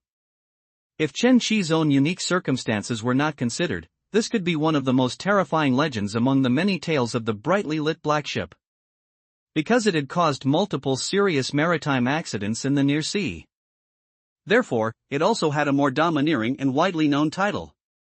Near Sea Overlord. Many people on the sea would tremble just hearing that name. It could be said that even the ships under the 4 great pirate emperors would show 3 parts reverence upon seeing the near-sea overlord. However, despite having deep-sea affinity, the enormous size difference still made Chen Shi slightly afraid. Ha! The Black Ship Sea Dragon opened its gaping maw, wagging its black scaled tail, and roared fiercely at Chen Shi. What a powerful breath! Chen Shi shielded himself with his hand, once again scrutinizing the massive sea dragon. Ha, ha, ha. The Black Ship Sea Dragon's blue eyes, like brass bells, continuously exhaled bloody mist as it wagged its tail. Chen Shi was a little surprised. The appearance of the deep-sea monster before him reminded him of a fierce canine animal from Siberia on Earth. Why did this thing feel like a husky? Looking closely, those round, blue eyes, far from being menacing, held a hint of blue wisdom and were slightly cross-eyed. It looked silly. Is it asking me for food? Chen Shi shrunk back. The other party had no hostility, but its size was simply too immense. He couldn't withstand such a size difference. If it were to act cute towards him, not to mention him, even this fragile steam-powered boat would fall apart. This is too terrifying, I need to get rid of it quickly. Chen-Shi gently moved his fishing rod. At this moment, the bait on the hook had already been bitten off. Ha, ha, ha. As the fishing hook moved, the black ship sea dragon panted, its steel-like tail wagging even more violently. To be like this for just one bait. Unacceptable. It doesn't look like a near-sea overlord at all. Chen-Shi condemned, re-evaluating his transcendent fishing skill. This transcendent fishing skill seemed more effective than he had imagined. One must know that many deep-sea transcendent creatures are very picky eaters. Large carnivorous monsters like the black ship sea dragon usually show little interest in a simple spiritual energy orb. And this bait, formed by transcendent power, had no nutritional value. Its greatest characteristic was that it tasted good. Ha ha ha. The black ship sea dragon squinted, moving with the fishing rod. I understand. Chen-Shi helplessly condensed spiritual power again, forming a transcendent bait on the hook. The moment it condensed, the black ship sea dragon suddenly opened its mouth, bit the bait, and then bounced twice in the water. Bang! It was clearly very happy. Chen-Shi, drenched by the splashes, felt a complex mix of emotions. This was clearly not a pet he could handle. Alright, now that you're full, go play somewhere else. Chen-Shi waved his hand, not knowing if the other party could understand his language. Right now, he still had to contend with the storm and couldn't spare the energy to play with the near-sea overlord. The storm continued to batter his poor little boat. The black ship sea dragon shook its head, seemingly understanding something, and with a whoosh, it dove underwater. Chen-Shi also bent down, reduced the speed of the steam-powered boat, and carefully navigated through the storm. The storm was coming, and the road was long. Splash! Before Chen-Shi could sigh with emotion, a large, lit-up head emerged from the water again, then exhaled at him. You still haven't left? I'm not afraid of you, but my little boat is. Chen-Shi helplessly turned his head, looking at this foolish near-sea overlord. Although he had deep-sea affinity, his current strength made it difficult to directly drive away a deep-sea monster. The moment he attacked, the deep-sea monster might also attack him. Moreover, even if he tried his best to drive it away, this near-sea overlord would probably think Chen-Shi was giving it a massage. Fortunately, this little sea dragon was quite intelligent and didn't crash into his boat. Suddenly, Chen-Shi's eyes lit up. Its purpose didn't seem to be to eat, but to give him something. The black ship sea dragon opened its bloody maw, revealing 3 rows of sharp fangs. On its scarlet tongue, there was something sparkling. Chen-Shi carefully used his fishing rod to hook it out of its mouth. Palm-sized, was this a small golden fish? Chen-Shi held the dead little creature in his hand. He had seen this before, on the last few pages of the Sea Beast Medicinal Material Usage Guide that Ship Dr. Xiao Wuya had given him. The last 5 pages were all about extremely rare sea beasts. Xiao Wuya, being a deep-sea enthusiast, dreamed of raising a rare sea beast. Of course, she didn't have any. Golden scale fish. At this moment, Chen-Shi's eyes were instantly blinded by a golden light. Golden scale fish live in deeper waters and possess impressive speed. Therefore, catching this type of fish is difficult for ordinary fishing boats, often requiring powerful transcendent to personally dive to the seabed to capture them. Chen-Shi took out the damp book and carefully flipped to the last few pages. As he read, a virtual prompt appeared before him. In the new Sun Games settings, panel prompts depended on many factors, the most important of which was his own known knowledge. His player panel was not omniscient and partially adhered to this setting. Golden scale fish. Principle of nature, shell, cup. Effect, a transcendent fish symbolizing wealth and health. After cooking and consuming it, one can permanently increase physique and gain a small amount of self-healing speed. Description, lucky. Well done, near-sea overlord. Chen-Shi looked at the description of the already dead golden scale fish. Shell symbolizes money, contracts, wealth, transactions, and many other elements. Golden scale fish are similar to Earth's koi. People believe that seeing a golden scale fish will bring good luck and much wealth for the following week.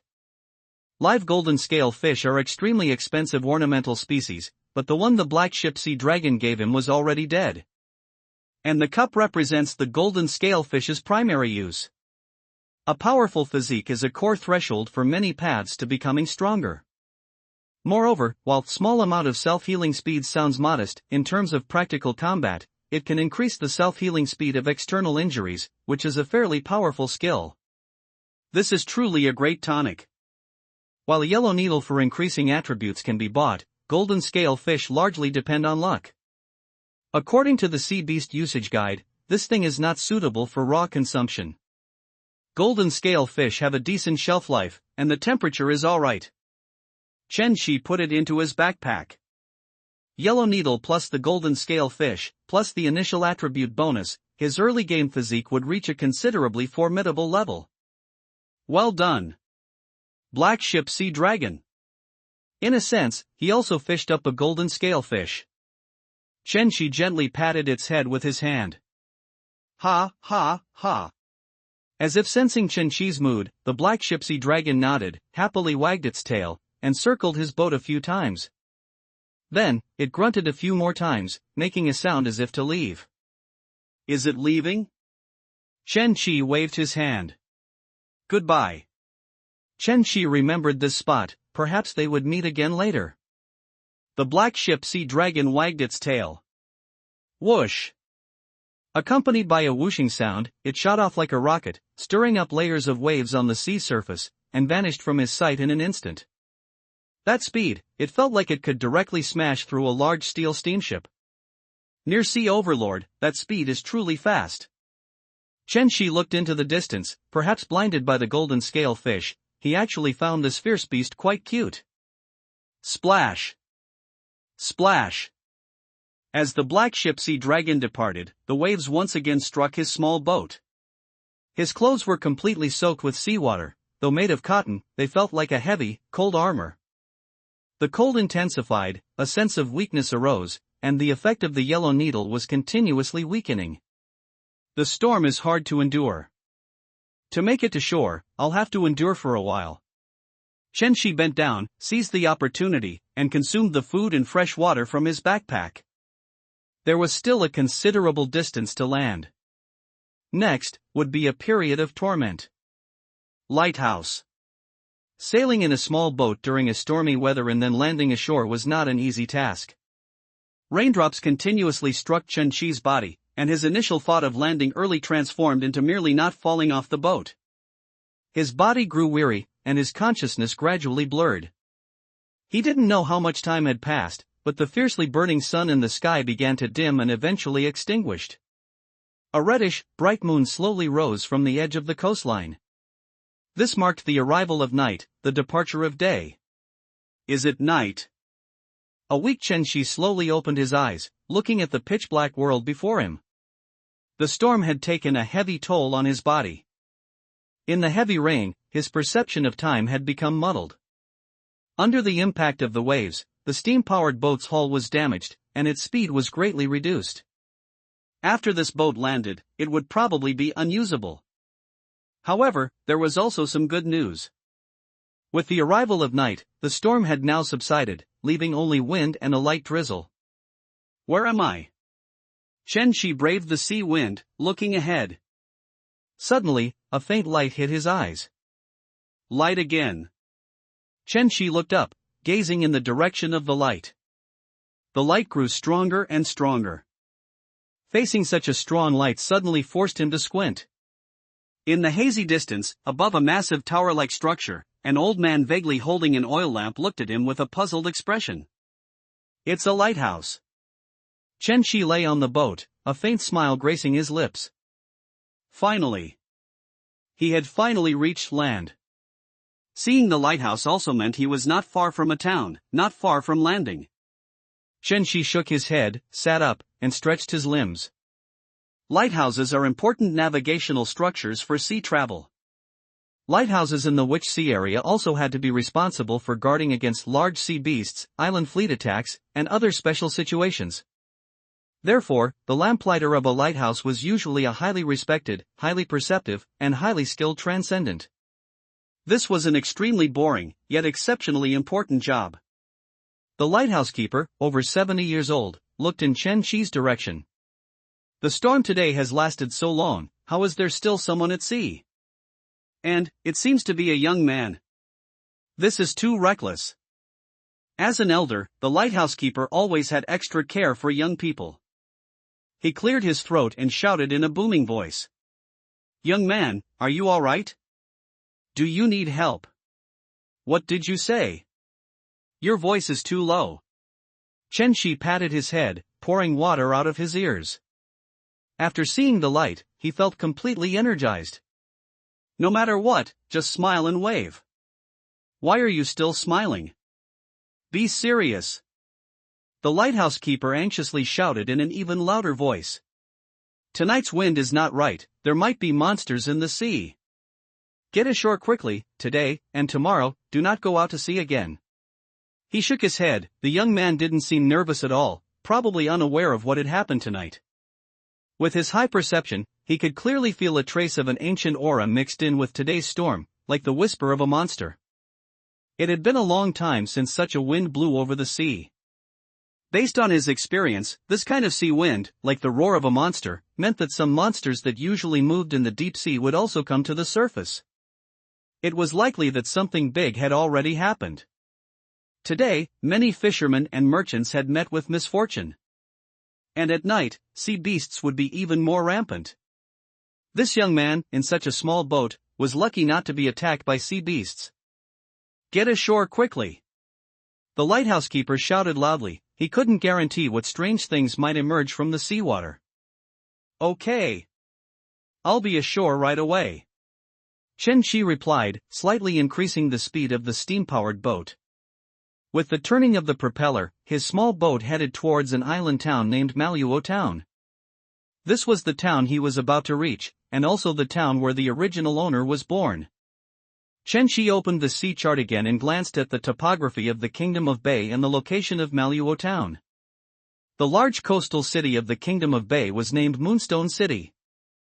And besides Moonstone City, along the coastline of the Kingdom of Bei, there were also many islands suitable for human habitation. The Moonstone Islands, Devil Islands, and so on. On these islands, towns of various sizes had been established. And Manhwa Town was one of the many towns in the Moonstone Islands. By reading the original owner's memories, Chen Qi had learned a lot about this place. Firstly, for the people of the Kingdom of Bei, the archipelagos were not a good place. Inconvenient transportation, lack of entertainment, and frequent threats from waves and sea beasts. Not to mention the increasingly rampant pirates recently. Island towns were remote countryside. Many young people from the archipelagos yearned for the prosperous big cities of the Bay country. They worked from dawn to dusk every day, just to be able to go to a big city and own a house of their own. Every year, a large number of young people left the archipelagos to go to the big cities in the interior of the Kingdom of Bei. However, in Chen Qi's opinion, Manhwa Town was a pretty good starter village. Besides the fact that he had a household registration in Manhwa Town. More importantly, with the beginning of the rift tide, many rifts would be born at sea. And rifts are transcendent resources, they are land, they are oil, they are money, they are power. When the rift tide in the Witch Sea fully arrives, it will no longer be people from the archipelagos rushing to the mainland. Instead, people from the mainland will come to the sea for adventure, like the gold rush in America, ushering in an era of great maritime adventure. These archipelagos, being closer to the dense rift areas, were favored by adventurers more than big cities due to their better transportation location. House prices might even see a small increase. Phew, I'm here. Chen Qi stopped the steam-powered boat and excitedly jumped onto the port of Manhwa Town. Then, like a cat, he shook off the water from his body. This is the feeling of solid land, so refreshing.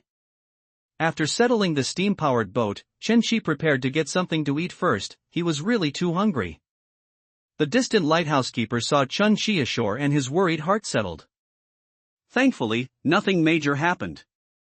Suddenly, a thought flashed through the lighthouse keeper's mind. Wasn't that young man the one who got the sea beast disease a few months ago and went to work in the big city alone? He actually managed to come back, and even bought a small boat. The lighthouse keeper felt a bit emotional. The sea beast disease, as the name suggests, is when terrifying deep-sea creatures infect human bodies. To cure it, bloody surgery is often required, and even finding an unlicensed quack doctor would cost a fortune. Even he himself probably couldn't come up with that much money immediately. In his opinion, Chen Shi's return either meant he was prepared to die in his hometown, or he was forced to join some illegal organization, earning money by selling himself, with a bleak future.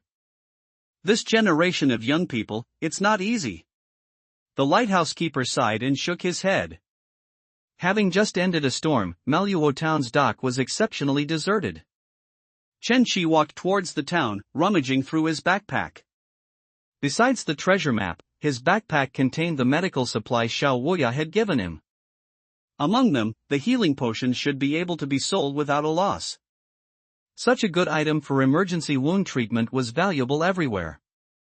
The problem was, Chen Shi himself currently had a pretty high demand for healing potions. Painkillers and sea beast oil, which could calm the mind, were also things that could be sold. But the miscellaneous items combined wouldn't sell for much money. Am I going to have to work in a factory? Chen Shi's brows furrowed. In Manhwa town, there was a rift mine with a 0% distortion rate, and anyone could apply. Having transmigrated and still having to work, no, absolutely not. As a strategy up master, he knew that sometimes, working was actually a good option. However, he now possessed the Black Blade, and his attributes were not bad, so the fastest way to earn money was by exploring rifts. Chen Shi shook his head. He currently didn't have even a single shell coin on him. Gold coins were more popular among pirates, while among ordinary people, the more commonly used currency was the official currency of the Bay Country, shell coins. Aside from the different name, shell coins were very similar to Earth's currency, also being paper money. As a country that governs the principle of nature of shells, the currency of the Kingdom of Bay was quite stable. Shell coins were also relatively common in other countries, making them a fairly stable currency. Before I get some money, do I have to keep eating bread soaked in seawater? Chen Shi looked at the bread soaked in seawater in his backpack and gave a bitter smile. His current money was not enough to afford him a good meal. But he was a transmigrator after all, so going hungry for a meal was not a big deal. Suddenly, the aroma of barbecue wafted into his nose. Who was barbecuing so late at night? And on a night just after a storm? Chen Shi looked in the direction of the scent. Manhwa town's dockside tavern was also the only tavern on the entire island. He saw a group of young people gathered around a grill outside the tavern, roasting fish. And inside the tavern, he could hear the extremely noisy voices of people. So many people late at night after a heavy rain. Is this tavern that popular? Chen Shi was slightly surprised. Even taverns in the city rarely had so many people. He looked up and saw a banner on the tavern's signboard that read, "Today is a great day.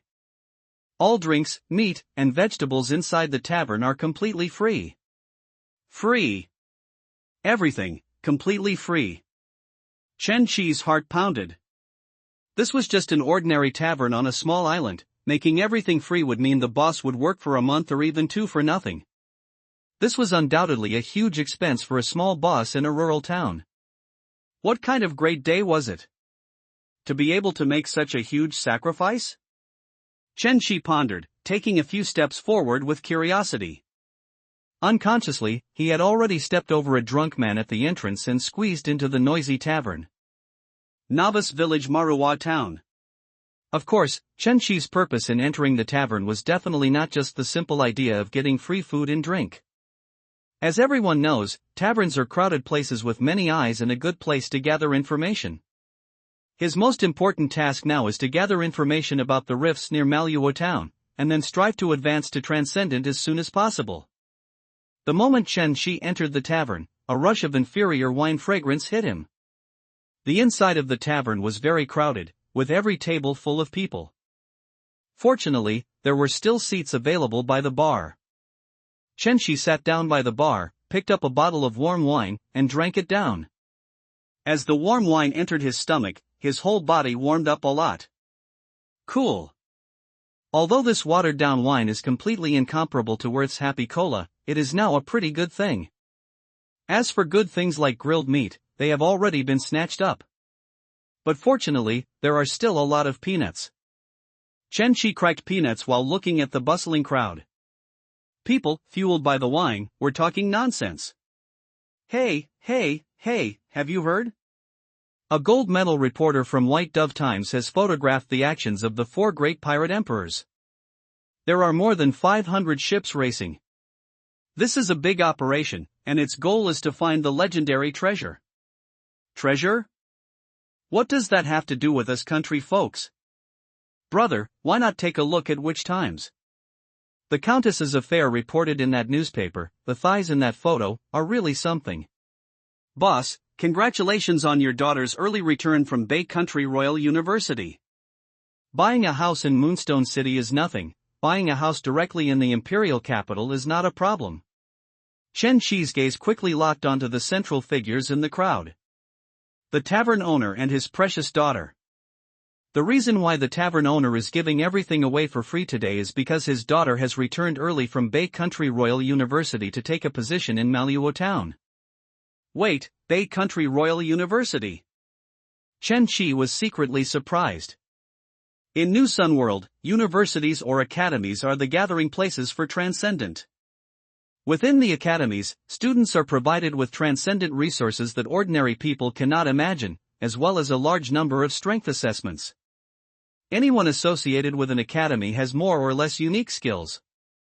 Since all players start as spiritually awakened, starting in an academy is also recognized as the best start for players. And Bay Country Royal University is the most famous and prestigious school in the entire Kingdom of Bay. Every year, Bay Country Royal University exports many heaven-defying talents to the world. Like the Royal Seven Freaks, 3 heroes of the imperial capital. Many NPCs that left a deep impression on players come from Bay Country Royal University. Of course, in this remote town, being able to produce a transcendent who was admitted to Royal University is enough to change a family's destiny and class. The early return of a daughter who was admitted to a top transcendent school is definitely a joyous event. No wonder the tavern owner is so generous with the treats. Chen Shi grabbed the peanuts and ate them fiercely, continuing to watch the show. At this moment, everyone surrounded the tavern owner, constantly praising him, their eyes full of envy. And the owner's young daughter stood behind him, not saying anything, very quietly. Chen Shi looked at the other party through the cracks in the crowd. She has silver-white hair, wears a mage's hat, and is dressed in a simple and unadorned white apprentice uniform. A very standard young mage apprentice outfit. Chen Shi read the original owner's memory. The other party is considered to be someone of his age, a true genius in the true sense of the word. When she was 5 years old, she had extremely high talent, and all day long she held a large wooden staff that was twice her height, practicing against the stones with her short legs. Later, with the help of benefactors, she was successfully admitted to Bay Country Royal University Academy. She should be around 16 years old this year. Why does it feel a bit familiar? Chen Shi thought, this seems to be a relatively famous character in the game forum. And just at this moment, someone who was waiting impatiently slowly pushed the crowd away and said in a deep voice, "Everyone, can you make way so I can say a few words to the newly arrived mentor?" Although this person's voice was not loud, his potbelly and expensive suit with golden patterns proved that this person's identity was unusual. Chen Shi recalled for a moment. This person is none other than Mayor Maluo, the most distinguished person in Maluo Town. He controls the most important asset of Maluo Town, the mine rift, and is also responsible for all kinds of large and small matters in Maluo Town. He is the richest and most powerful person in Maluo Town.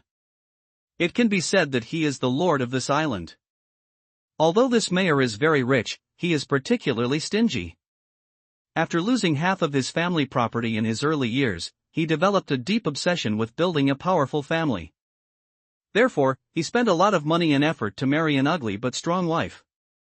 When Mayor Maluo spoke, these people also wisely made way. Most people have to give Mayor Maluo face. The tavern owner's daughter blinked her blue eyes and looked at Mayor Maluo with some confusion. Question mark. Obviously, the other party came for her, this top student.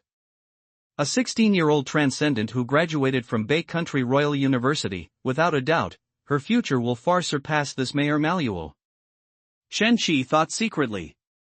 Mayor Maluo walked up to the other party, his body slightly bent forward, but then felt uncomfortable and raised it slightly. He seemed to be pushed by two forces until the crowd became a little impatient, and then he squeezed out a smile. Shaoan, no, I should call you the mentor of Maluo Town. In the time ahead, we will trouble you with the young people of Maluo Town. Do you still remember me? I am Mayor Maluo. Back then, I helped a lot with the preparation and construction of your father's tavern. My two children, a son and a daughter, have recently reached the age to take the Transcendent Academy exam, and they have successfully become Tier 1 Transcendent.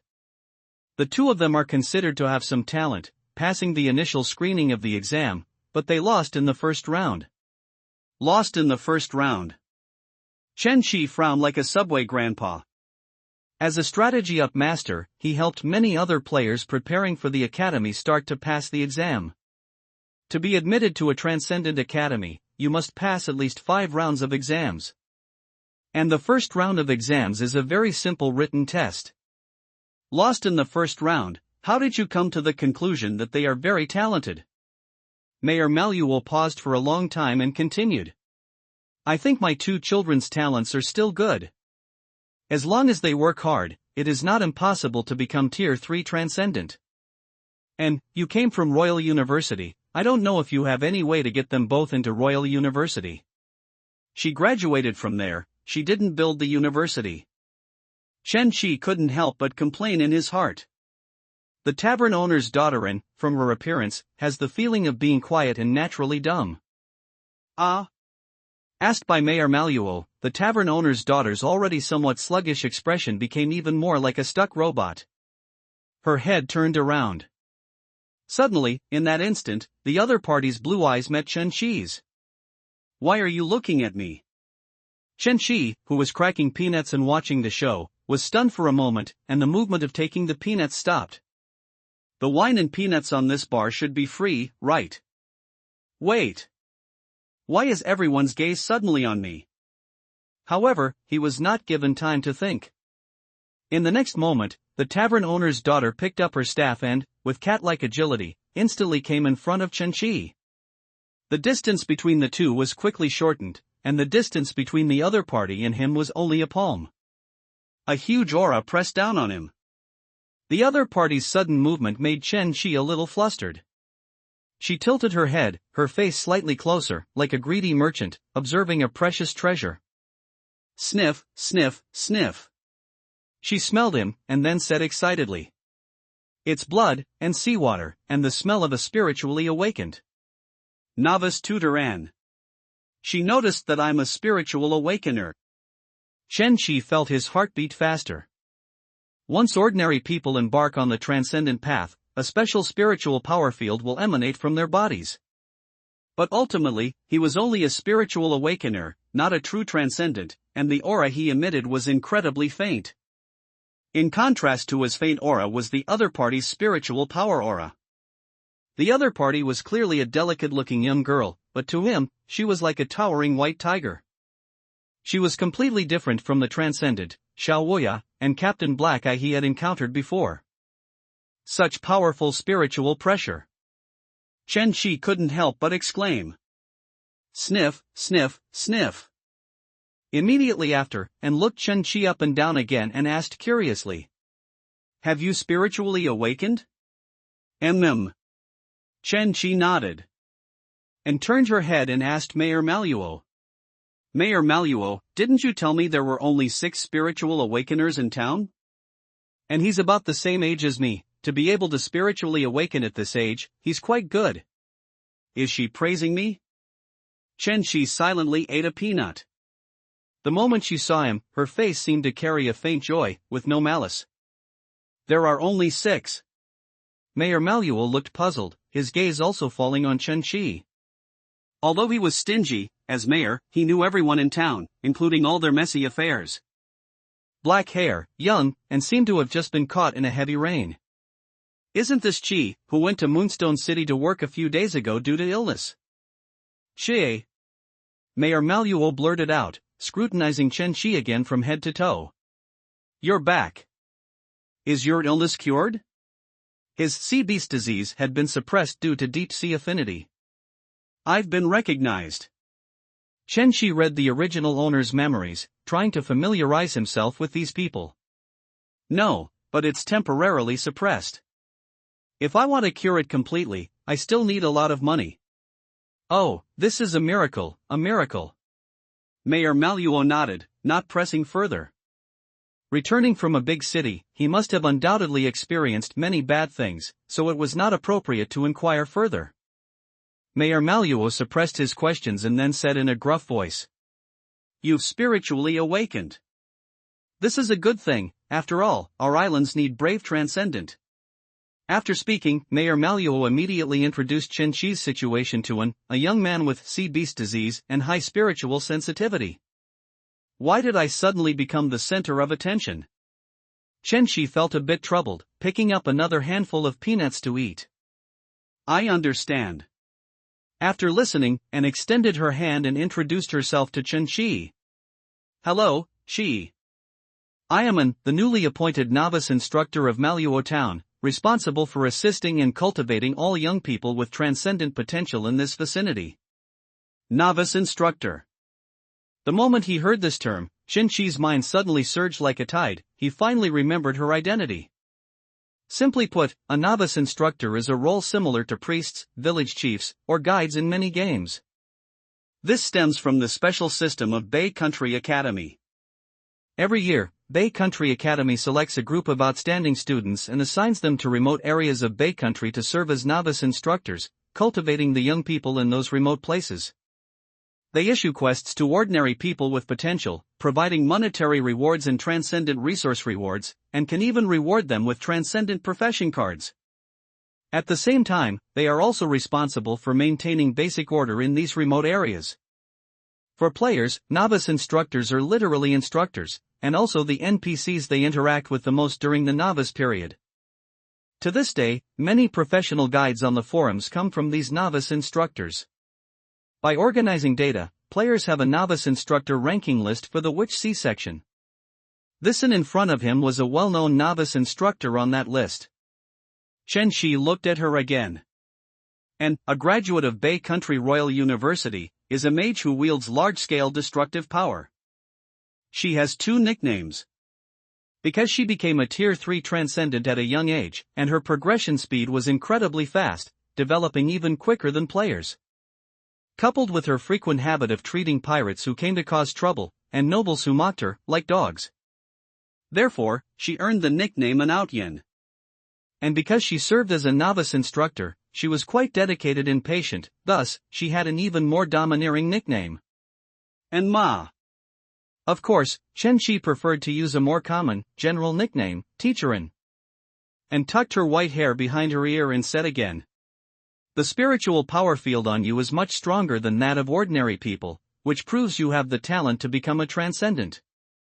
If you want to embark on the transcendent path, I can give you some guidance. Of course, if you need help. And extended her hand to him. A novice instructor is not just a position for cultivating transcendent. In a relatively remote place like Manhwa Town, it can be said that anything related to the transcendent mysteries is connected to this transcendent instructor. Chen Shi was quite familiar with the transcendent profession system of New Sun. But if he wanted to get information about the rift, the simplest way was to ask this novice instructor for help. Chen Shi extended his hand and said, I do want to embark on the transcendent path, and I also need some guidance. Everyone watched this scene with some surprise. They hadn't expected Chen Shi to be alive, and even to have become a talented spiritual awakener. At this moment, An's father, the red-faced tavern owner, loudly said, All right, and this is your celebration, not a time to talk about work, nor a time to listen to some old geezer's nonsense. You know, everyone still wants to hear about what you encountered in the imperial capital." Saying that, the tavern owner glared fiercely at Mayor Maluo. Now is also not the time for some self-important big shot's unrealistic demands. Mayor Maluo lowered his head, feeling as if he had shrunk a size, and gave a wry smile, then said to Chen Shi, "Let's talk after this celebration is over." Chen Shi agreed. After and left, Mayor Maluo, feeling dejected, sighed and looked depressed. Suddenly, Mayor Maluo's eyes lit up, and he scratched his already sparse hair. "Shi, you're back. It seems you hit a wall in Moonstone City. However, don't worry, your timing for coming back is just right." "Why?" Chen Shi deliberately showed a puzzled expression. According to his deduction, the reason an, as a transcendent, came to Maluo Town to serve as an instructor was a decision by the Bay Country High Level. The rift tide was approaching, and the high-level officials in Bay Country responsible for observing the rift's condition must have also noticed abnormalities. Therefore, they dispatched some transcendent in advance to prevent the situation from worsening. Of course, Bay Country probably hasn't fully confirmed the arrival of the rift tide yet. Once they confirm it, more and more novice instructors will appear on these coastal islands. Mayor Maluo stroked his small mustache. You might not know, but in our Moonstone Islands, several new rifts have recently appeared. Brand new unknown rifts. Chen Shi immediately pressed. Rifts, Mayor Maluo, do you have any specific information? I don't know. After all, I'm old, and no longer at an age for adventuring. Judging from the instructor's reaction just now, your talent is quite good. If you're lucky enough, perhaps in a few weeks, you'll become a Tier 1 Transcendent, just like my son. You're similar in age, by then, you two can support each other. After all, you know the rifts are too dangerous, one wrong move and you'll die. We're not like those nobles in the city who were fed Transcendent profession cards while being nursed. Mayor Maluo said a lot in one breath. Even Mayor Maluo doesn't know, it seems I can only ask the novice instructor. Chen Shi thought to himself, taking a sip of wine. Mayor Maluo sat next to Chen Shi and poured himself a glass of wine. Alas! Not every young person can be like an, born with talent. Or perhaps like you, like my child, possessing talent but unfortunately falling ill. I hope that with your return this time, you can soon become a transcendent and earn the money to cure your illness. If you truly need money, you can also borrow from me. Mayor Maluo clinked glasses with Chen Shi, continuously talking about his troubles. On one hand, he wanted his child to become strong as soon as possible, and on the other hand, he feared his child dying tragically in the rift. After speaking, Mayor Maluo wanted to have a few more drinks with Chen Shi, but before he could, he plopped down on the counter, drunk. He's already down? That's too weak. I haven't eaten enough yet. Chen Shi suddenly saw two newspapers where Mayor Maluo had passed out. In this world without the internet, newspapers were the fastest way for ordinary people to understand the world's situation. Chen Shi picked up the newspapers.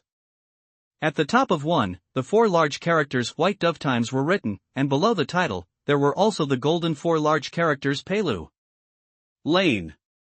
The White Dove Times was a newspaper known for its timeliness. Their goal was to report major events happening in the Witch Sea as soon as possible.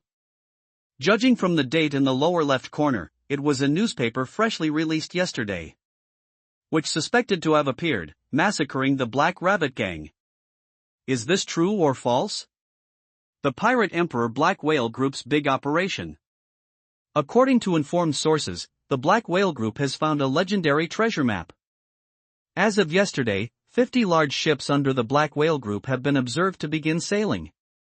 What kind of treasure could make the Black Whale Group so frantic? Please look forward to White Dove Newspaper's chief gold medal reporter, Pelu, unraveling the mystery for you tomorrow. Black Whale Group.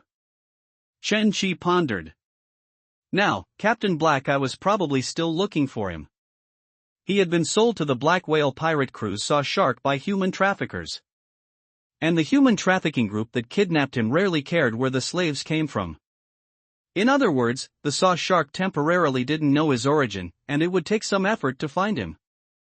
Chen Shi closed the newspaper, still needing to remain as vigilant as possible. The second newspaper was the Witch Times, from the same newspaper agency as the White Dove Times, but the content was vastly different. The Witch Times aimed to depict human love, hate, and grievances in an artistic way. At the same time, their editor-in-chief also liked to use her paintbrush to deeply and boldly portray the undulating body curves of the news protagonists. Simply put, it was melodrama plus suggestive content. Chen Shi frowned, watching and eating. 2 hours of free food and drink flew by. Who? Chen Shi patted his full stomach. This meal was probably the most satisfying he had eaten since coming to this world. Unbeknownst to him, many people had gotten completely drunk, lying on the ground like mud. Only a few people were still sober. Thump! You're not drunk? And pulled up her trousers, gracefully leaping over the mud that was Mayor Maluo, and came before Chen Shi. Chen Shi said. No, I didn't drink much, I just ate a lot. I'm not good at drinking either. She let out a long breath, her sparkling blue eyes looking at Chen Shi. It's finally over. Let's talk. It's too strong with the smell of alcohol here. Can you come to my room? Regarding your transcendent path, I have a very good transcendent profession recommendation for you here. Transcendent profession recommendation? A hint of curiosity flashed in Chen Shi's eyes. He got up and followed her. Uniqueness. Teacher In's room was behind the tavern, a typical minimalist space where, besides a bed and a desk chair, everything else was her work material. Oh, and there were also 2 large, 1.8-meter tall wooden magic staves. If it weren't for the runes on them, Chen Shi would have preferred to believe they were giant hammers capable of smashing his head in. The two found a spot and sat down. Your inspiration is quite high, which means you have better talent in certain transcendent jobs. Teacher In said, finding a form. But before that, I still need to fill in your information. Okay.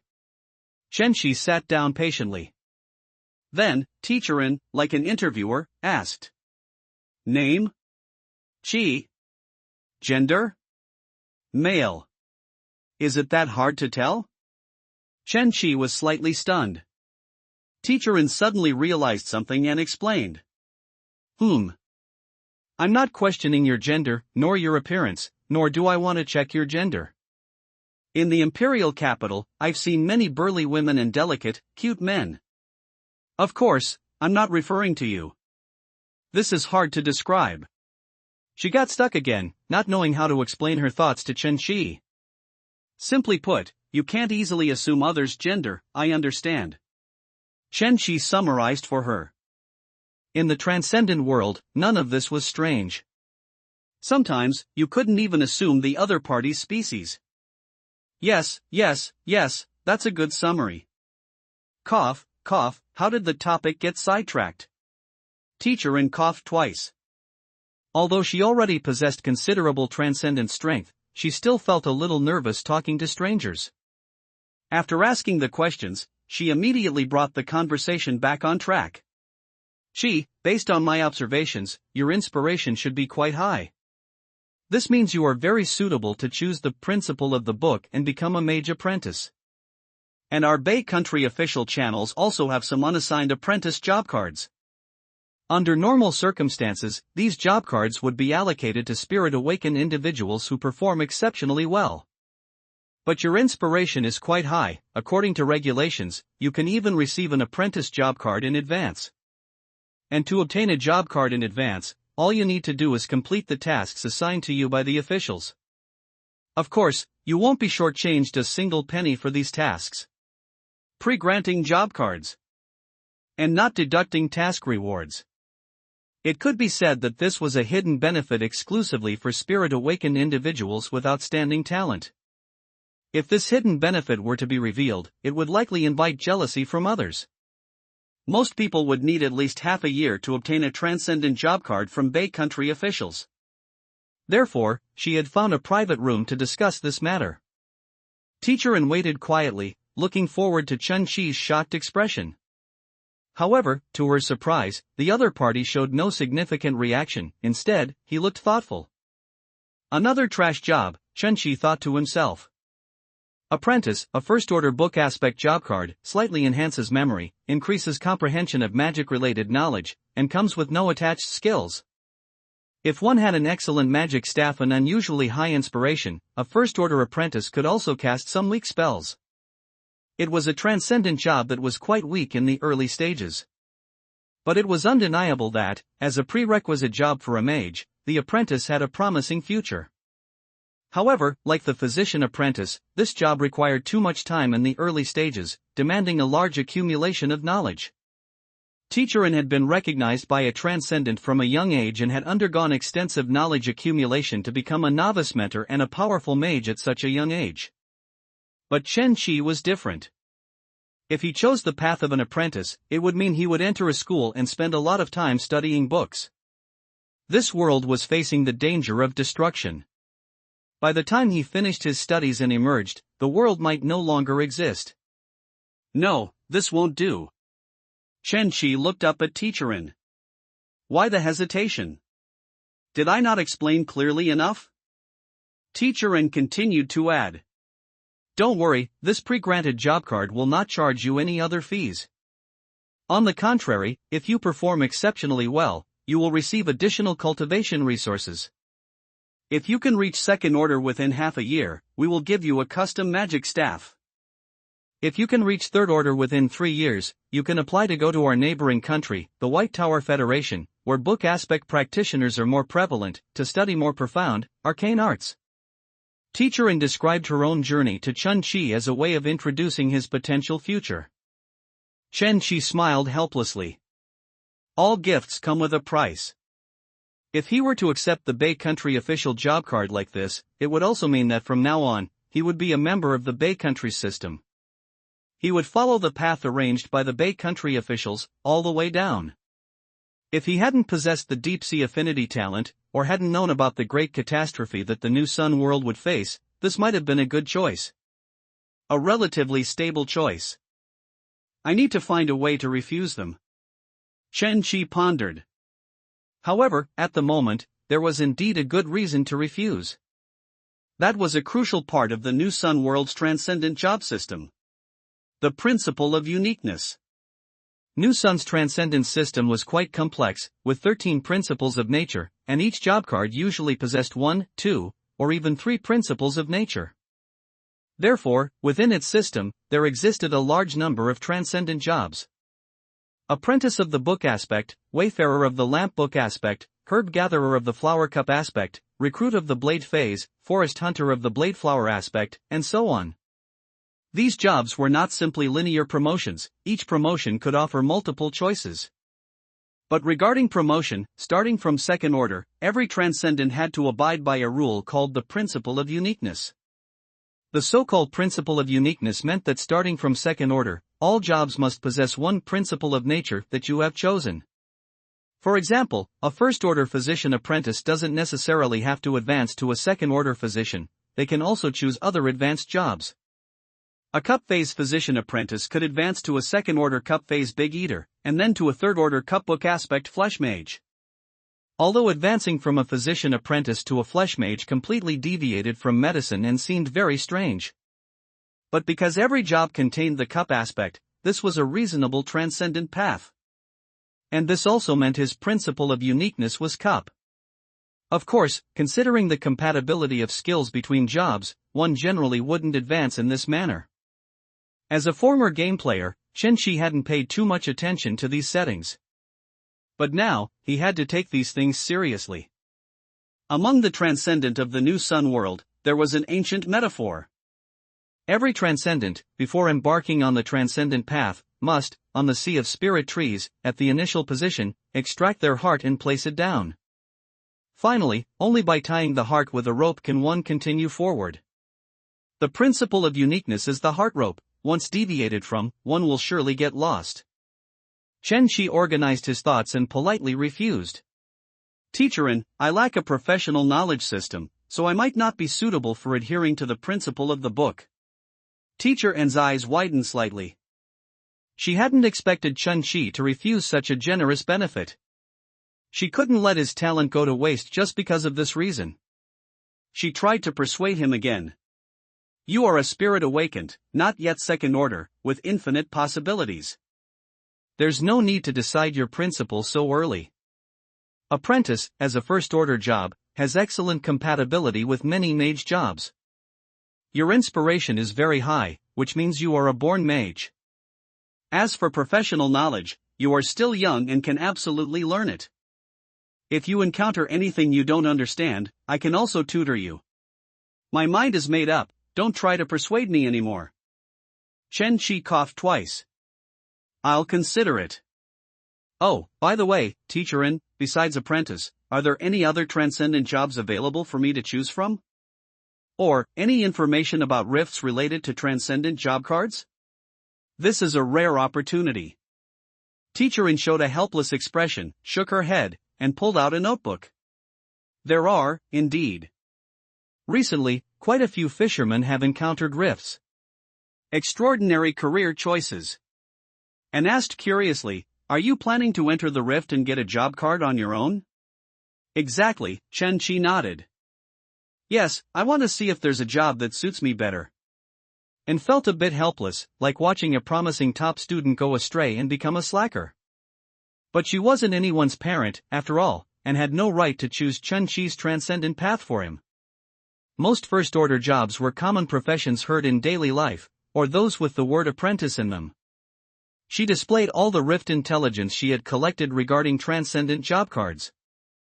On Devil Island to the north, a rift primarily focused on the blade phase has been discovered. According to my investigation, it might produce the first-order transcendent job card, Recruit. After finished speaking, she glanced at Chen Qi. Many hot-blooded young people would choose the recruit job. Chen Qi's expression shifted slightly. The blade phase symbolizes elements like honor, conquest, challenge, and combat. Recruit, a first-order blade phase job, increases combat knowledge and comes with a courage burst skill, which can unleash the body's potential, combined with pain immunity, granting considerable combat power. This job is decent, a top choice for many reckless players, Chen Qi thought to himself. Seeing Chen Qi had finished pondering, and continued, in a cellar in a village that suffered from the Black Death, there might be a second-order physician. Old Bei Shanyul from Manhwa town discovered the corpse of a giant upside-down fish in the sea south of the island. Based on my preliminary investigation, this is the lowest level rift, and it might produce a cup phase chef job card. Mayor Manhwa is also preparing to send his son to explore this rift. Wait, a cup phase chef? Chen Qi's eyes lit up, he had finally heard of a powerful early-game transcendent job. As a strategy content creator, he had some understanding of every job. The chef possesses a powerful cooking skill, capable of creating food that boosts attributes. In terms of skill strength, it can even rival some second-order jobs. If one has enough food sources, they can achieve unimaginable stats even in the first order. Chen Qi had personally witnessed a recruit shouting things like 100 martial arts, mastery of fist techniques. Now I'll show you my true skills. Below second order, I am invincible. He executed a flashy, smooth combo, only to be one-punched by a passing chef who shouted, I control you. No flashy skills, just pure stats. A first-order chef, as long as there's a source of transcendent ingredients, can be incredibly tanky. Moreover, this job can perfectly digest monster materials. Because the more ingredients, the stronger the chef. Therefore, the chef also has the cool nickname Monster Hunter in the hearts of many players. However, the later Big Eater and Monster Cook paths of the chef's main progression were quite weak. Thus, in the eyes of many transcendent, it wasn't considered a particularly powerful job. Simply put, its future prospects were poor. Conversely, jobs like Mage Apprentice and Physician Apprentice, which are weak in the early game but strong in the late game, receive more recognition.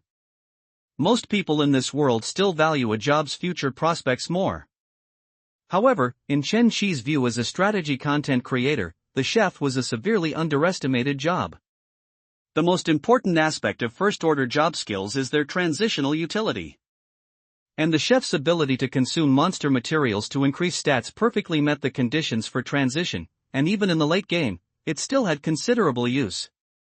Furthermore, his deep-sea affinity talent allowed him to more easily acquire many rare deep-sea ingredients. The compatibility between the two was quite good.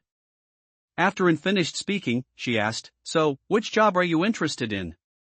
Chen-Chi smiled and replied, "The cup-phase chef." And was slightly surprised again. Chen-Chi's choice was different from what she had expected. The first time she saw Chen-Chi, she smelled a faint scent of blood, so she had thought he would choose the blade phase recruit. Perhaps he is calmer than I imagined. And jotted down the matter with her pen. All right, I understand. Immediately after, she continued, the danger level of this cup phase rift is the lowest, but you currently lack a weapon. Most importantly, this is your first time exploring a rift, and you lack experience. Many small problems might arise when facing special situations. It's still very dangerous for you. At this point, and smiled, but there's good news. Mayor Manhwa has hired a hunter and plans to help his son explore this rift in 2 days. I can help you communicate and let you join their team for your first rift expedition. With help, your first experience will be much more comfortable. Of course, I will also negotiate with them to try and reserve this job card for you if they find it. Ha! Chen-Chi blinked. Although the other party was a novice village mentor and their conversation was normal. For some reason, it always made him feel like he was freeloading. The other party was actually already preparing to help him form a team. Chen-Chi now deeply understood why the other party had the nickname Manhwa among players. This is unbearable. A true man, living between heaven and earth, how can he long remain subservient? He was, after all, a transcendent with a boss-level talent. How could he rely on others' help like this? Moreover, his current strength was not weak, with high stats, and the collector and black blade as pioneering weapons.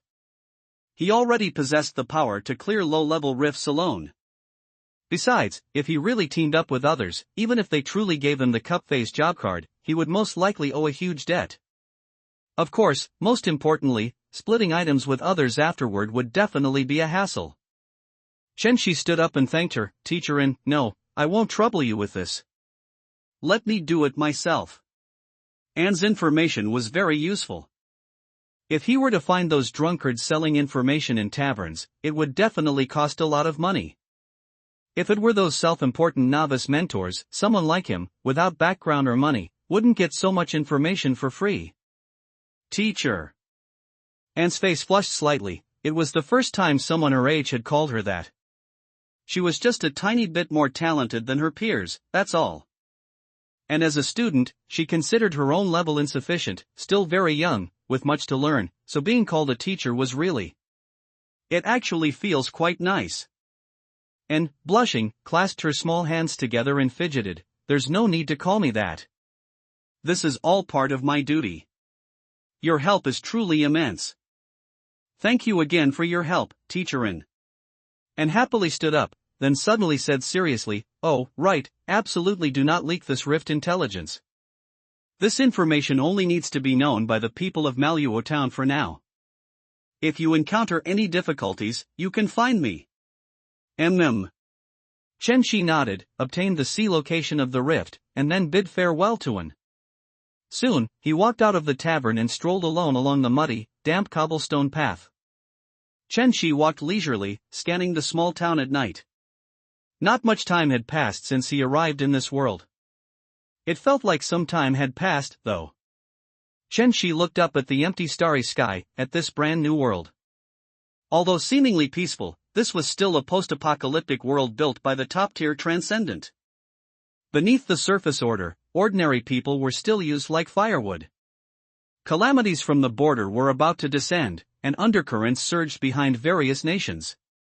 A world on the verge of disorder. Chen-Chi smiled. His beginning destined him, if he wanted to become stronger, to step through one rift after another. However, to his surprise, he felt no fear at this moment. Beneath his cold body, he instead felt a surge of warmth, a current more powerful than fear. This kind of world, perhaps, isn't so bad after all. Chen-Chi quickened his pace, walking forward. On this island, he had a small home, a dilapidated one. He needed to change his wet clothes and get a good night's sleep. Then, tomorrow morning, he would find a boat, head to the rift, and claim his transcendent path. Oh, and make a little money along the way. The first tiny houseboat, 4K. Chen-shi followed his memory, treading the muddy stone path until he reached his house in Manhwa town. Of course, rather than a house, structurally speaking, it was more like a dilapidated, large wooden barrel, the kind with its lid blown off by a storm. Creak. Chen-shi roughly pushed open the wooden door with his hand.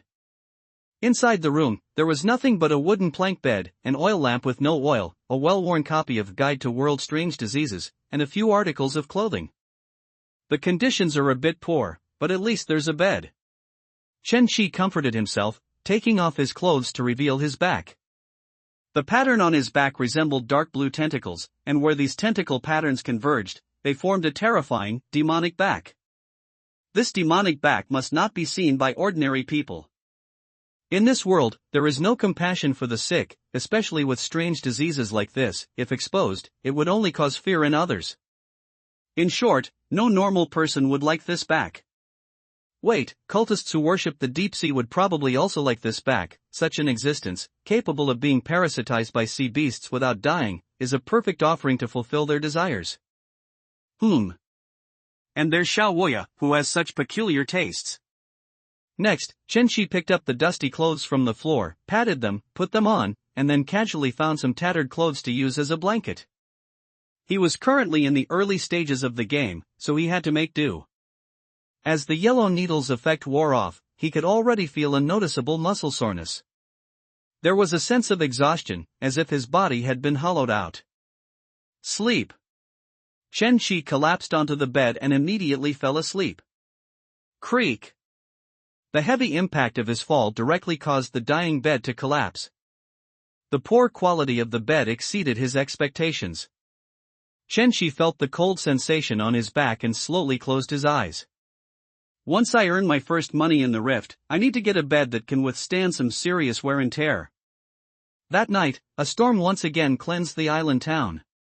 When Chen-shi woke up, he heard the curses of the fisherman's wife next door. She no longer wished to stay in this dogshit place and was even preparing to sell their house, intending to move to a big city. The fisherman predicted that with the increasing number of storms, Manhwa town was becoming less and less suitable for living, making it a good time to sell the house. This entry timing. The age of great navigation was about to begin, and Manhwa town would be a rather good starting point. Chen-shi thought as he made his way to Manhwa town's herbal shop. He exchanged the pain relievers from his backpack for some money. The Black Whale Group's pain relievers were rare and potent on the market, containing special medicinal ingredients. A single can of pain relievers sold for 1,000 shell coins. In Manhwa town, an ordinary fisherman's monthly income was 4,000 shell coins. 1,000 shell coins were enough to ensure his basic needs for the next few days. But for someone embarking on the path of a transcendent, this amount of money wouldn't even cause a ripple. Chen-shi clutched the crumpled banknotes and walked straight towards the dock. Just like on Earth, in this world, everything costs money. And he currently had a very troublesome issue: he lacked a boat. The small boat he had borrowed from the Black Whale Group was already severely damaged after being battered by the storm. Ultimately, it was just an emergency life raft. And if he were to take someone else's boat, it would waste a lot of time. He needed a new boat, and the best option was to rent one, which would undoubtedly be a considerable expense. Hopefully, there would be a good boat in Manhwa town. There were many people at the dock: fishermen, fishmongers, boat repairmen, and even Mayor Manhwa. Suddenly, he heard sighs and laments from the people around him. This weather is completely unpredictable. How can we go out to sea? What's weather? I heard someone in the near sea saw the Black Whale pirate cruise saw shark. How can we go out to sea? Pirates? Deep sea beasts are the most terrifying. I heard a large fishing boat in the near sea spotted a near sea overlord. Luckily, that near sea overlord wasn't hungry, or a dozen people on that fishing boat would have been gone. Near sea overlord? I heard someone on a Golden Flower Bird Kingdom cruise ship saw a witch and an unspeakable monster. Chen-shi perked up his ears. They had quite a lot of information. Near sea overlord, Black Whale Group, witch. The first two were pieces of information he already knew. And the witch. Witches are important characters in the main storyline of Witch Sea, and extremely mysterious existences. According to some players' conjectures, at this point in time, the flower witch should have just arrived in Witch Sea, and the blade witch had also been born. But the current time point was the very early stage of the game. No one would care about the witch's affairs. With the current strength, getting involved in related matters would be suicide. Unconsciously, he had already arrived at the docking area. Chen-Shi looked up. The sea breeze under the sun was always so comfortable. Last night's storm had caused many maritime accidents, and everyone was not in a good mood. But despite this, for their livelihood, they still had to fish and live their lives. Many people were preparing to go out to sea. Chen-Shi scanned the boats before him. The most urgent task was to find a suitable boat for traveling to the rift. Heavy large ships won't do. This boat is already broken. This boat looks expensive. Chen-Shi muttered to himself. Wait.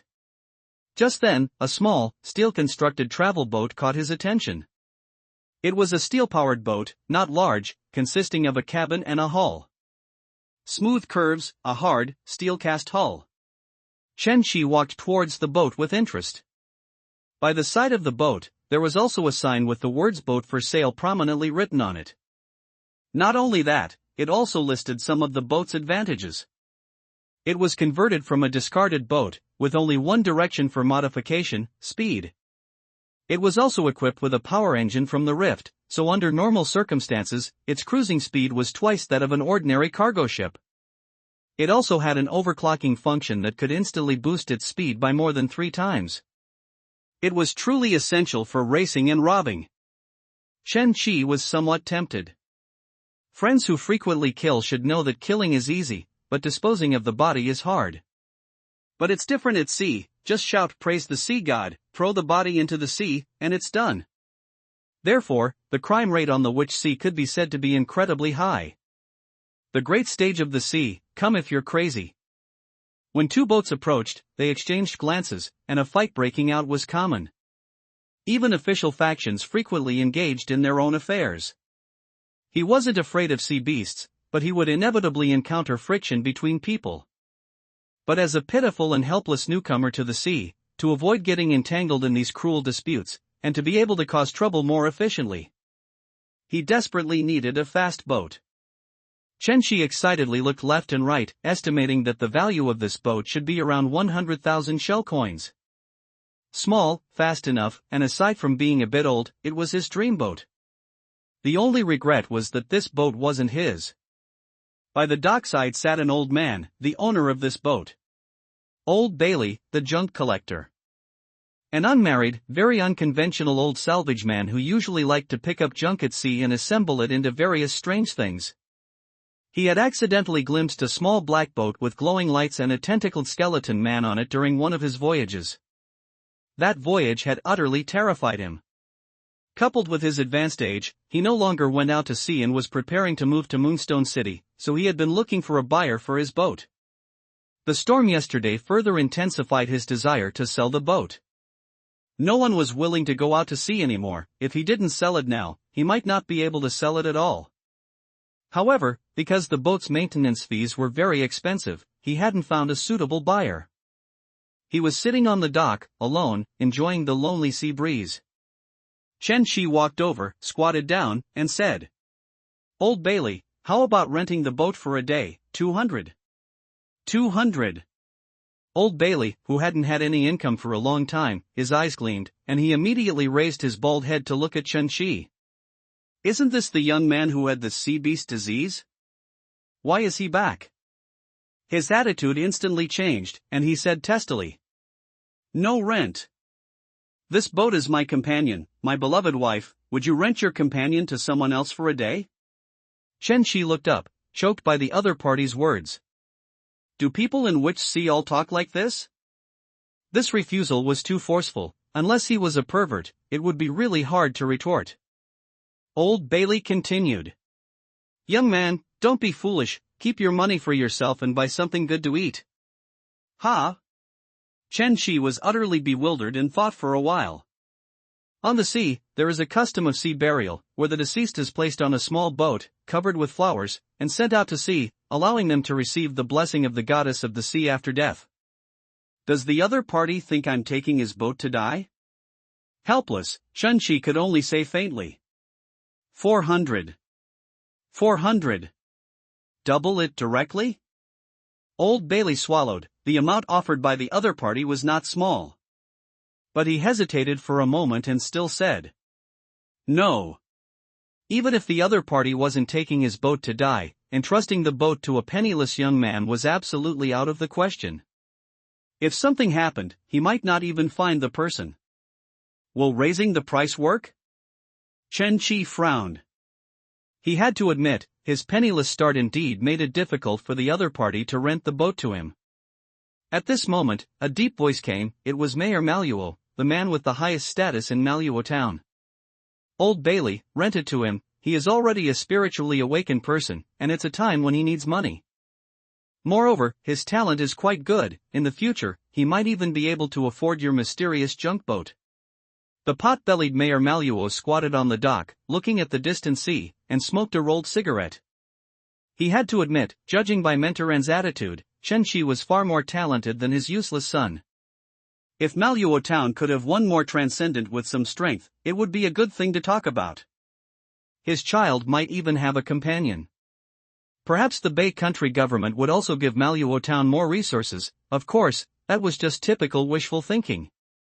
Unless a Tier 3 transcendent appeared, the Bay Country government would not give resources to his small, broken town. Afford it? Spiritually awakened? Old Bailey rubbed his head, looking suspiciously at Chen-Chi's shabby clothes. Better buy some clothes first.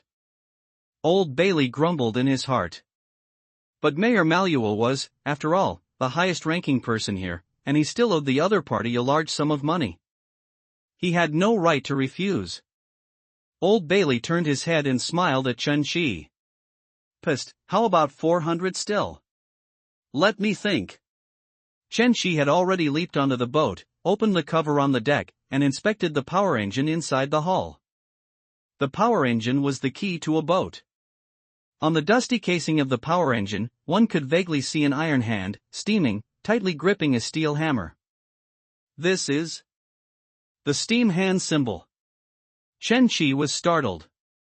Steam hand, this was the logo of a very famous heavy industry company in the Kingdom of Bay. This was a company that extensively used dangerous creations from the Rift. Because it could produce powerful large mechanical armor, it was a company many master players who wanted to pilot mechs would encounter. However, because its clients were mainly large corporations and the Bay Country government, not civilians. In this remote countryside, it had almost no reputation. In this world, branding was crucial. If it was a modified product of this brand, the price could go up to 300,000. If the internal power core was not damaged, it would sell for at least 500,000, or even $1 million. Military products, this modified item's origin is too wild, isn't it? Chen-Chi stood up and looked at Old Bailey on the dock. Old Bailey immediately showed a proud smile, and chuckled. How about it? I modified this with junk I picked up. This modified boat is pretty good, isn't it? Although it's a bit broken, it's definitely worth more than its price. You call a steam hand product junk? If this boat could be repaired, he could use it for a considerable amount of time. And just based on this steam hand symbol, buying it was a profit. Chen-Chi swallowed and asked. How much is this boat? Old Bailey assessed Chen-Chi and said with a smile. 4 monthly payments of 40,000, or a lump sum of 130,000. Because the storms had been increasing recently, and many people disliked modified goods, Old Bailey's asking price was not high. Installments? Chen-Chi hadn't expected to hear that word from a junk collector. The other party actually had some business acumen. Old Bailey smiled triumphantly. These installments were a trick he learned from a black market dealer. He didn't believe Chen-Chi could repay on time. As long as 1 month was missed, he would have a reason to take the boat back. Then he'd still have the boat and have made money. Of course, he was just afraid the other party would die. After all, the sea hadn't been peaceful lately, and perhaps his boat would end up feeding the sharks along with the other party.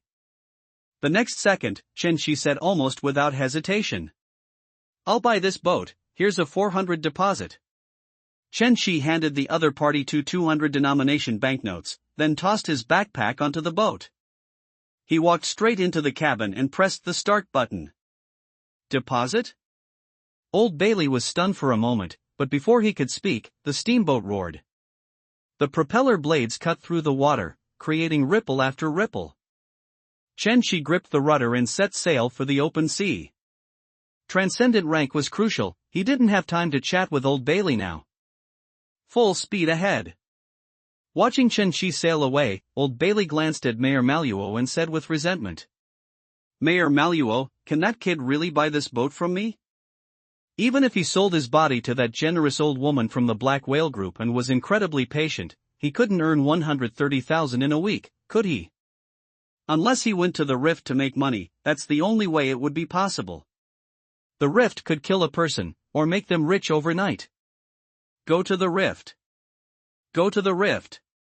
Old Bailey thought, and immediately broke out in a cold sweat.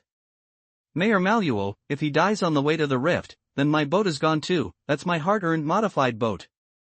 No, it won't be the rift, he's not that irrational, and who goes to the rift alone? What's the difference from committing suicide? Don't judge him by his appearance, he's most likely caught Mentoran's eye. Right now, he's just completing Mentoran's tasks. If he can complete enough tasks, he'll get a precious apprentice professional card that money can't buy. Mayor Maluo exhaled a long puff of smoke, looking at the small boat disappearing over the horizon. Probably not. Crack rating. The daytime flames grew hotter, and the small boat had been sailing on the sea for some time. Inside the cabin, Chen Shi took out the sea chart and examined it.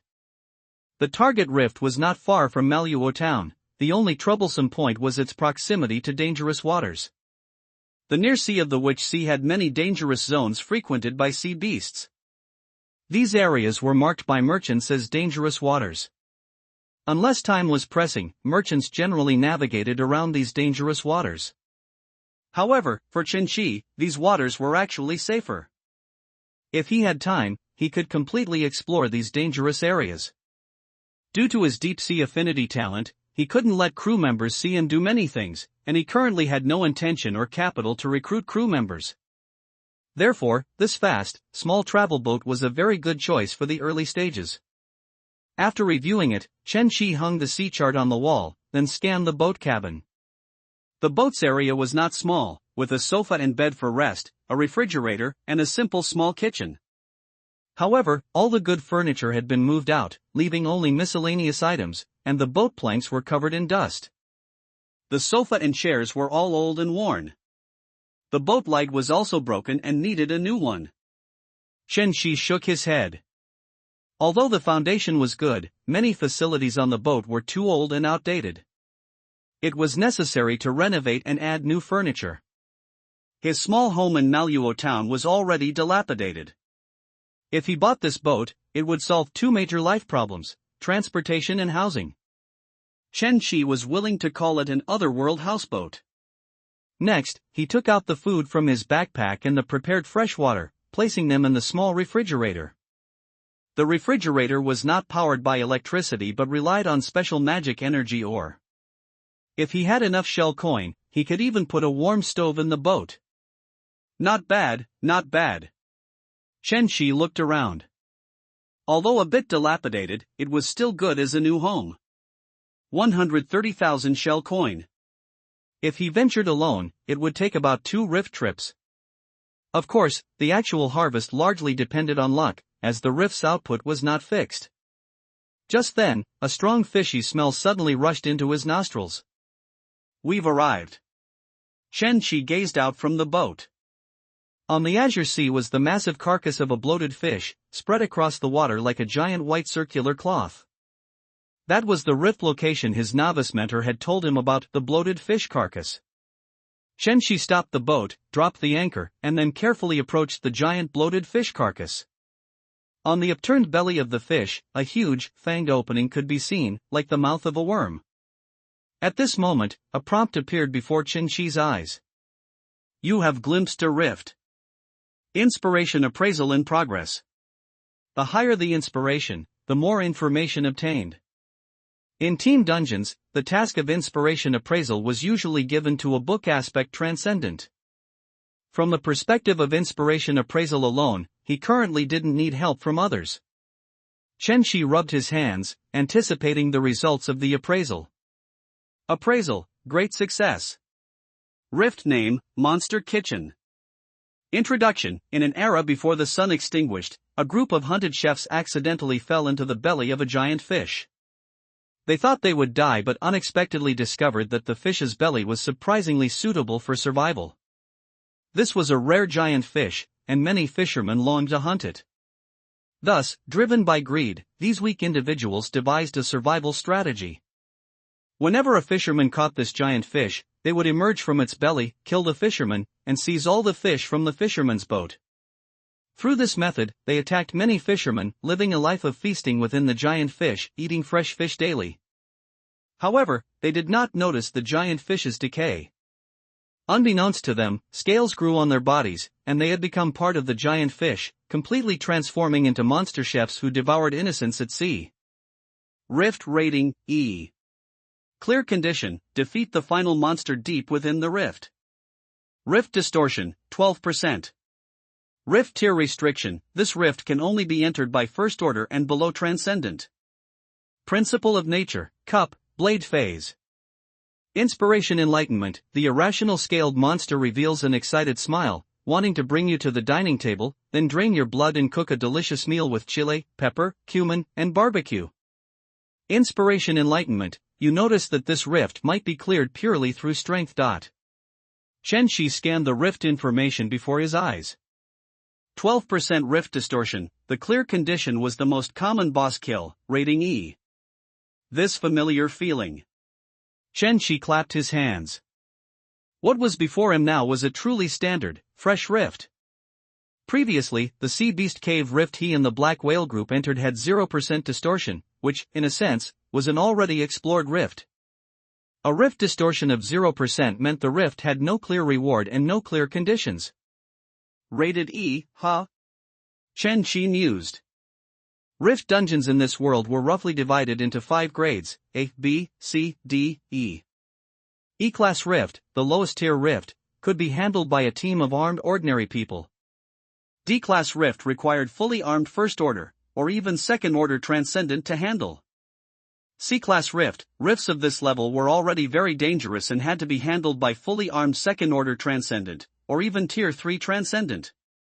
And from B-class onwards, these were rifts with higher danger and distortion, where even a tier 3 transcendent might perish on the spot.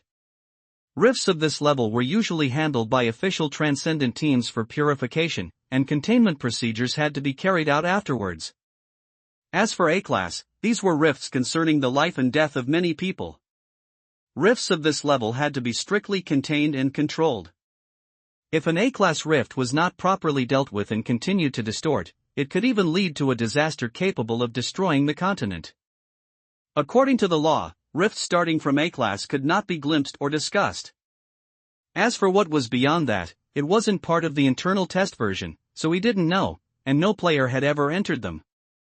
Qin-Shi took a deep breath, extended his foot, and then stepped onto the bloated fish. If he shed the player's immortal aura, even the lowest tier rift required vigilance. The rift before him only restricted the level, not the number of people, so it might be a raid dungeon, which could cause some minor trouble. His hand might get a little sore from killing. High agility attribute, the tier 3 transcendent weapon Black Blade, the pioneering artifact ranged weapon collector, plus Hunter's Ember's combat knowledge. His current setup was clearly a bit overpowered. If it were on a player forum, his setup challenging an E-class rift would be called fishing. Monster Kitchen, huh? Qin-Shi recalled for a moment. The Monster Kitchen's death rate was not low among E-tier rifts, it could even be called a novice nightmare. Generally, the principle of nature of a rift would hint at its clear method. And Blade Phase was an absolute symbol of strength. Both the Monster Kitchen's principle of nature and inspiration enlightenment contained Blade, which meant this was a rift that could be brute forced through for extra rewards. Chen Shi took out the black blade, swung it again, and cut through a gentle breeze. After digesting Hunter's Ember, he found this weapon increasingly easy to use.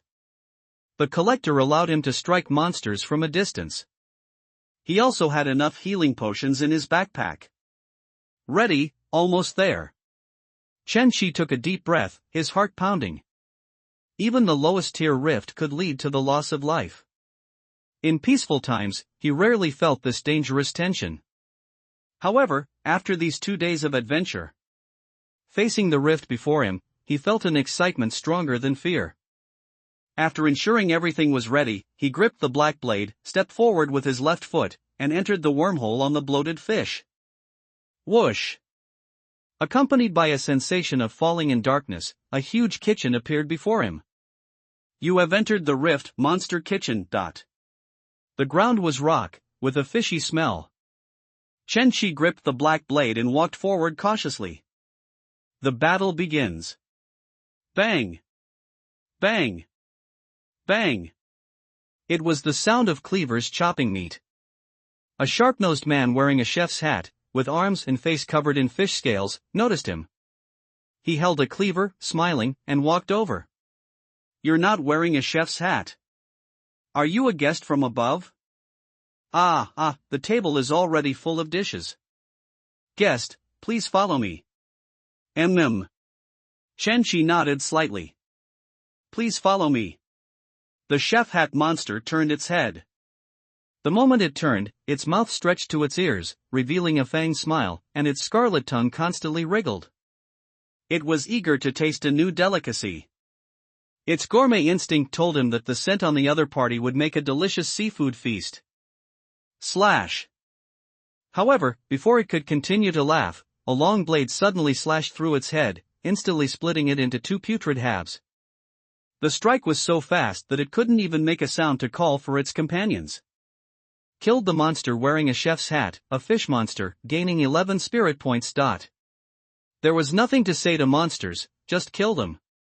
Chen Shi felt the sensation of drawing his blade, then calmly shook off the putrid pus from the long blade.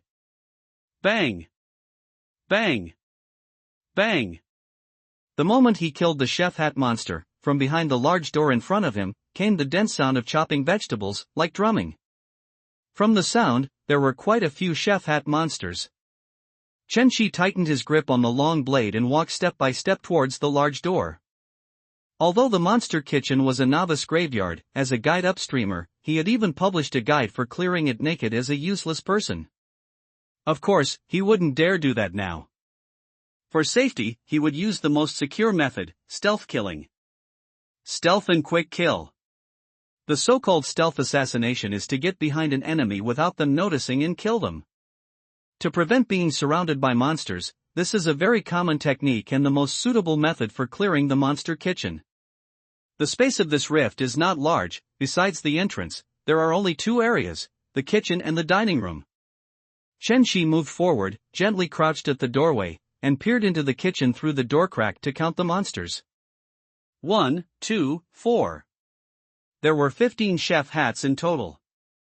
Each of them held a cleaver and, with incredible speed, chopped fish after fish, along with some rotten vegetables, into pieces. Clearly, they were preparing a lavish feast for their boss. Chef hats have very low stats. In terms of individual strength, they are no match for an ordinary adult. However, many newcomers have died in the monster kitchen.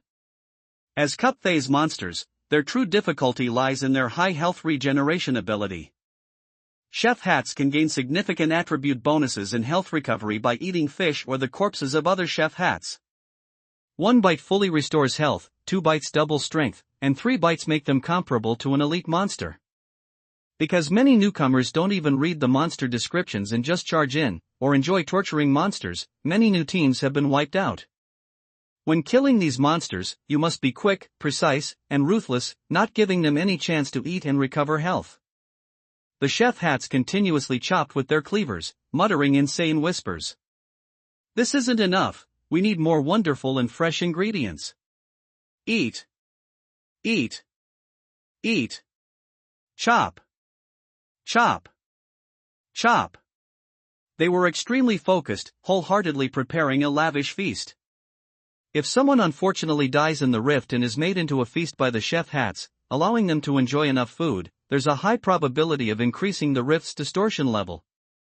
Chef hats' perception is not strong. When they are cooking, it's even difficult for them to notice a person in front of them.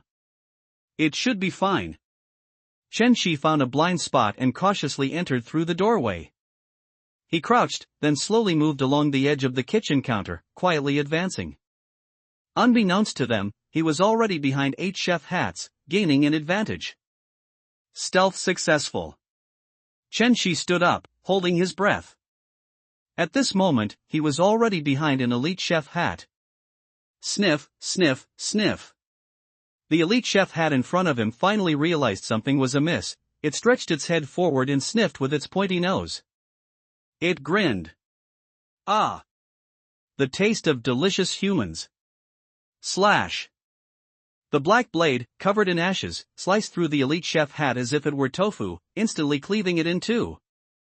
You killed an elite chef hat, gaining 22 spirituality points. Accompanied by a large amount of blood, these chef hats reacted, instantly baring their fangs and becoming like wild beasts. Humans dared to step into their territory. He was discovered. But unfortunately, their turning motion was too slow. By the time they realized they needed to resist, they were already dead.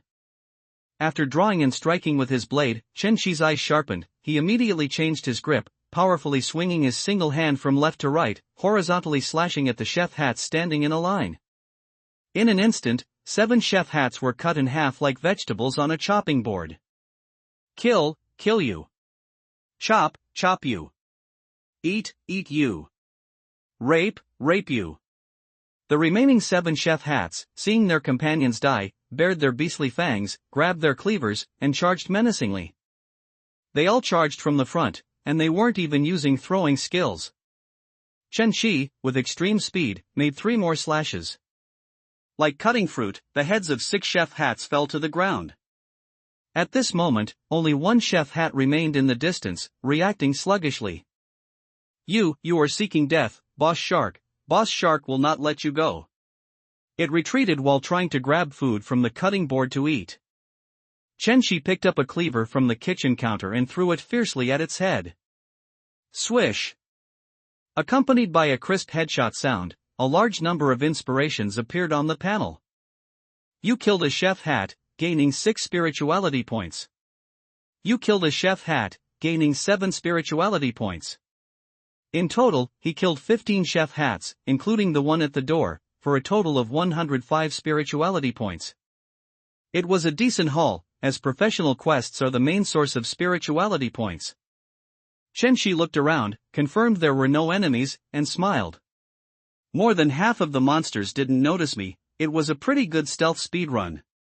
In this brief battle, 8 chef hats died without even getting a chance to see him.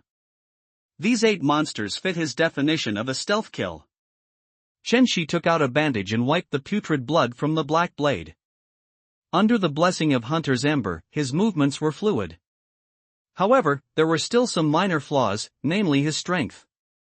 The chef hats' bodies were not particularly tough, but he felt a slight obstruction during the slashes.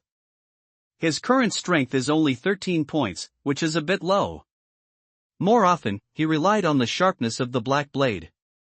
Of course, for an E-tier rift, this was completely sufficient.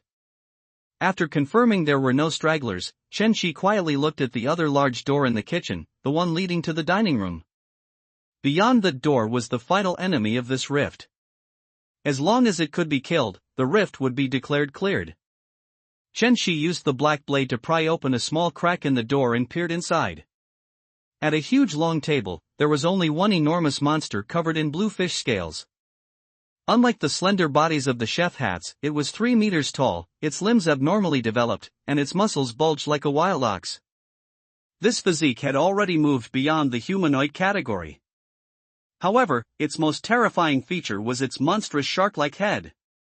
It was using its massive, blood-filled maw to fiercely swallow the food the chef hats had given it.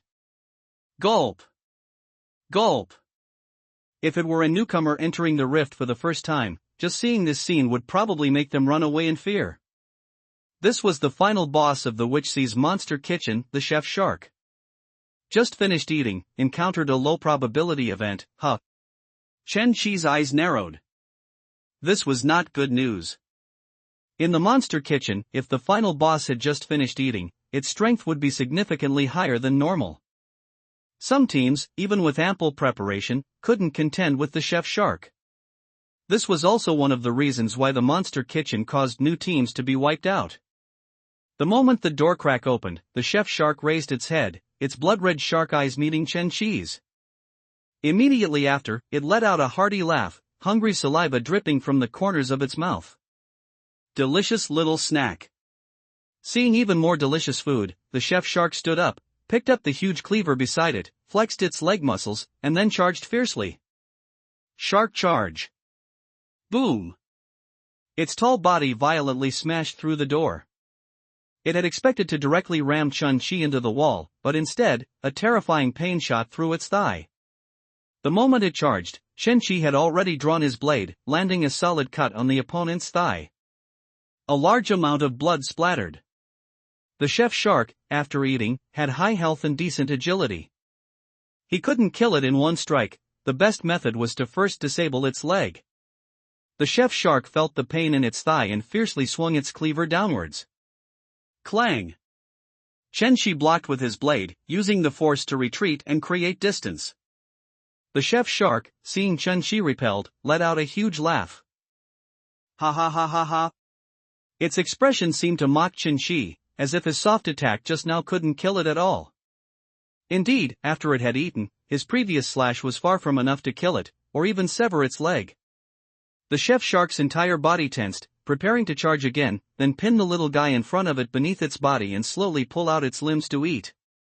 However, the next second, the leg it was using to exert force suddenly broke, and a large amount of blood splattered from it. The battle was already over. Chen Qi calmly looked at the chef shark. The black blade, as the weapon of the Tier 3 Transcendent Captain Black Eye, was not just sharp. Once it hit an enemy, it would also inflict high amounts of black chi damage. It's just that the small monsters encountered earlier had too little health, giving no opportunity for the black chi to show itself. Now, from the chef shark's wound, eerie black chi slowly rose. In the next instant, the black chi danced on that thick thigh like the blades of a shark meat grinder, violently mangling the chef shark's left leg. Half a leg was ruined, which meant the chef shark had no chance of getting close to him. Now, it was just a struggling little fish on a chopping board. Roar! The chef shark let out an unwilling roar. It struggled to stand on one leg, wanting to kill the guy in front of it. It tried to use a throwing skill, to throw its cleaver. However, before the cleaver left its hand, the barrel of a gun was aimed at its crimson shark eye. Bang! A bullet pierced its eye, hitting a vital spot. The moment the opponent lost its vision, Chen Qi found the right angle, gathered all his strength into his blade, and thrust out with a lunging slash. Swish! The chef shark's head snapped off with a crunch, falling like a rolling stone. The chef shark was a typical melee monster. After disabling its vision, directly attacking the neck was sufficient. Accompanied by the sound of the head rolling, a new prompt appeared before him. Killed chef shark, gaining 100 spirituality points. Who? Seeing the prompt, Chen Qi adjusted his breathing and exhaled. A normal chef shark only gives 50 spirituality points. He didn't expect the chef shark to give 100 spirituality points. Fortunately, he had enough advantages in his equipment. Chen Qi smiled, confirmed there were no extra enemies, and wiped the sweat from his forehead. It felt pretty good. And then, an even more wonderful inspiration appeared before him. Killed the final enemy, rift cleared. Rift settlement in progress. Complete level perfectly. Rift abnormality reduced by 3%, currently 9%. All slain, you didn't let a single monster in the rift escape. Reward plus 20%. Overcoming the strong, as a spiritual awakener, you dared to come here alone. Reward plus 20%. Swift victory, you were truly fast. Reward plus 20%. Mutated boss slain, even after eating its fill, it still couldn't defeat you. Reward plus 40%. Settlement complete. Overall evaluation S. Perfect clearance of the blade phase. Obtained 1 skill card treasure chest, 1 chef transcendent profession card. As the notification popped up, a red card fell into his hand. On the front of the card was a smiling chef cooking a shark. A transcendent profession card, chef, in hand. Chen-Chi happily accepted it and looked at the prompt before him. Do you want to draw from the skill card treasure chest? Blade phase rare 16%, blade phase common 44%, cup phase rare 10%, cup phase common 30%. Aside from black market transactions, the primary way to obtain profession skill cards was through rift clearance rewards. Common skill cards were those that slightly increased knowledge, most of which could be learned over time. Rare profession cards, on the other hand, either moderately increased knowledge or were transcendent skills. Normally, an E-class rift would only have a chance to drop a rare profession card with a perfect rating. A 16% chance for a rare blade phase and a 10% chance for a rare cup phase. His luck was on the lower side, so even with a perfect clearance, the probability of drawing a rare profession card was a bit low. Now, it was undoubtedly a critical moment to test his luck. A cup phase skill card might be overwritten by the transcendent chef's skills. If possible, he wanted a rare blade phase skill card to further enhance his combat power. Chen-Chi rubbed his hands, excitedly thinking. Draw a card. The moment to test his luck had arrived. Accompanied by a whooshing sound, a bright red skill card materialized in the air. Rare. Wait, cup phase? Chen-Chi frowned. On the back of the card was a blood cup design. But it seemed a little off. Within the blood of the Holy Grail was a sharp, crimson blade. A rare skill card for the cup blade phase. Chen-Chi was startled. He supposed this also counted as drawing a rare blade phase skill card. Blade body forging technique, beginner rank. Principle of nature, cup, blade. Description: between armed and unarmed combat lies an insurmountable wall. Therefore, as long as one's body is forged like a blade, I am that wall. Effect: practicing this skill grants an increase in strength and constitution, and grants the active skill burst. Burst consumes spiritual power to greatly enhance the body's damage reduction and strength value for a very short period. This skill is boosted by constitution and strength. The higher the attributes, the stronger the skill. A skill card that increases constitution and strength. Chen-Chi was delighted. He had expected to draw some kind of transcendent martial art like Swallow's Return, Flowing Water Fist, or Soul-Shattering Palm, but he didn't expect to draw a body tempering method. Body tempering methods, like breathing techniques, were quite practical foundational skills and were also the type of skill card that provided the most constitution enhancement in the early stages. Another attribute increase. As a strategy upstreamer, Chen-Chi had always followed a playstyle focused on outplaying you. Of course, every cool outplay was backed by at least 10 failed attempts. But now, he was already going further and further down the path of high stats. This was simply too awesome. High stats also meant higher fault tolerance for him. Chen-Chi excitedly gripped the skill card, and a thought flashed in his mind. Use. The skill card transformed into blood red ink and dissipated in the air. You have learned blade body forging technique, beginner rank. Immediately, Chen-Chi felt a vast amount of knowledge surge in. In that instant, countless scenes flashed through his mind: training muscles, catching a blade with bare hands, punching steel until it yielded. It felt like a long dream. And as the dream ended instantly, Chen-Chi breathed for a moment, feeling some changes in his body. Your constitution +1, your strength +1, your body is digesting the blade body forging technique. Your constitution meets the requirement, you have mastered the burst skill. Who? Chen-Chi stretched his limbs. Skills like body tempering methods still required exercise and diet for digestion. Ultimately, it should provide at least 5 points of constitution and 5 points of strength, which was a very decent amount. Chen-Chi stretched his limbs. Accompanied by creaking sounds, a wound appeared on the restaurant wall in front of him, slowly opening up and finally transforming into a wormhole filled with sharp teeth. Rift ended. Please leave in 30 minutes. You cannot enter the rift again within 2 weeks. Rift resetting. Many rifts, upon clearance, would have additional exits. And as long as the abnormality was not below 0, the rift would refresh. Chen-Shi looked at the prompt and surveyed his surroundings again. Although he had obtained a Transcendent Profession card and a rare body tempering skill card, he still had one most important thing to do. Looting.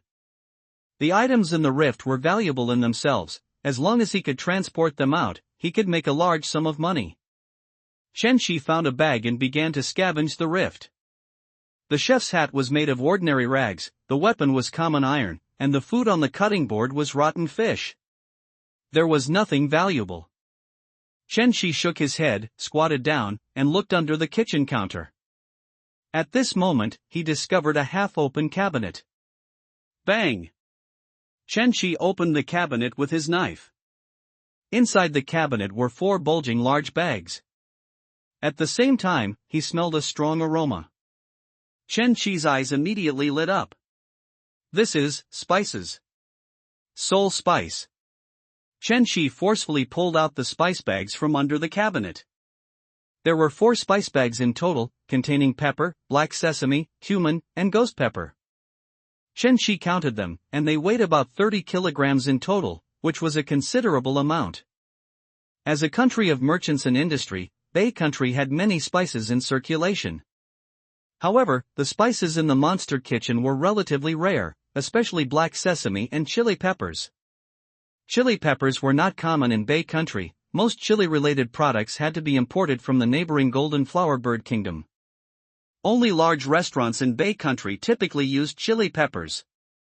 Chen-Shi recalled the market prices of spices in Bei country. Pepper and cumin were a bit expensive, while black sesame was quite pricey. And ghost pepper, being the chili of chilies, was more than 10 times more expensive than ordinary chili peppers, making it a very costly spice. Chen-Shi weighed the ghost pepper. If he could find a good buyer, it might sell for over 100,000 shell coins. A pretty good haul. Chen-Shi happily rubbed his hands. He had never had much money. He couldn't help it. The things he had acquired before were all things he couldn't bear to sell. Now, finally, he had some things that could be exchanged for money. However, considering that he was about to be promoted to chef, he still needed to keep some of these spices for himself. Moreover, the food in Manhwa town, or rather, the entire Witch Sea, was not good. Many dishes only had a bit of salt added. He could finally eat something delicious. After scavenging the monster kitchen, Chen-Shi, carrying a large bag, climbed out of the rift entrance on the upturned fish's body. Drip drop, drip drop. The weather was still unpredictable, and it was raining again. The moment he emerged, raindrops hit his face. The wind, like a monster's whisper, still raged across this ocean. The rift tide was far from over, and more strange things would appear on the sea. With this weather, when we return, Manhwa town will probably be lively again. Chen-Shi felt the sea breeze blow across every part of his body. And at night, even more terrifying strange things would appear. However, he now had a boat that could shelter him from the wind and rain, so at least he wouldn't be drenched like a drowned rat again. Chen-Shi abruptly threw the spice bags onto his small houseboat. The heavy bags made his small boat sway. A good income. Chen-Shi walked into the boathouse, and after setting the direction, he took out the most crucial item he had obtained from the rift. The pass to the Transcendence Path, the chef job card. As a first-order job card, it could be assimilated as long as one's spirituality awakened, without any additional conditions. Chen-Shi knew the effects of the chef job, but he had never obtained the precious Hunter's Ember. Hunter's Ember could enhance his transcendent powers from 1st to 4th order, but he didn't know the specific nature of this enhancement. Chen-Shi bit his finger, letting his fresh blood fall onto the chef job card. As the fresh blood slowly permeated the entire job card, the job card violently twisted and melted, finally transforming into blood that surged into his body. A sensation of intense heat surged through his entire body. More and more illusions appeared in his mind. Assimilating. Chen-Shi closed his eyes, and in a daze, he stood on a dark, boundless sea. Looking down, as the waves slowly washed over his ankles, a pillar for him to stand on gradually appeared beneath his feet. and his blood gushed from his heart, flowing down his abdomen and thighs, carving a cup pattern onto the pillar. Who? The burning sensation in his body slowly faded, and Chen Qi opened his eyes again. Before his eyes, a wonderful prompt appeared once more. You have stepped onto the transcendence path, becoming a chef. Your chef skill learning comprehension has increased, and you have gained the transcendent cooking skill. You are at the starting point of the transcendence path, physique +3, inspiration +3, and your physical limits and total spiritual power are enhanced. Chen Qi felt the changes in his body. His panel now had an additional chef section. Under the blessing of Hunter's Ember, you have gained an additional skill, soul seasoning, but Hunter's Ember actually granted him an extra skill directly. Soul seasoning? Does it mean extracting souls to make seasoning? Chen Qi checked his job panel. Chef. Rank, 1. Principle of Nature, Cup. Skills. Chef's comprehension, your efficiency in learning culinary-related skills will be faster. Transcendent cooking, you are a born chef, you have mastered the methods of transcendent cooking. The ingredients you cook will have stronger food effects than those prepared by ordinary people who do not understand gourmet food and nutrition. Soul Seasoning LV1, you can transform spiritual power into seasoning and sprinkle it, stimulating the original deliciousness of transcendent ingredients, and while stimulating the food's deliciousness, also stimulate its internal nutrition, making it easier to digest. Note, transcendent cooking can generally increase food effects by about 20%, and soul seasoning can generally increase food effects by about 10%. It's not making seasoning out of souls, Chen Qi muttered. This was just a first-order skill, not what he had imagined, extracting people's souls to make seasoning. But as a first-order skill, the effect of soul seasoning was already quite good. And increasing deliciousness was very important in the culinary world. At this moment, Chen Qi blinked. Soul seasoning was actually an upgradable skill. It required 100 spiritual points. He had accumulated almost 200 spiritual points in the monster kitchen. Upgrade. Soul Seasoning LV2, you confuse spiritual power seasoning with spices and sprinkle them together, stimulating the deliciousness of the spices while also stimulating the power of the food. Description: a true master chef is never limited by ingredients, even stinky shoes and feet, under the blessing of soul seasoning and spices, will become a delicacy. Delicacies cooked with soul seasoning will ultimately make even the pickiest eaters blush, experiencing pleasure from the depths of their flesh and trembling from the depths of their soul. Note, based on the original, it further enhances deliciousness and provides an additional increase of about 5% in food effects. 15%. This was the slight boost from Hunter's Ember. Chen Qi felt genuine joy.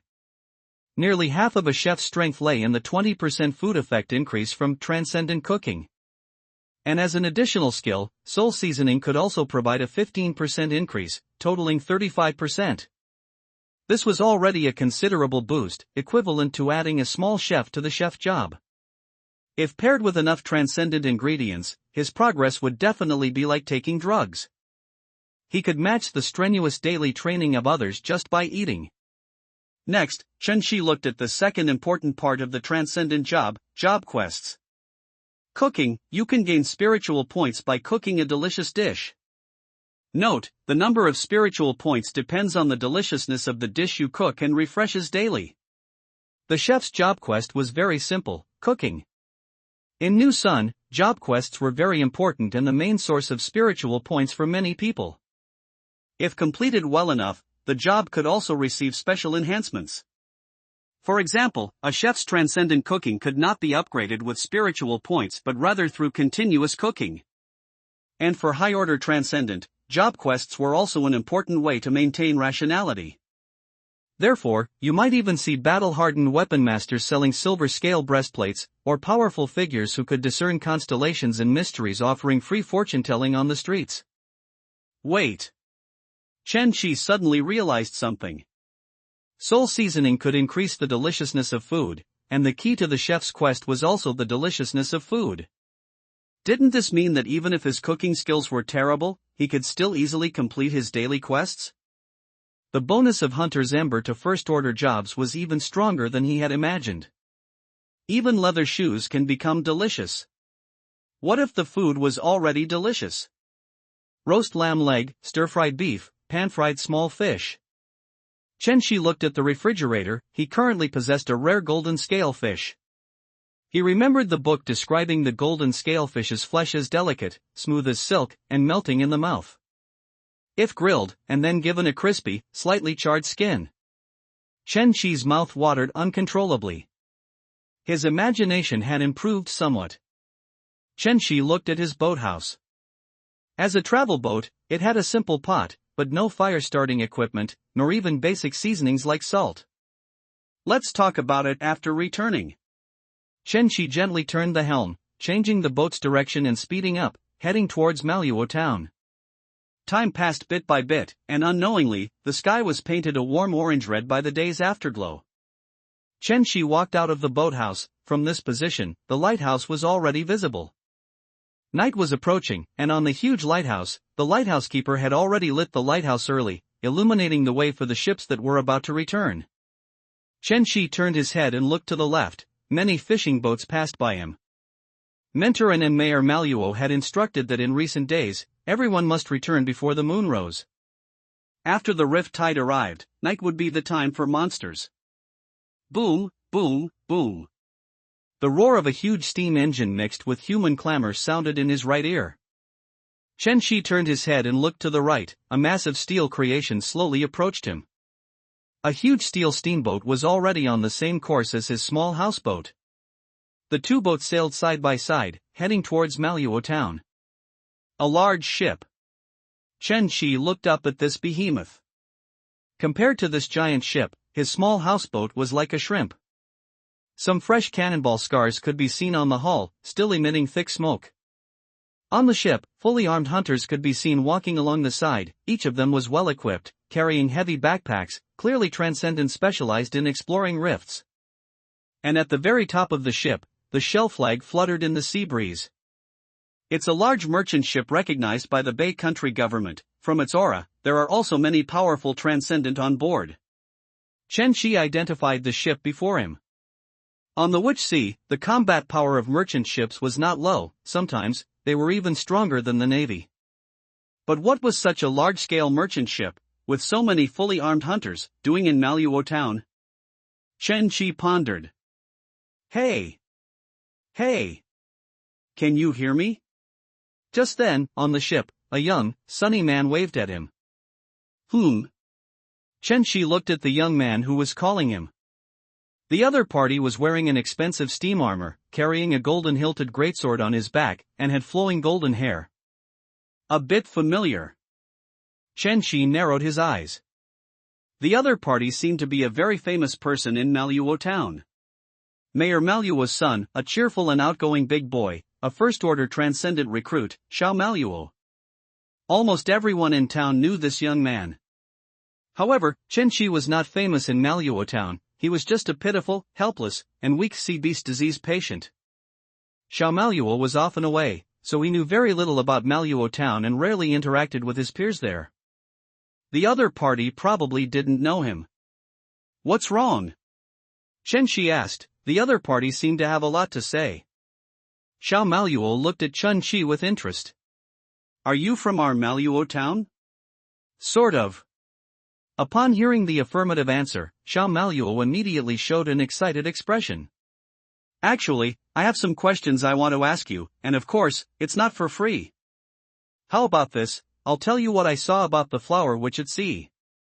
This is news about the witch, a big story that will appear in tomorrow's White Dove Times. Then I'll tell you the shocking news, and you answer 2 of my questions. How does that sound? It's about the witch again. Chen Shi touched his chin. The witch's popularity was almost surpassing the Black Whale Group's treasure hunt. In the early stages of the game, no player had ever seen a real witch. Why does it feel like news of the witch is chasing him? Chen Shi muttered in his heart. However, as the main character of the Witch Sea region, the witch was practically everywhere in legends. This was not surprising. What made him more curious was what questions the Xiao Manhwa from Manhwa town had for him.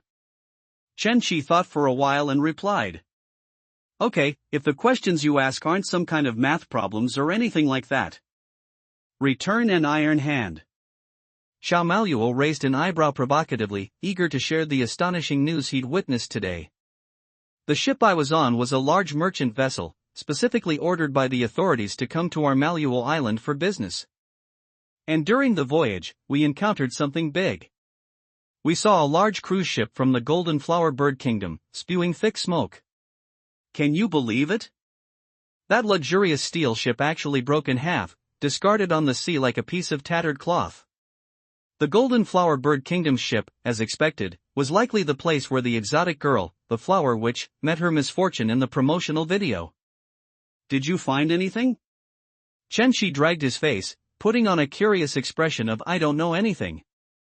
Xiao Maluo lowered his voice and continued mysteriously. Although the ship broke in half, there were still many survivors on the broken vessel. Our kind captain, for a little money and a few supplies, rescued the crew members from it. And from these survivors, we learned that they encountered a terrifying monster, no less powerful than a near-sea overlord. And not only that, according to the survivors, they also saw a young, extremely beautiful girl covered in petals walking on the sea. That young woman was actually able to fight the dark monster that destroyed the giant steel ship. Finally, amidst people's fear, the figures of both completely disappeared. Oh? Do you know where this girl or that monster went? Chen Shi asked. Xiao Maluo scratched his head. How could I possibly know? However, Ms. Peilu, the ace editor of the White Dove Times, has already interviewed those survivors. This could very well be the legendary witch reappearing. Unfortunately, Ms. Peilu is fully focused on tracking the deep sea hunter's treasure in the witch's matter, so I couldn't even get an autograph. Chen Shi asked. Is that all? Yes, how about it, aren't you shocked? That's it. Chen Shi smiled politely. Overall, these were all pieces of information he already knew. The only useful bit was that this Ms. witch, who suffered a shipwreck, was currently active quite close to him. This isn't shocking. Can you even encounter such major events? Xiao Maluo said unhappily when he saw Chen Shi wasn't shocked. Alright, according to our agreement, it's my turn to ask you questions. I have 2 questions. Ask. Xiao Maluo lowered his head, looked around again, and then asked somewhat mysteriously. Did you encounter any pirate ships today when you went out to sea, such as ships from the Black Whale Group? Black Whale Group. A simple word, yet it stirred up huge waves in Chen Shi's heart, like ocean tides. Why was he asking him for information about the Black Whale Group? He didn't answer immediately, but looked towards the lighthouse in the distance. If anything unexpected happened, the lighthouse keeper should be able to help him solve many problems. The current location is safe, Chen Shi replied. No, how could a small chef like me, sailing a small boat, encounter pirate ships and still be alive? Xiao Maluo sized up Chen Shi, thought for a moment, and said. That's true, you look quite frail. Now, for the second question. Ask. You should know me, Xiao Maluo. Although I'm from Maluo town, my father always sends me away, so I'm not very familiar with people my age in Maluo town. So, I wanted to ask, do you know if there's a young person in our Maluo town who has the sea beast disease? The moment the words fell, the sea breeze gently blew through their hair. Chen Shi's eyes grew a little cold. Unfortunately, he was the only young lucky one in Maluo town to have the sea beast disease. The other party was coming for him. However, from the current situation, it seems someone had asked Xiao Maluo to inquire about information. In other words, were his enemies on this ship? Are the Black Whale Group's people that fast? The wind was so cold. Xiao Maluo inexplicably felt a chill down his spine. He continued. Do you know? To be honest, you give me the feeling of a sickly person with sea beast disease. Xiao Maluo stopped speaking suddenly and looked at Chen Shi below him. Chen Shi didn't answer him, but walked into the boathouse, took out a fishing rod. He swallowed and said. What are you doing with a fishing rod? Fishing. Chen Shi replied, waving the fishing rod. Xiao Maluo chuckled. Ha ha ha, fishing? This boat is sailing, and where are you going to find fish to catch around here? Ha! The next instant, Xiao Maluo discovered that under Chen Qi's seemingly casual cast, the fishing line had actually wrapped around his neck. Chen Qi yanked the fishing rod, reeling Xiao Maluo off the large ship in front of him. Boom! Xiao Maluo was pulled into the seawater by the fishing line. He was still wearing heavy armor and immediately started splashing happily in the water. Judging by his movements, he seemed quite excited. Chen Qi silently reached out, kindly pulled Xiao Maluo from the seawater onto his boat, and then asked with a concerned voice. Are you all right? Xiao Maluo coughed twice and glared at Chen Qi fiercely. You're not playing fair, you tricked me. How could I trick you? It was just an accidental casting error while fishing, Chen Qi said, grabbing Xiao Maluo's leg and dragging him into his boathouse, then closing the boat door. Immediately after, he looked out the window. The spot where Xiao Maluo had just been standing was empty, and no one seemed to be paying attention to the matter for now. Xiao Maluo lay on the ground, spitting out the seawater from his mouth. He then looked up, and asked again with some confusion. Did you really accidentally catch me while fishing? Is this Mayor Maluo's precious son really not an idiot? Chen Qi complained somewhat helplessly in his mind. Yes, but I have some questions for you. Why are you asking about people with the sea beast disease? Undoubtedly, Xiao Maluo had already suspected him. If this Xiao Maluo was an accomplice of the Black Whale Group, he should have called for his companions already. Xiao Maluo looked at Chen Qi's kind expression and said, Nothing, it's just that I met a black-hatted hunter with a mechanical arm on the ship. He told me that a young man with sea beast disease at their company in Moonstone City stole a large sum of money from their company and ran away. And this person is from our Maluo town, so he came to Maluo town to get the money. If anyone can give him information, they can get a share of the money. Xiao Maluo stood up and clapped his hands. Although I'm not short on money, I haven't really earned much, so I thought, maybe I could use this to earn some. So, do you know? I'll share some with you then, you look like you really need money. A hunter with a mechanical arm is looking for me, not Captain Black Eye and Xiao Woya. Chen Qi's thoughts raced. And if it were those two, they would likely use more violent methods. There was no one with a mechanical arm on the Saw Shark either. It's someone from another organization. Chen Qi recalled the original owner's memories again. Because of his illness, he went to Moonstone City to work, and then was lured by so-called relatives into a criminal gang involved in human trafficking, called the Black Rabbit Gang. If the Black Whale Group wanted to inquire about him, they would undoubtedly have to go through this Black Rabbit Gang. In this Black Rabbit Gang, there indeed seemed to be a first-order transcendent with a mechanical arm. This was a wanted criminal from Moonstone City, known as Taisho, Iron Hand, with a bounty of 200,000 shell coins for human trafficking. Chen Qi sorted out his thoughts. He wasn't as panicked as he had imagined. First, with his current strength, a first-order transcendent with a mechanical arm couldn't do anything to him. Second, the Black Whale Group didn't know what he had obtained from the Deep Sea Hunter's treasure chest, and they wouldn't kill him immediately, but would try their best to capture him alive. Third, besides the lighthouse keeper, who had at least third-order strength, Maluo Town also had Teacherin, who graduated from the Royal University. Chen Qi looked towards the lighthouse in the distance again.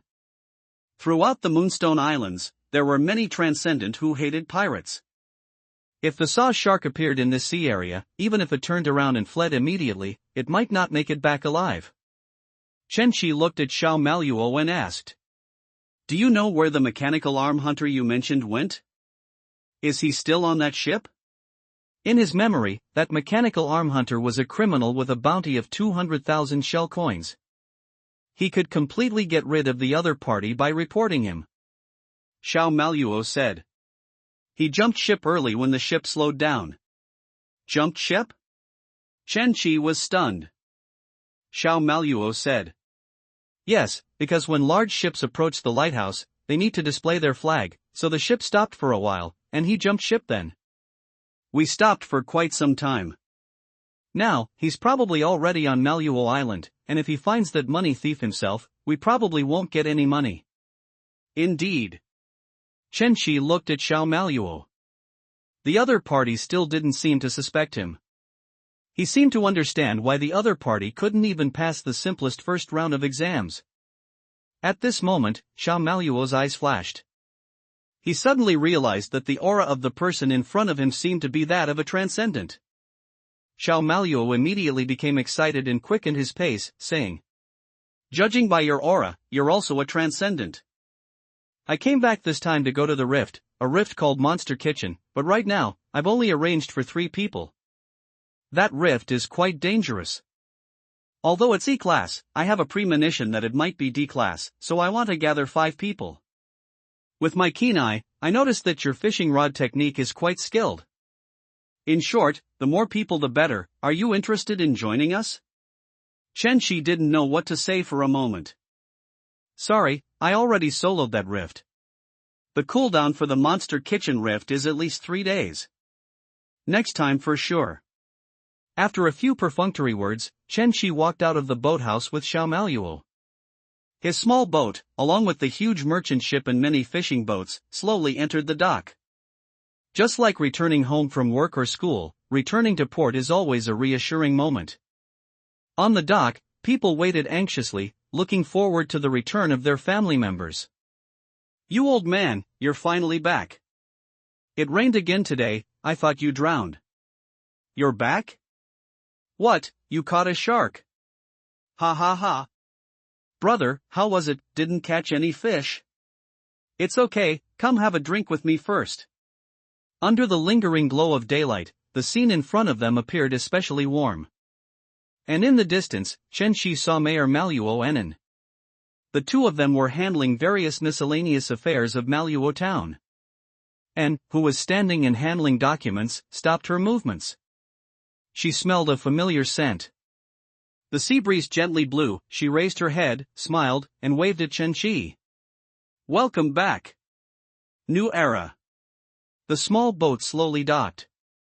"Shore leave." Chen Shi leaped from the boat onto the pier. He looked around but didn't see the mechanical arm, Tai Shou, Iron Hand.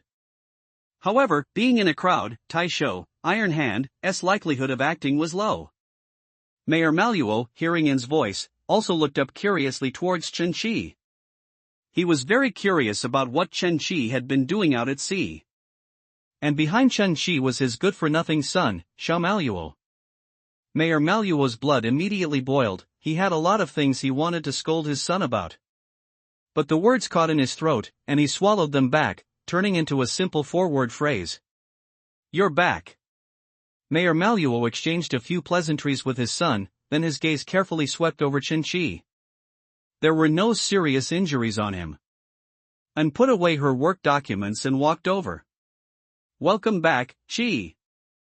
I actually had some good news for you all today." "What good news?" Chen Shi asked curiously. "Do you know that in Maluo town, there was a rift in the mine with 0 distortion, but in yesterday's wind, they came alive again? Rift resurgence.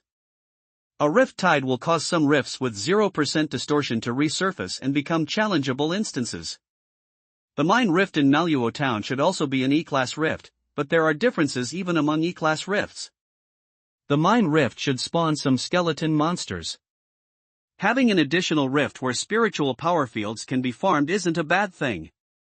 "And then?" Chen Shi asked. And nodded lightly. "Although it has resurfaced, the monsters inside are even weaker than those in a regular E-class rift. Aren't you planning to go to the Monster Kitchen rift? But you clearly lack experience. If you rush in, you might encounter misfortune. So, I thought about organizing the newcomers of Maluo town to go to the mine rift together. Simply put, and wanted him to go to the safer mine rift to gain experience." Chen Shi continued to ask. "So what happened?" "I originally wanted to scout the strength of the mine rift for you." At this, and rubbed her hands a little guiltily. "But while scouting the mine rift, I accidentally killed all the monsters and cleared it directly. The plan I had prepared for you also fell through." Accidentally, Chen Shi swallowed. He could almost imagine An's scene of annihilating all the monsters in the mine rift with a single normal attack. An's nicknames on the game forum, besides Manhwa, also included in Outyan. Her strength was far superior to that of an average Tier 3 Transcendent. Based on his observations, Xiao Wuya and Captain Black Eye, both Tier 3 Transcendent, combined were no match for him. At this moment, Mayor Maluo, who was next to them, had just lit a cigarette. He keenly realized something. Chen Shi was preparing to go to the Monster Kitchen Rift. Did he go this morning already? But there were no injuries on him. Mayor Maluo broke out in a cold sweat and asked curiously.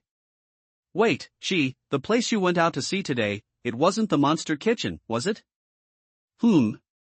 Hearing Mayor Maluo's words, and also suddenly realized something. Immediately, she, like a curious white cat, took light steps and circled Chun Chi a few times, sniffing.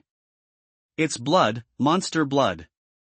And there's a fragrance, spices? Wait. The spiritual power field has also changed. Encircled once more and returned to Chen Chi's front, her pupils slightly contracted, asking with a hint of confusion. You've already cleared the Monster Kitchen. And advanced to a first-order Transcendent? Chen Chi gave a helpless smile. He was completely seen through by her, he couldn't hide anything at all. Once one becomes a Transcendent, unless they possess special secret arts, they cannot hide their Transcendent aura. Anan's observational skills were much stronger than he imagined, he even felt that her eyes could directly penetrate his clothes and see his internal organs. Chen Chi nodded. Yes, I went out to sea today, and I was lucky. I obtained a witch profession card and became a chef. He became a first-order Transcendent just like that? Mayor Maluo, standing by, trembled, subconsciously stroking his handlebar mustache. Didn't he go out to sea alone? Did he have other companions? Then why didn't he tell us? Or did he clear the rift by himself? Mayor Maluo looked at the young man, his mind racing, his hand holding the cigarette trembling slightly. Xiao Maluo was dumbfounded, scratching his head. Were the Monster Kitchen they were talking about and the Monster Kitchen he was about to go to the same one? Compared to Mayor Maluo and Xiao Maluo, and did not show too much surprise. In her opinion, this was Chun Chi's inherent talent. Clearing the monster rift was also a matter of course. From the first moment she saw Chun Chi, she smelled a faint scent of blood, monster blood. This meant that he might have killed monsters even when he was a spiritual awakened. The only thing that exceeded her expectations was how incredibly fast Chun Chi was. And showed a relieved smile. Congratulations, now we have an excellent chef in Maluo town. Immediately after, her tone sharply shifted. Chi, your talent is good. Oh, by the way, the path of a book apprentice is still open to you here. A first-order Transcendent profession is like a student who has not yet officially entered school, in the self-study phase at home. During this stage, the student can learn whatever they want and do whatever they please. But starting from the second order, it means they have officially entered school and must choose their direction of study. A second-order Transcendent must choose a corresponding principle of nature. In other words, as long as Chun Chi has not officially entered the second order, he could still become an apprentice brought up by her. MHM. Chen Chi nodded. At this moment, accompanied by the sound of waves, the huge merchant ship slowly came to a stop. Many porters disembarked from the merchant ship one after another, unloading large cargo boxes and transporting them to Maluo town. Judging by the labels on the boxes, these were all weapon crates. Chen Chi was slightly surprised and asked incuriously. This is? That's right, Mentorin, why are these merchant ships transporting so many weapons to us? Seeing the situation before him, Mayor Maluo wiped away a cold sweat. As the mayor, he had never heard of merchant ships transporting weapon crates. Could pirates be attacking? And walked a few steps forward, looking up at the large ship in the distance. I only found out yesterday. According to observations by the Bay Country Meteorological Bureau, the recent storms are not as simple as we imagined. Therefore, the Bay Country government is preparing to set up defensive measures in advance on all coastal islands to resist sea beasts and pirates. Mayor Maluo asked. Even if the storm isn't simple, it wouldn't warrant transporting so many weapons, would it? and paused for a moment, then spoke word by word. This could very well be a rift tide that hasn't appeared for a very long time. The moment the words fell, the cigarette in Mayor Maluo's hand dropped to the ground. The noisy peer instantly fell silent. Xiao Maluo beside him immediately widened his eyes, and the hunters watching from afar also held their breath. Wow! Chen Shi was also very cooperative, his mouth slightly agape, indicating that he had just found out. It's actually a rift tide.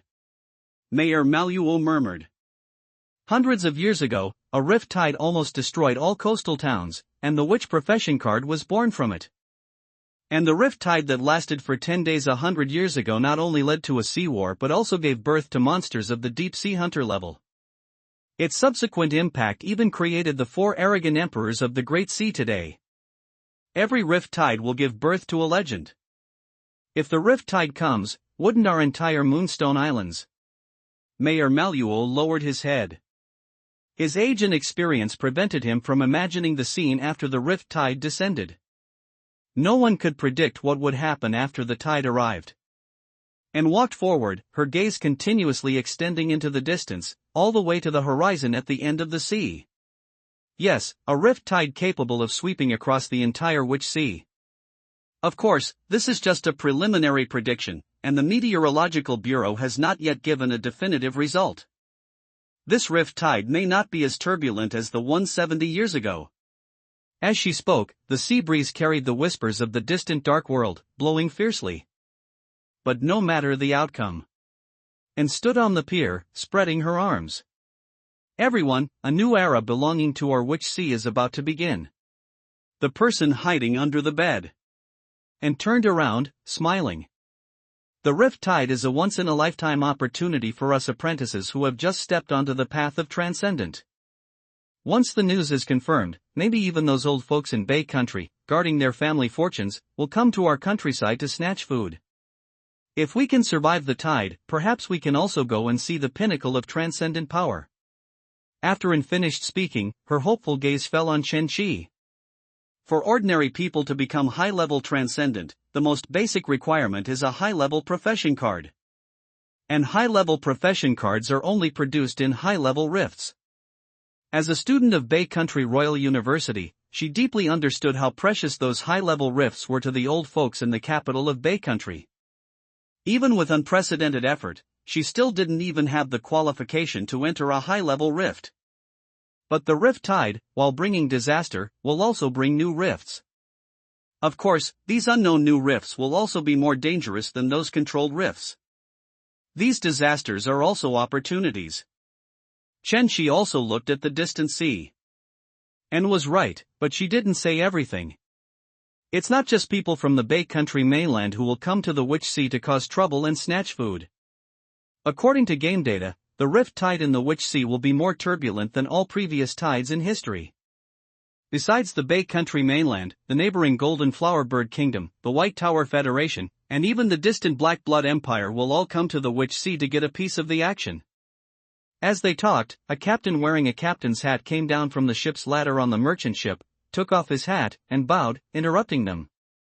He needed to discuss matters with Maluo Town's new instructor and the Mayor Maluo.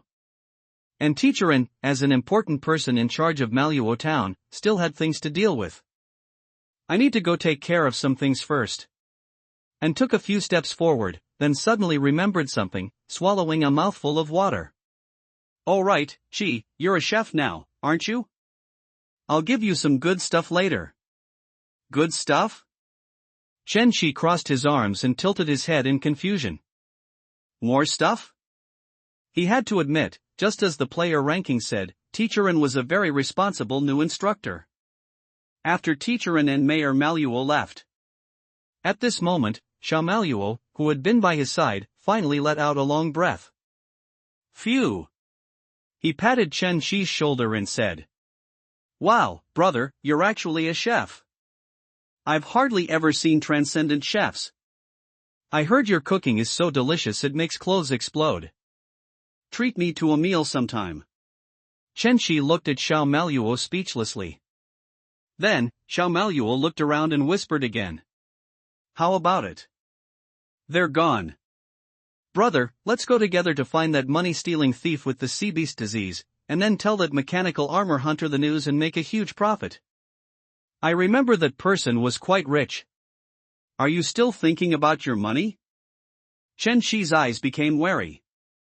According to the information provided by Xiao Maluo, someone had infiltrated Maluo town and tried to kidnap him. In the shadows of Maluo Island, was someone trying to make a move on him? He carefully scanned the bustling crowd on the dock. He didn't see anyone with a mechanical armor arm in the crowd. Chen Shi asked Xiao Maluo again. Are you sure that person jumped into the sea? Also, from your feeling, did that person have any companions? Yes, I estimate he's already ashore. No companions, I think. I saw that person wearing a cloak, coming alone. He should be a ruthless person from a company specializing in debt collection. Hearing Chen Shi say this, Xiao Maluo suddenly realized something and also looked around. The enemy is in the dark, I am in the light. Chen Shi thought, if the other party was really here to kidnap him, they wouldn't make a move at this time. The place where he would make a move would definitely be a dark place, far from the crowd. Home. Chen Shi had a preliminary answer in his mind. While they were just chatting, a corner of the moon had already appeared, and the light on the dock was particularly dim. The other party asked Xiao Maluo for information. Blindly asking for information, this meant that this was not a cautious person, nor did he understand his situation. The other party was very anxious, and might have asked others for information as well. Chen Shi looked around, and after confirming that he was not far from the crowd, he walked forward. Old Bailey had been sitting on the dock all day. If a man with a mechanical armor arm passed by, perhaps he would know some clues. Chen Shi squatted down, took out 400 shell coins, and handed them to the other party. Old Bailey. Seeing the money, the sleepy Old Bailey instantly sobered up. What's wrong? I'll rent your boat for a few more days. When I return next time, I'll pay you the full amount for the boat. Also, have you seen anyone on the dock asking about others? Old Bailey took the money and recalled. It seems so. There was a person from Moonstone City who said that a damned money-stealing thief in our Maluo town stole money from their company and came here to collect the debt. He also advised us not to harbor criminals, or he would break our legs too. Sure enough. Chen Shi asked softly again. Do you know where he went? I don't know. He seemed to be wandering nearby just now. I remember someone seemed to answer him, and then he suddenly disappeared. Answered. Did that person already know my information from other people? Chen Shi's heart tightened. Can you really pay the full amount? Old Bailey asked. He still didn't quite believe Chen Shi had that much money, unless he did something illegal. Of course. Chen Shi stood up and looked around again. The key now was not the money, but to find this person hiding in the dark. There was no one on the dock. That person suddenly disappeared, hiding in the water? A suitable place to hide. Chen Shi turned his head and fixed his gaze on his small houseboat. The small houseboat swayed gently on the sea a few times. A dangerous premonition arose spontaneously. Could it be that when I got off the boat, I was already seen by the other party? That person knew I would return to the boat. So, could it be that the other party has already sneaked into my boat, and then when night falls, when I'm sleeping at night, he'll climb onto my bed and give me a surprise? Chen Shi's heart thumped, and he let out a long breath. In the lingering glow of daylight, he took out the collector from his backpack, hid it under his clothes, and then walked step by step towards the small houseboat. If Xiao Maluo's information was correct. Although the other party was only a first-order transcendent, he was equipped with a mechanical armor arm. In the new Sun world, there are 3 types of powerful equipment: mechanical armor, flesh colonization armor, and blood mechanical armor. Mechanical armor, as the name suggests, is common armor in the new Sun world. Flesh colonization armor refers to stripping living monsters of their consciousness, retaining only the most basic combat functions, and then making them into equipment, which is a very dangerous type of equipment. Blood mechanical armor is a hybrid of the two, combining monsters and machinery to make equipment. Although a mechanical armor arm is just one hand, it is still a pretty good piece of equipment in the early stages. One punch from it is enough to take down a pig. Chen Shi recalled for a moment. In his original owner's memory, that first-order Transcendence mechanical armor arm was not a brand-name item.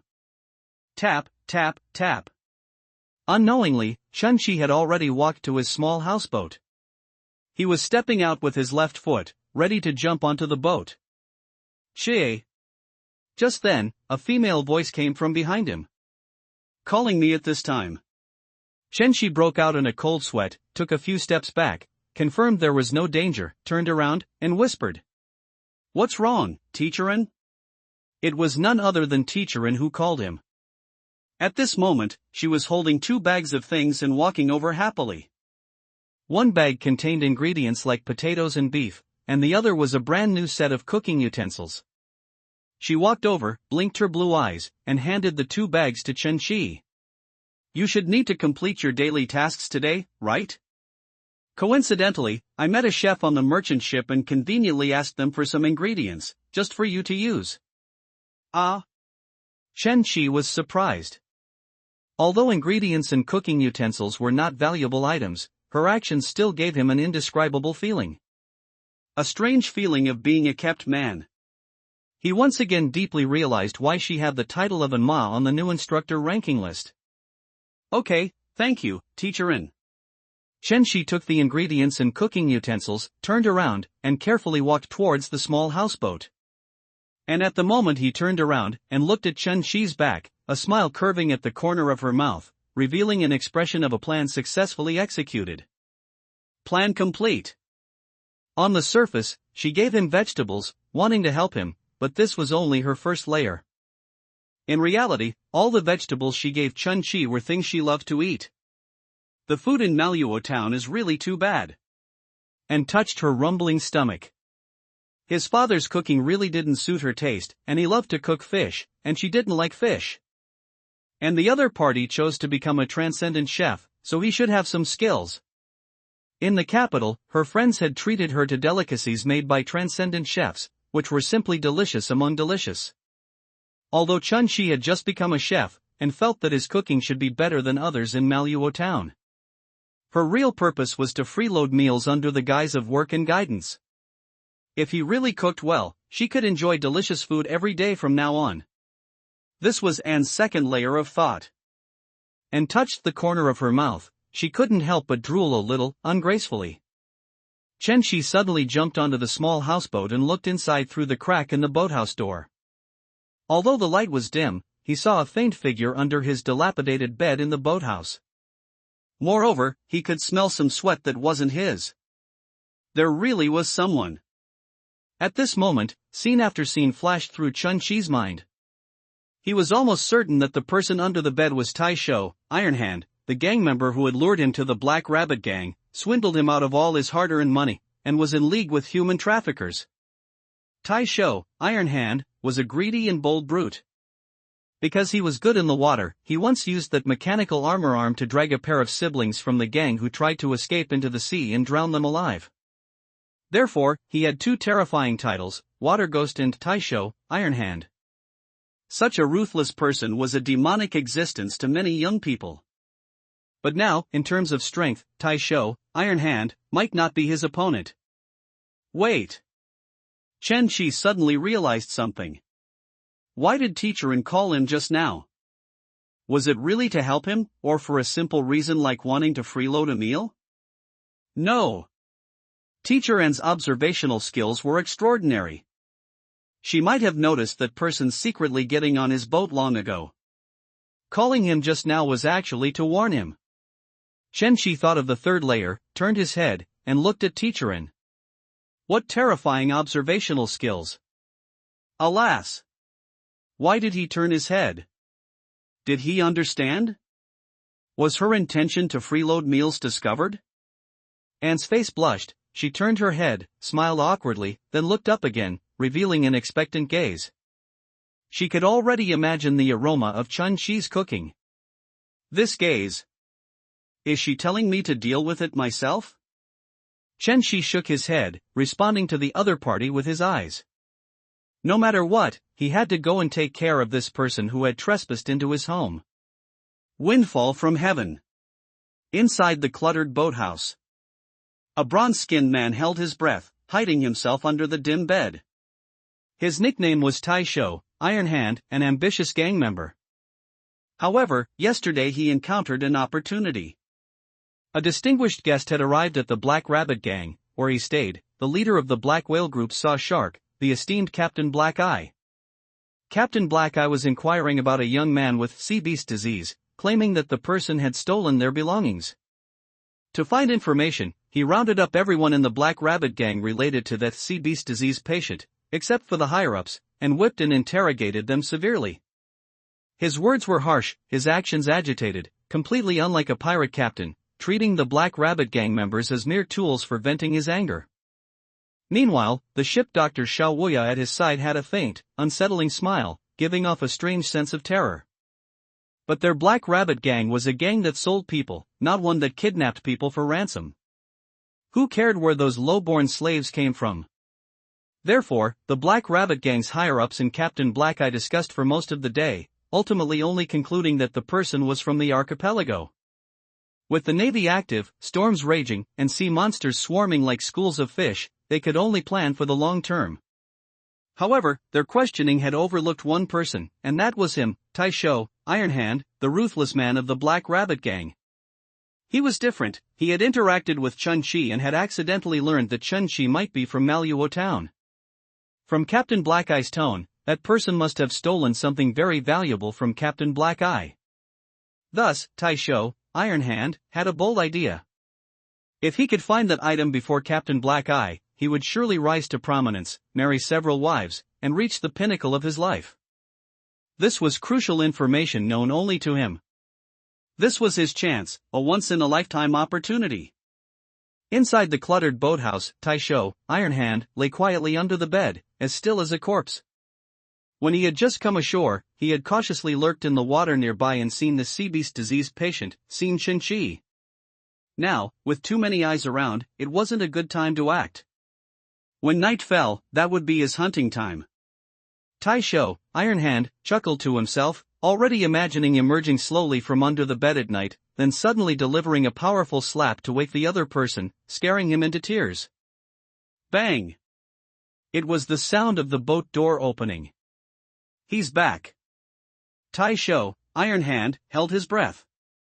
This broken bed was too small. If not for the dim light, he might very well have been discovered. Bang! It was the sound of lighting a fire. So tired. I still need a good meal. With all these ingredients, I can make a meal for teacher in 2. Chen-Chi put away the ingredients and cooking utensils. Eat slowly, this might be your last supper. Taisho, Iron Hand, showed a hint of a smile, apparently he was well hidden. However, the next second, he heard a chilling statement. Stir-frying really can't do without lard. Luckily, there's some lard under the bed, I'll get it later. Exclamation point. Was there lard under this bed? As soon as these words were uttered, Taisho, Iron Hand, instantly broke out in a cold sweat, unable to stop it. He was the one hiding in the dark, so why was he feeling fear? That lard couldn't be referring to him, could it? Drip, drop. 2 drops of cold sweat fell to the ground. The more he thought about it, the more terrified he became. No, he couldn't endure it any longer. Driven by fear, he suddenly sprang out from under the bed. He would go for a direct attack. Give him a surprise. He planned to use his strong, powerful arms to directly subdue Chun-Chi, and then slowly interrogate him. However, the moment he emerged, he didn't see anyone. Behind you. Taisho, Iron Hand, reacted, sharply turning his head and quickly throwing a punch. Good reaction. Chen-Chi took a step back, easily dodging the wild punch. In Taisho, Iron Hand's view, all slaves captured by the Black Rabbit Gang were worthless scum who didn't need their own will. Just as they could take many people to the Black Rabbit Gang right in front of the police. In his perception, this was merely capturing a sick, weak slave from a small island in the countryside. This was something no one would care about, and something as easy as turning over one's hand. Therefore, he had been so arrogant all this time. However, now he felt fear, intense fear. You dare to scare me? Taisho, Iron Hand's fear turned into anger. He instantly took a punching stance, and the mechanical arm on his right hand ignited with hot steam, his aura suddenly changing. He bared his teeth and smiled. This was his trump card for establishing himself in the Black Rabbit gang. Intentional heavy punch. However, the other party's actions were still somewhat beyond his imagination. The other party actually took a step forward. Seeing my awe-inspiring hand, not only does he not retreat, but instead moves forward. Then I'll give you a good show. Boom! Chenshi stepped forward, his left hand lightly sweeping to grasp the opponent's charging mechanical right arm. The rusty mechanical arm with no brand was a typical knockoff, most likely modified from a scrapped mechanical arm. Although this rusty steam mechanical arm provided strong power, its movements were extremely easy to predict. Following that, Chenshi directly bent his right arm and thrust it upwards with a fierce upward motion. An elbow strike, a powerful and heavy elbow. Taisho, Iron Hand's chin was fiercely struck, and his center of gravity was already out of control. Taisho, Iron Hand, was stunned. As a transcendent of the blade phase, this was the first time he had been treated like this while using his mechanical arm. A silent fear rushed to his head, and he roared in his heart. Burst of Courage. Burst of Courage, a first-order blade phase skill, allowed him to be fearless of pain and unleash his body's potential. Chenshi also used a skill. Burst, an auxiliary skill of the blade body forging technique. His current physique, combined with Burst, was already a pretty good defensive and offensive skill. The opponent's movements were clearly off balance, completely within his control. He pressed his hand on the opponent's head, then slammed it downwards. With a crash, Taisho, Iron Hand, was knocked down by Chenshi and firmly pinned to the ground. Taisho, Iron Hand, coughed up blood, looking at the scene before him in disbelief. He had been instantly defeated. Although he was a brute, he had learned the skill of detecting spiritual power field. Chenshi, in front of him, had actually reached the first order, just like him. He couldn't understand why someone with sea beast disease could defeat him in strength and speed. One must know that people in the later stages of sea beast disease, whose bodies were gradually being eaten away, found it difficult just to stand. His eyes widened like brass bells. Why? How can a mere mechanical hand compare to my trained, strong, and powerful flesh and blood body? Chenshi smiled and said, then skillfully took out the collector. The next second, the muzzle was pressed against his forehead. Chenshi interrogated. Tell me, where are you from, and why did you come? Taisho, Iron Hand's will to resist temporarily receded. He spilled all the information about Captain Blackeye and the Black Rabbit gang. So that's how it is. Chenshi pondered. Captain Blackeye had gone to Moonstone City to inquire about his whereabouts. On the vast ocean, finding one person was by no means easy. To be able to go to Moonstone City in such a short time, it was clear that Captain Blackeye and Xiao Wuya were working very hard to chase him. He had never been chased like this in his life. The opponent's information had two key points.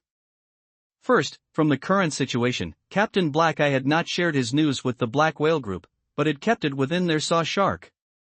The higher-ups of the Black Rabbit gang had asked hundreds of times, and Captain Blackeye had only used the excuse of theft to deflect. The captain wanted to monopolize the deep-sea hunter treasure and did not want others to interfere. Second, Captain Blackeye was not even sure where Chenshi was, or even if he was still alive. Due to being wanted by the Navy, they could only cautiously search for him in cooperation with the Black Rabbit gang. In general, his current situation was still safe. However, if the other party could confirm he was alive, it was not out of the question that Captain Blackeye would inform the Black Whale Group. If the Black Whale Group were to be dispatched, the situation would change completely. The Saw Shark was just a small ship under the Black Whale Group. There were many top-tier monsters above it. These monsters were far beyond what Teacherin and the Lighthouse Keeper could handle. The deep-sea hunter treasure map on him alone would be enough to mobilize half of the Black Whale Group. Chen Shi smiled helplessly. Was this what it felt like to be popular? But there was good news. His next goal was the deep sea hunter treasure and playing with sea beasts, so he wouldn't be staying in Manhwa town for a long time.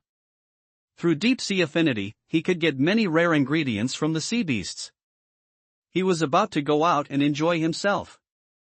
Even if the Black Rabbit gang knew his hometown was Manhwa town, it would be difficult for them to encounter him. Captain Black Eye and Sha Wuya would have to rely on luck to find him. Chen Shi smiled and said to Tai Shou, Iron Hand, thank you for the information you provided. Oh, and take out anything valuable on you. I'm not interested in searching your body. Tai Shou, Iron Hand, might have been a bit weak, but being able to equip a mechanical arm, he should be quite rich. Tai Shou, Iron Hand, reluctantly pulled a card from under his clothes. It's all here. Card? Skill card? Chen Shi picked up the card. On the back of the card was a backpack pattern. A prompt appeared before him. Series 20 Backpack Card. Description: produced by White Tower Federation's White Pigeon Travel Company, essential for keeping money at home and traveling. Capacity: 1 by 1 by 2, cuboid, 2 cubic meters. Backpack card. Chen Shi was instantly surprised. He never expected to encounter such a good item. Backpack cards were storage cards, created by a large company in the White Tower Federation using special rift technology. In Bay Country, even the most basic 1 cubic meter backpack card cost at least 300,000 shell coins. And for every additional cubic meter, the price would multiply several times. This backpack card, in terms of price, was at least 1 million shell coins. And most crucially, the White Pigeon Travel Company, which produced backpack cards, liked to use hunger marketing. Even though production was abundant, they controlled the annual supply to a certain number. Therefore, this backpack card could potentially be sold for 2 million, or even 3 million shell coins. Robbery? No, self-defense is actually this profitable. Chen Shi couldn't help but sigh. He only earned so little money from a trip to the rift. He couldn't always carry a backpack. In many situations, this would severely reduce his combat effectiveness. Chen Shi glanced at the front of the backpack card. The front of the backpack card displayed the stored items. They were all knives, a collector gun, over 200 bullets, and lubricant. These items were also worth a lot of money. He hit the jackpot. Chen Shi put away the backpack card and looked at Tai Shou, Iron Hand, beneath him. This guy wasn't here to hunt him down, he was here to deliver money and equipment. At this moment, Tai Shou, Iron Hand, who was pinned to the ground, stirred restlessly. He asked. I answered your questions. I'm very curious, what did a country bumpkin like you take that made Captain Black Eye so anxious? Tai Shou, Iron Hand, glared at Chen Shi, gnashing his teeth. Underneath, his mechanical arm moved slightly, emitting a little steam. Chen Shi didn't speak, but silently took out the black blade. Looking at the ashen blade, Tai Shou, Iron Hand's pupils suddenly contracted. That was Captain Black Eye's blade. He understood everything. This kid actually dared to run off with Captain Black Eye's blade. How dare you? A hint of excitement flashed in his eyes. If he could get this blade, he could live lavishly for a long time too. Tai Shou, Iron Hand's mechanical arm emitted a large amount of steam. He wanted to ambush the other party while he was holding the blade, then snatch the blade and escape. Bang! With a gunshot, before his mechanical arm could even swing, a large amount of blood flowed from his chest, and his consciousness gradually blurred. Humph! Chen Shi pulled the trigger of the collector. No matter what world, human traffickers are things that should be killed. The other party was a wanted criminal, so this was perfect self-defense. The sounds of the fight just now had already attracted the attention of quite a few people nearby. Chen Shi grabbed Tai Shou, Iron Hand's right leg and dragged him out of the boathouse. The other party was a wanted criminal and could even be sold for money. Whoosh! Hearing the gunshot, and jumped nimbly from the merchant ship like a cat, flustered. What happened? Are you all right? She rushed to Chen Shi's front, asking with concern. And when she saw the corpse in Chen Shi's hand, her pupils suddenly constricted. It's already the end of the month without realizing it, and the witch still hasn't appeared yet. The pacing is a little slow. Thank you all for your monthly votes, as well as recommendation tickets and continued reading. Thank you very much. Eat. In the quiet night, at the pier, people had already returned home. Outside the small houseboat, a bright oil lamp was still hanging. Inside the boathouse. Day. Chen Shi was cutting beef, and he looked back at the three people in his small, broken boat. And Xiao Maluo and Mayor Maluo, the three of them were sitting at the dining table, holding spoons and forks, their eyes filled with anticipation. The three of them helped Chen Shi tidy up the boathouse, rearrange the kitchen, and get ingredients. Why? Why did things turn out this way? Why do I suddenly have to cook for 3 people? Chen Shi shook his head, poured the cut beef into the pot, added green onions and ginger, and blanched it. Then he took out potatoes and celery, along with dried tofu, squid, and chicken, and silently began to chop them. Chen Shi recalled what had happened before. After he dealt with Tai Shou, Iron Hand, and was startled and immediately looked through her files. Tai Shou, Iron Hand, was a notorious wanted criminal from the Black Rabbit Gang in Moonstone City, with a bounty of 200,000 shell coins. And removed Tai Shou, Iron Hand's mechanical arm and handed it over to the bounty department. According to her information, the money would be credited tomorrow. However, and still had many questions about why Chen Shi was pursued by Tai Shou, Iron Hand. Chen Shi, in a sense, was also set up by the Black Rabbit Gang. So, he fabricated a story. He was tricked into joining the Black Rabbit Gang while working, due to his greed for small profits. Then, by chance, he obtained a collector, and finally, relying on the collector, he made a desperate dash through the Black Rabbit Gang all night, successfully escaping the criminal gang's hideout. It was an inspiring story. Gang members often seek revenge. And this Tai Shou, Iron Hand, because of the collector, came here to pursue him. He had indeed experienced something similar, only replacing Black Whale Group with Black Rabbit Gang and Deep Sea Hunter's Treasure with Collector. And felt deep sympathy after hearing it. A sick young man, who went to a big city to work due to illness, but accidentally fell into a gang, was truly too pitiful. She had a vivid imagination. She could imagine the scene of the delicate Chen Shi, pitiful and helpless, suffering humiliation in the dungeon of the Black Rabbit Gang. So, and decided to provide psychological counseling to Chen Shi and guard against potential unknown accomplices. Then, she very naturally sat down at the dining table. Mayor Maluo rushed over when he heard the news.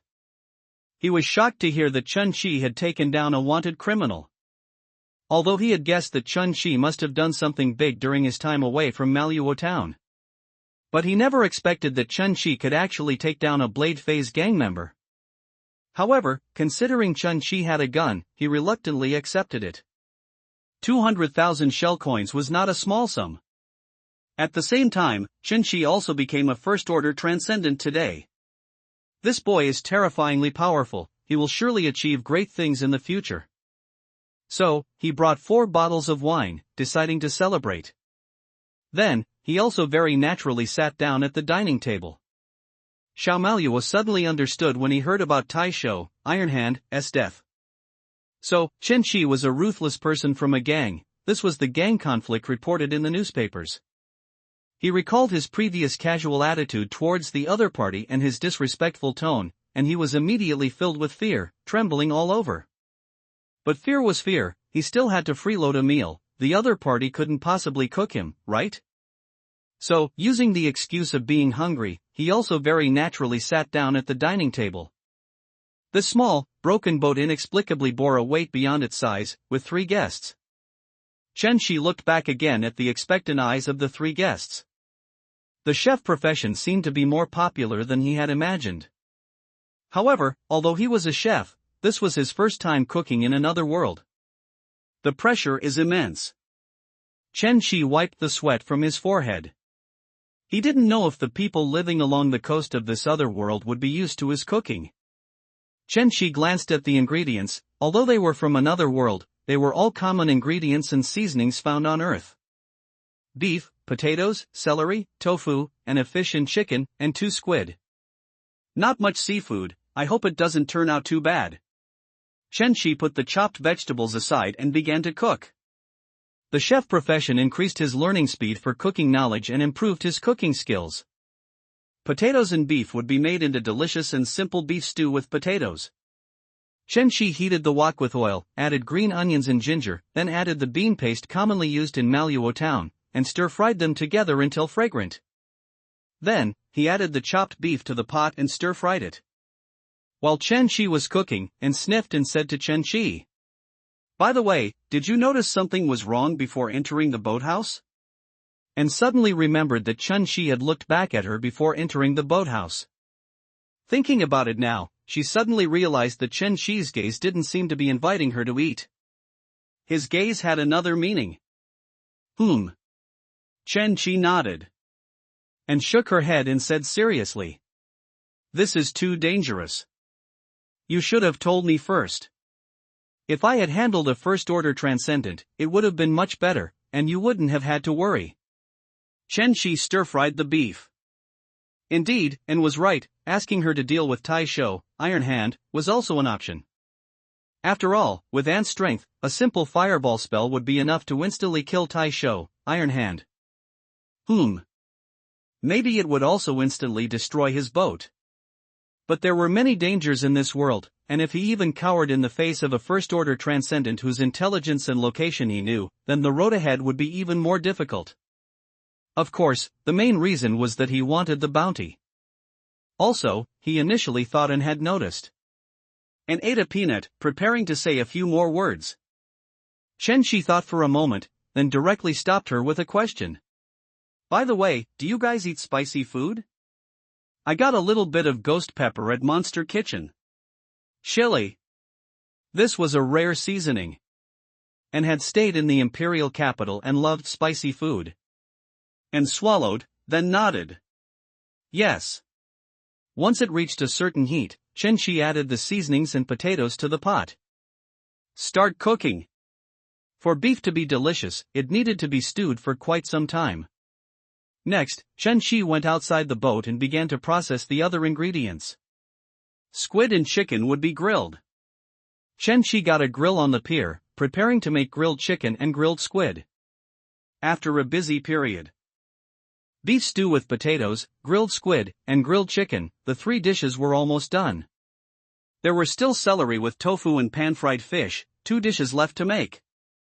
It should be enough for 4 people. Chen-Shi returned to the boat, looking contentedly at the tender beef and potatoes. He hadn't eaten all day either. However, before serving, he still had one important thing to do. That was to use his skill, soul seasoning. Chen-Shi looked into the pot, grabbed a small handful of chopped green onions, infused them with spiritual power, and sprinkled them.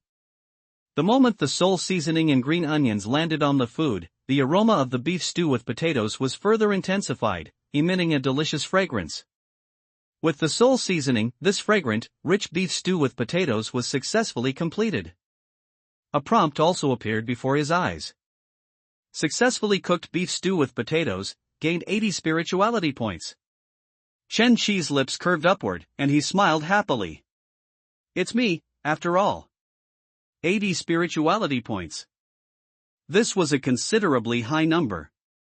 As he thought, soul seasoning could greatly enhance the deliciousness of ingredients. Without soul seasoning, to cook ordinary ingredients to 80 spirituality points would require at least 5-star chef level skills. Next, Chen-Shi grabbed a handful of cumin and sprinkled it over the grilled squid and grilled chicken. The aroma of cumin, mixed with the smell of grilled meat, instantly spread across the small pier. An and Mayor Maluo both swallowed their saliva. They had been working all day and were hungry for a whole day. However, they overlooked one point: Chen-Shi's cooking time was longer than they had imagined. They had been smelling the aroma for over an hour now. It was already very late at night. So hungry. And muttered to herself, slumping on the table like a tired kitten. Chen-Shi served the beef stew with potatoes, grilled squid, and grilled chicken. Sorry for the wait. Finally, the food was served. If it wasn't served soon, I'd starve to death. And instantly perked up, smelling the aroma of the beef. Next, Chen-Shi quickly made stir-fried celery with tofu and pan-fried small fish, and brought them to the dining table. Chen-Shi looked at them and clapped his hands. Everyone, let's eat. I just became a chef, so I don't know how it is. Chen-Shi looked at his dishes. Due to the lack of many seasonings, he suspected the taste might not be satisfactory. He also didn't know if it would suit their tastes. Okay. I'll eat first. And couldn't wait any longer. She carefully used a spoon to get a small mouthful of beef and potatoes, and put them into her mouth. How is it? Chen-Shi asked curiously. Unsavored it carefully. The tender beef and soft potatoes intertwined on her tongue, paired with the rich gravy and a slight spiciness, creating a wonderful taste. Why is it so delicious? Anne's face flushed slightly, revealing an expression of enjoyment. It's delicious. What seasoning did you add? It's sole, I added sole. Chen-Shi confidently rubbed his nose. If skill and seasoning weren't enough, then supernatural power would make up for it. The spicy taste was because he had added a little bit of ghost pepper. I'll try some too. Mayor Manhwa, as a wealthy man, had eaten many delicious things. He also curiously ate a piece of beef. He immediately felt a warm current spread through his body, and the aroma bloomed on his taste buds. Delicious. I heard that food made by transcendent chefs is so delicious that clothes explode. It seems this is not just a rumor. Exploding clothes? Chen-Shi thought about it. In this world, food that was so delicious it caused clothes to explode indeed existed. However, this was because some transcendent ingredients could strengthen a person's body, causing their muscles to instantly enlarge. If the diner was wearing tight clothes, their clothes would explode on the spot, creating a visually stunning effect. Of course, he didn't have transcendent ingredients, so he couldn't make food with an exploding clothes effect. Everyone started eating, and Chen-Shi also put a piece of beef in his mouth. The taste of the beef and gravy slowly spread on his tongue. Delicious. It was too delicious. It turned out that even in another world, such delicious food could exist. He had been eating dry, shriveled bread for the past few days. Now, being able to eat a mouthful of beef was also a pleasure. If even ordinary ingredients could be so delicious, he wondered how incredibly delicious food cooked with transcendent ingredients would be. Chen-Shi thought, then picked up a slightly charred piece of grilled chicken and put it in his mouth. Just like that, everyone started eating. Bang! Mayor Manhwa brought some slightly sweet wine, and everyone drank it directly. When Anne had almost finished eating, she took a sip of wine and said, I'm so full. By the way, Chen-Shi, why don't you open a small tavern in Manhwa town? I think the dishes you make are much more delicious than my father's. By then, you'll definitely put my father's tavern out of business. Due to the nature of the profession, a chef would often open a restaurant. Put the only peer tavern in Manhwa town out of business? With his identity as a transcendent chef, he might actually be able to do it. Chen-Shi thought for a moment, then took a sip of wine. No, I don't plan to open a tavern in town. I might set up a restaurant boat. A finger. A restaurant ship? Anne's eyes lit up. Restaurant ships on the sea were an industry unique to the Witch Sea.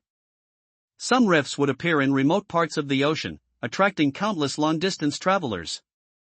At such times, a fragrant restaurant ship near a rift could attract many people. They wouldn't need to risk entering the rift and could still earn a good amount of money. The rift tide had arrived, more and more rifts would appear in the ocean. This was indeed a path to wealth. Of course, without sufficient strength, it was also easy to be taken advantage of by others. And took a small sip of wine. So, you're also preparing to head into the tide? And could tell that Chen-Shi was not the kind of person who could settle for being a chef. The sea restaurant ship was merely an excuse for him to venture into the rift tide. Just like many pirates often donned disguises such as merchants, whalers, or adventurers. Yes. Chen-Shi nodded. He had already advanced to Tier 1, but his current strength might not be enough to defeat a Tier 1 Transcendent with good equipment and awareness. There were still many areas where his strength could be improved. Manhwa Town was a good beginner's village, providing him with much assistance. But if he stayed in the beginner's village forever, his progress would inevitably be slow. Moreover, he now possessed a deep-sea hunter's treasure map and deep-sea affinity. The dangerous tide would, for him, actually be safer. Chen-Chi took a small sip of wine. Yes, the outside world should offer many opportunities, and I want to go explore. Anne's spirits lifted. Oh. Coincidentally, many people in Manhwa Town are also preparing to go to sea. Are you interested in forming a team with them? Like Xiao Manhwa, he has pretty good equipment. Chen-Chi glanced at the dizzy Xiao Manhwa. Although it was a bit rude, from every angle, the other party felt like a dead weight. Furthermore, if someone saw him peacefully coexisting with sea beasts like the black ship sea dragon, they might just label him as having the blood of an ancient god. I'm not interested for now. Running a restaurant at sea is a small business, so I won't be forming a team. Is that so? You're quite brave to dare to venture into the Rift Tide's ocean alone. And drank a small glass of wine, her face flushed, slightly tipsy. Mayor Manhwa drained his wine, then lowered his head and patted his drunken son, Xiao Manhwa. Indeed, reaching a higher rank in the Rift Tide is no easy feat. My precious son encounters strange things every time he goes to sea. The Rift Tide was not simply about more rifts, the entire ocean would become incredibly dangerous, with ancient creatures reviving from the deep sea. The Golden Flower Bird Kingdom cruise ship, attacked by a black monster not long ago, was the best example. That Golden Flower Bird Kingdom cruise ship had multiple Tier 3 Transcendent experts, and even they couldn't escape the disaster. Even without mentioning that black monster, recently, many fishermen from Manhwa Island had seen a terrifying near-sea overlord. Some people, returning at night, were chased by a pitch-black skeleton all the way until they saw the lighthouse's light, at which point the black monster disappeared.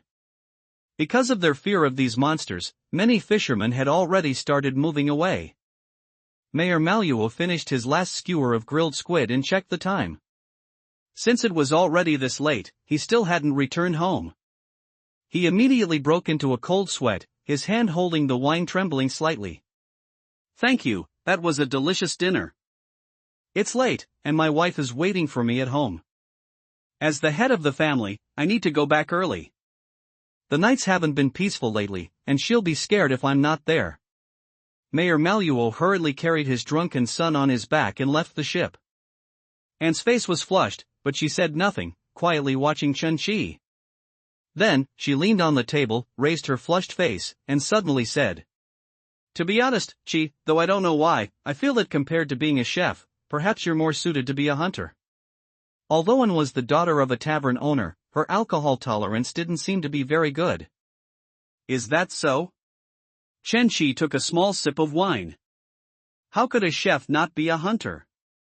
On the player forums, chefs were known by the title of monster hunter. The first reaction of others upon seeing a magical beast might be that they couldn't defeat it, while a chef's first reaction was whether it was edible. In the eyes of many chefs, many dangerous monsters were merely ingredients. Oh, and don't forget, the path of a mage is always open to you. Of course, getting a Tier 2 professional card from them isn't an easy task, you know. She shook her head, then patted her flushed face to keep herself awake. Deep down, she actually hoped Chen-Chi would encounter a little trouble after going to sea. Then he would come running back, crying to her that he shouldn't have been so brave, and then, following her advice, choose the book's principle and embark on the path of a mage. His personality wasn't suited for the traditional path of a mage. But perhaps he could become a knowledge hunter, a unique profession of the White Tower Federation, or even enter the legendary 13 Hunter Association, White Tower. However, newcomers going to sea always encountered a lot of trouble. But she was afraid the trouble would be too great and simply get Chen-Chi killed. She wished him a smooth journey. Finally, Anne shook her head and stood up to bid farewell. Do you have a destination for your sea journey? Roughly when will you set sail? A destination for the sea journey. Chen Qi pondered. The deep-sea hunter's treasure, or dangerous areas frequented by sea beasts, were all his destinations. He thought for a moment, then said, I plan to go to Moonstone City first to gather some information. If all goes well, I can set sail tomorrow. Tomorrow? Anne was surprised. She stroked her chin, then showed a mysterious expression. Tomorrow night, your bounty should arrive. Coincidentally, I'll help you apply for something. It should be ready by tomorrow night. Question mark. See you tomorrow. After they left, Chen Qi tidied up his small houseboat. Then, he paced around the small houseboat for a moment, and after confirming that no one was around, he took out the treasure map from his backpack. The deep-sea hunter's treasure map. Hunter's ember had already been digested by him, now this treasure map was his most precious possession. Deep-sea hunter was a legend of the Witch Sea, and the treasure he left behind was enough to change the life of an ordinary transcendent. And perhaps, within it, there was even the legendary Tier 4 professional card, Deep-sea Hunter. Of course, he was only Tier 1 now, a Tier 4 professional card was not something he was considering. To develop quickly, this treasure map was crucial. Chen Qi opened the ancient parchment scroll and examined it carefully. The deep-sea hunter's treasure information only specified the location, not the contents of the treasure, but instead used patterns to summarize the contents. Chen Qi examined it closely. He wondered if there was a place suitable for him on the deep-sea hunter's treasure map. Suddenly, Chen Qi's eyes lit up. He noticed that before each treasure location, a vague pattern of a human organ was drawn. He scanned from top to bottom. This protrusion, was it a finger? This round shape, was it an eye? Was this a hand? Was this a leg? This crooked thing, could it be a brain? Chen Qi scanned from top to bottom, finding that before each piece of treasure information, a human organ was drawn with extremely abstract artistry. Could the deep-sea hunter's treasure actually be his buried remains? Chen Qi's expression turned serious, and he immediately thought of various possibilities. Could it be that by collecting all these treasures and combining them, a brand new deep-sea hunter could be summoned? No. Chen Qi quickly dismissed this guess. Before the information on this treasure map, there were several treasure entries marked with brains. If this truly were the deep-sea hunter's remains, then what would be pieced together would be a monster with multiple brains. Moreover, according to the legendary descriptions of the deep-sea hunter, he didn't look like someone with multiple brains at all. Besides that, there were also many hands. Did the deep-sea hunter have many hands? He couldn't possibly be a tentacle monster, could he? So, what did these patterns mean? Chen Qi fell into deep thought. Having no other option, he had to examine the parchment scroll again. On the back of the parchment scroll, there were faint, unclear writings. Chen Qi widened his eyes and examined them carefully. The content on it seemed to be an explanation of these organ patterns. Chen Qi hurriedly checked the explanations for these pieces of information. Finger, the sea beast next to this treasure, I can handle it with just one finger. Eyes, the sea beast next to this treasure, my deep eyes stare at it, and it will die. Hand, the sea beast next to this treasure has some skill, this hunter needs to use his hands. Leg, a deep-sea monster in the true sense, no choice, even my legs must be used. Body, a terrifying strong enemy. Even I, to get the treasure from a monster of this level, must use the strength of my entire body. Brain, oh no. To defeat this terrifying ancient monster, I must use my brain. Ha! After reading, Chen Qi frowned like an old man on the subway. What is this? These human body patterns correspond to the difficulty of obtaining the treasure? The deep-sea hunter had categorized the treasures on it into multiple levels using parts of the human body. Chen Qi had cleared so many dungeons and seen difficulty expressed with hearts, stars, letters, or length. This was the first time he had seen organs used to describe dungeon difficulty. Perhaps the deep-sea hunter's mind had become a bit muddled during his long hunting career. After complaining, Chen Qi scanned the deep-sea hunter's treasure map again. Alright, at least I know what these patterns mean now. His current strength prevented him from venturing into too deep waters. And even the lowest finger difficulty treasures were mostly in distant seas. Chen Shi looked at each piece of treasure information, hoping to find a destination he could currently go to. Suddenly, his eyes lit up. Near Moonstone City, there was a rift, and within that rift, a deep-sea hunter's treasure was buried. Before the treasure information, a circle was drawn, which should be a description of the treasure, though he didn't know what it was. And the difficulty was the lowest finger. A rift near Moonstone City, this was a very good target. Coincidentally, he also needed to make a trip to Moonstone City to sell the spices on the ship and Tai Show, Iron Hand's mechanical arm. At the same time, Moonstone City, as a large city, also had special weapon shops, and he needed to purchase many things there. However, he still had a small question. Chen Shi closed his eyes, tapped his forehead with his index finger, and asked himself, "Is my current strength as strong as one deep-sea hunter's finger?" Boat update. Probably not. Chen Shi shook his head, answering his own question. After all, that was the finger of a legend hunter. He was currently a novice at Tier 1, and hadn't yet unleashed the true abilities of a chef. He was just a little newbie. However, for him, the deep-sea monster guarding the treasure wasn't the difficult part. The real challenge was how to reach the treasure's location. After deciding on his goal, Chen Shi put down the scroll. He stood up and looked at the dilapidated small refrigerator in the boathouse. A 1-meter-tall small refrigerator, covered in a bunch of tattered patches on the outside. But in here, there was a rather rare transcendent food item. He hadn't eaten the golden scale fish he got from the adorable near-sea overlord yet. Time for a late-night snack. Chen Shi excitedly took the golden scale fish out of the refrigerator, preparing to make a pan-fried golden scale fish. Golden scale fish are naturally delicious, with a creamy texture that doesn't require much processing. Under frying, the skin of the golden scale fish quickly became slightly charred, gleaming like gold. Then, he sprinkled sole seasoning. Soon, a fragrant, golden scale fish was ready. Let's try how transcendent ingredients taste. Chen Shi took a small bite. The juice burst in his mouth, and a rich, mellow flavor instantly spread. It had a slight sweetness without any added sugar. The texture was less like meat and more like melted cheese. At the same time, a warm, hot power slowly permeated his body. A prompt appeared on his panel. Your Constitution +1. You gain Self-Healing Constitution, weak. Self-Healing Constitution, weak. Your body's recovery ability is enhanced. Note, I feel it, I feel the breath of life flowing through my body. Self-healing constitution is a prerequisite for many high-level physical skills. However, Chen Shi was not yet sure about its specific effects. Let's test it.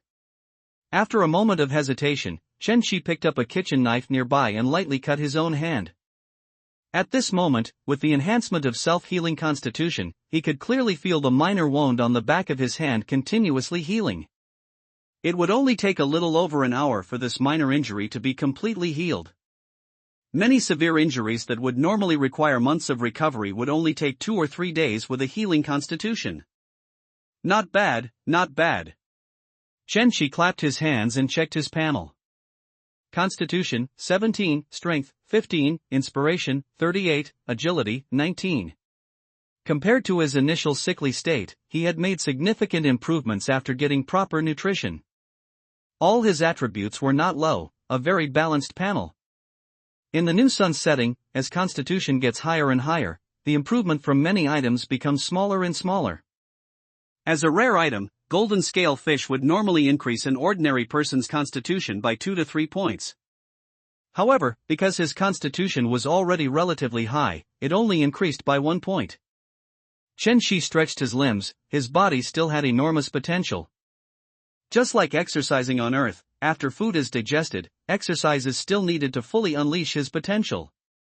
As long as he exercised properly, it was only a matter of time before both his constitution and strength broke through 20 points. Whoosh! Chen Shi did some warm-up exercises. After eating the golden scale fish, he didn't feel tired at all after a busy day. Instead, he felt an inexhaustible amount of strength in his body. Chen Shi decided to exercise for a while before bed, and only sleep when he was exhausted. The next day, huge dark clouds covered the sky above the sea, as if foretelling the arrival of disaster, and did not dissipate for a long time. Wave after wave crashed against the boats at the dock. Today, due to the many alarming events of yesterday, many fishermen who had originally planned to go to sea also decided to rest for a few days. Fortunately, the rift in Manhwa town's mine had revived, and a large quantity of new ore was born, providing people with new job opportunities. Chen Shi woke up early, preparing to move his small houseboat to the dry dock for repair and renovation. The foundation of this boat was good, but whether it was the boat lights or the various internal furniture and equipment, they were all too old. However, before he reached the dry dock, someone from the Moonstone Island's bounty department came over and cautiously handed him a package containing 200,000 shell coins. It was the bounty for killing Tai Shou, Iron Hand. The bounty arrived in one night. That's really efficient. Normally, these departments wouldn't be so quick. Teacherin must have urged them on his behalf. Quick, say, thank you, Teacherin. Chen Shi thanked her in his heart, took the bounty, and counted it. The largest denomination of money in the Kingdom of Bei was 10,000 shell coins, so 200,000 shell coins wasn't very heavy. But holding it in his hand, there was an indescribable sense of weightiness. Just right, this money could be used to strengthen his boat. The dry dock was not far from Manhwa town's pier.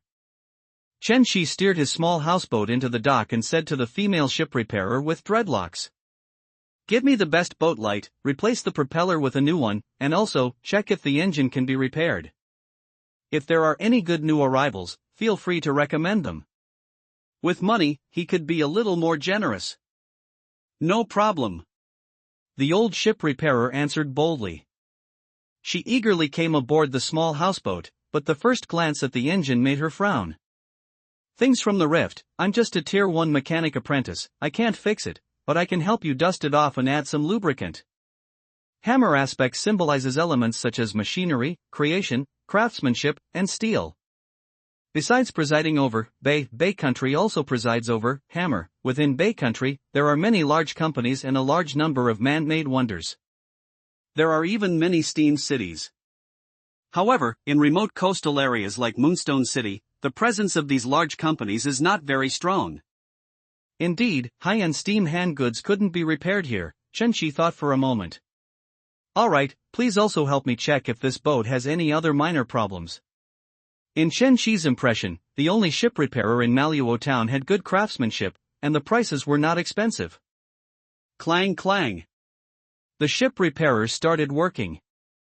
Soon, his boat had two brand new boat lights, one inside the boathouse and one outside the boat. The nights after the rift tide are when many monsters from the shadows come out to forage. If one wants to navigate at night, a good boat light is absolutely a life-saving presence. He absolutely couldn't skimp on this. Chen Shi directly asked for the latest high-end product. Waterproof, impact-resistant, and capable of maintaining brightness in emergencies. The boat light inside the boathouse wasn't expensive, but the boat light outside cost him 50,000 shell coins directly. Two new propellers were replaced, slightly increasing the boat's speed, for 30,000 shell coins. Plus other minor repairs and touch-ups. This alone cost 100,000 shell coins. But overall, the money was well spent. Chen Shi crossed his arms and looked at his small houseboat again. Under the ship repairer's restoration, this junk collector's small houseboat was now completely revitalized. He now had over 100,000 in cash. Chen Shi headed to Manhwa town's furniture store and marine equipment store. He needed to replace the furniture in his small houseboat. He purchased a small bed, a small sofa, two new chairs, a special energy-powered heating device, as well as a telescope, music box, kerosene lamp, carpet, incense, and other small items. Chen Shi chose furniture that was relatively cost-effective, spending a total of 10,000 shell coins. Unbeknownst to him, by the time Chen Shi had moved all the furniture into the small houseboat and finished arranging it, it was already close to noon. Phew! Inside the boathouse, Chen Shi wiped the sweat from his head and looked at his cozy new home. a leather sofa, a nice desk, a brand new and bright kitchen, and a dining table. As well as a super comfortable, soft new bed. Coupled with the faint incense, the entire room appeared exceptionally warm and inviting. It finally looked like a place fit for living. This feeling of having a new little nest after hard work felt really good. Chen Shi smiled from the bottom of his heart. Bang bang. Is anyone home? Someone knocked on the boat door. Chen Shi looked out. At that moment, and was holding a bag of new things, winking her blue eyes at him. Set sail, target Moonstone City. Chen Shi opened the boat door. Good afternoon. Wow. And walked into the small boathouse, her eyes curiously sweeping over the interior. Yesterday, no matter how one looked at it, this was a dilapidated old boat. Now, with furniture added, although it hadn't shed its old boat feel, it had a sense of home. Nice setup. At this rate, you can go out to sea today. Anne's eyes lit up. When she was a child, she also wanted a boat that could travel to distant divine realms. But after she started practicing magic, she completely forgot about it. Oh, I have something good for you. Then, she handed a package to Chen Shi. Chen Shi took the package with a puzzled expression and opened it. Inside the package were a flag and a piece of paper. The paper was a license for a dining boat. The design on the flag was a crossed knife and fork. This is the flag for a dining boat, and also its license. Chen Shi patted his head. He had almost forgotten about this. On the high seas, pirates had pirate flags, merchant ships had merchant flags, and the navy had navy flags. And to operate a dining boat, one also needed a flag. According to the law, every ship must have a corresponding flag. Forging a flag was a serious crime. Unlike the business license for merchant ships, dining boats were very easy to apply for because few people were engaged in the industry and they didn't earn much money. There were rules on the sea. As a neutral ship with not much money, a dining boat would not attract the interest of large vessels. And when sailing long distances, a ship without a flag was like a person without clothes. If it encountered curious ships, it would inevitably be exploited. All in all, his small houseboat needed a chef's uniform. Chen Shi thought for a moment. If he were to apply himself, it would take at least 2 days. By then, Captain Black I might have already arrived in Manhwa town. Thank you again, Teacher In. Chen Shi accepted the flag and bowed in gratitude. He had to admit that In was indeed a diligent and responsible mentor for beginners, helping him a lot. Manhwa town was a pretty good starter village. And smiled faintly. You're welcome, it's my job. If you can become a second-order transcendent, I can receive a generous reward. Moreover, this is also very important for my transcendent path. Oh, when are you planning to depart? Chen Shi looked out the window. The daytime flame was burning, it was midday now. He had collected all the bounties he was due and made all the necessary preparations. Moonstone City was quite a distance from Manhwa town. Later, perhaps. If I leave now and there's enough time, I might be able to reach Moonstone City before the daytime completely extinguishes. Is that so?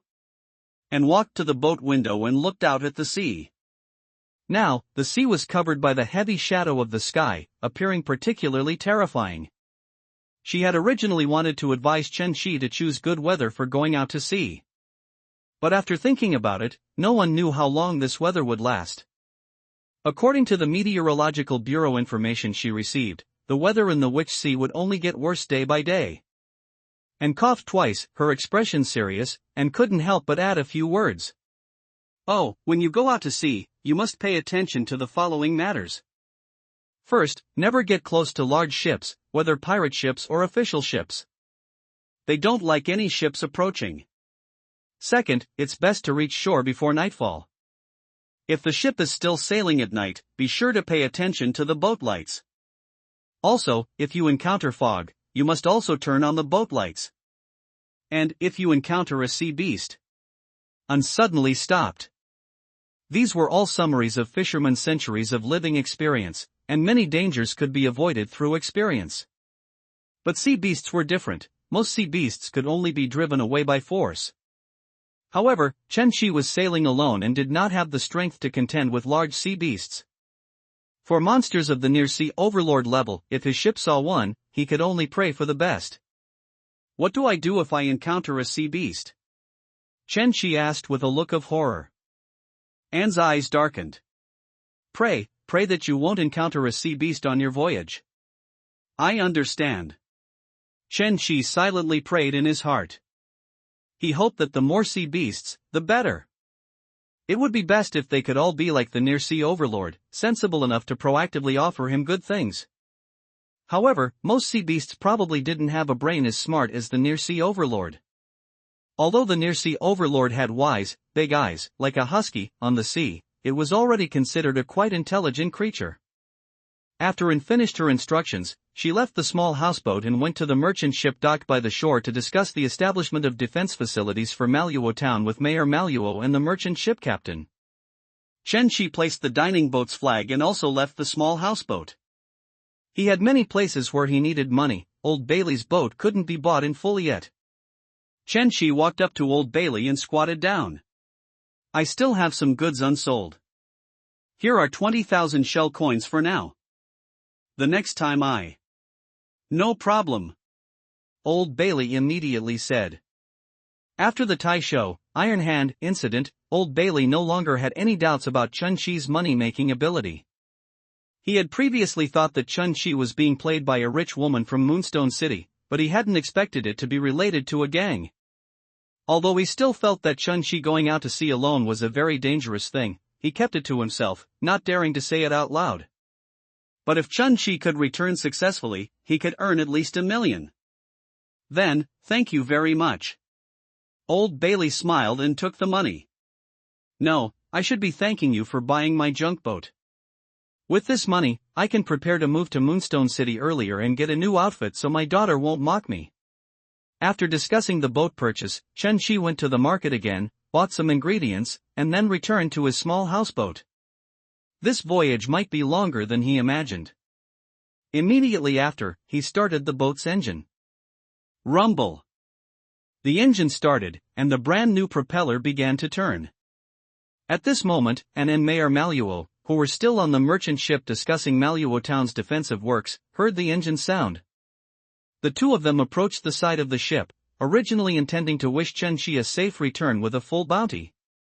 But given the current situation at sea and the fact that he was going out alone, it was already difficult enough for him to return alive. It would be normal for him to come back missing an arm or a leg. Just being alive would be good. They waved and said, "Bon voyage." All right. Chen Shi walked out of the boathouse, waving goodbye.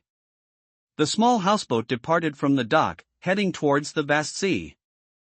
Above the near sea, the sky gradually darkened. The small houseboat had been sailing for some time. Along the way, he had already seen many large merchant ships. However, Chen Shi's top priority on the boat was to strengthen his body tempering method through exercise. Through the knowledge granted to him by the skill card, during this period of sailing, his mastery of the body tempering method improved even further, and he also gained 2 points of strength bonus. Hoo. Chen Shi took out the fresh water from the refrigerator and drank it all. The body tempering method consumed more physical strength than he had imagined, and due to excessive exercise, it also severely damaged his muscles. Fortunately, he was a chef with high physique and a self-healing constitution. This minor muscle damage would be fine after a night's sleep. After sleeping, he could still train. Chen Shi, overtired from exercise, sat on the sofa and picked up the Deep Sea Hunter's treasure map and newspaper to read. He quite liked this world, but unfortunately, there was no internet, only newspapers. Moreover, a single person's boat felt a bit lonely. Perhaps, I could get a pet. However, ordinary cats and dogs definitely wouldn't work, they couldn't adapt to dangerous voyages. Large sea beasts couldn't be kept for now either, they would be considered heretics. Chen Shi thought to himself. Whoosh, whoosh. Just as he was looking at the map, he vaguely heard a piercing wind sound. Plop. Another loud splash was heard. The sound of something flying? Shenxi put away the deep-sea hunter's treasure map and suddenly became alert. On the Witch Sea, the probability of encountering a steam airplane was very, very low. It was more likely to encounter some bird-like monsters. On the Witch Sea, besides sea beasts, there were also many dangerous large birds. He wasn't afraid of sea beasts, but bird-type monsters posed a great threat to him. If it was a bird-type monster, that would be quite troublesome. He hadn't encountered a sea beast, but instead encountered a strange bird first? Is my luck really that bad? Shenxi picked up the collector, walked out of the boathouse, and looked up at the sky. The sky was gloomy. He didn't see any bird's shadow in the sky. No, that's not right. Shenxi gripped the gun, suddenly feeling a chill down his spine. Behind him, there was a sound, the sound of footsteps. There was something behind him. How did it get behind him? His small boat was sailing on the open sea, and there were no other ships around. It was either some strange thing or an expert. But if it was an expert, what was their purpose? At least from the appearance, his boat had nothing worth robbing.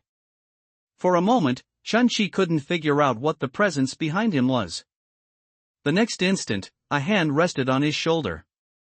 At this moment, the presence behind him spat out a mouthful of seawater and, with a tired tone, expressed its hungry and thirsty demand.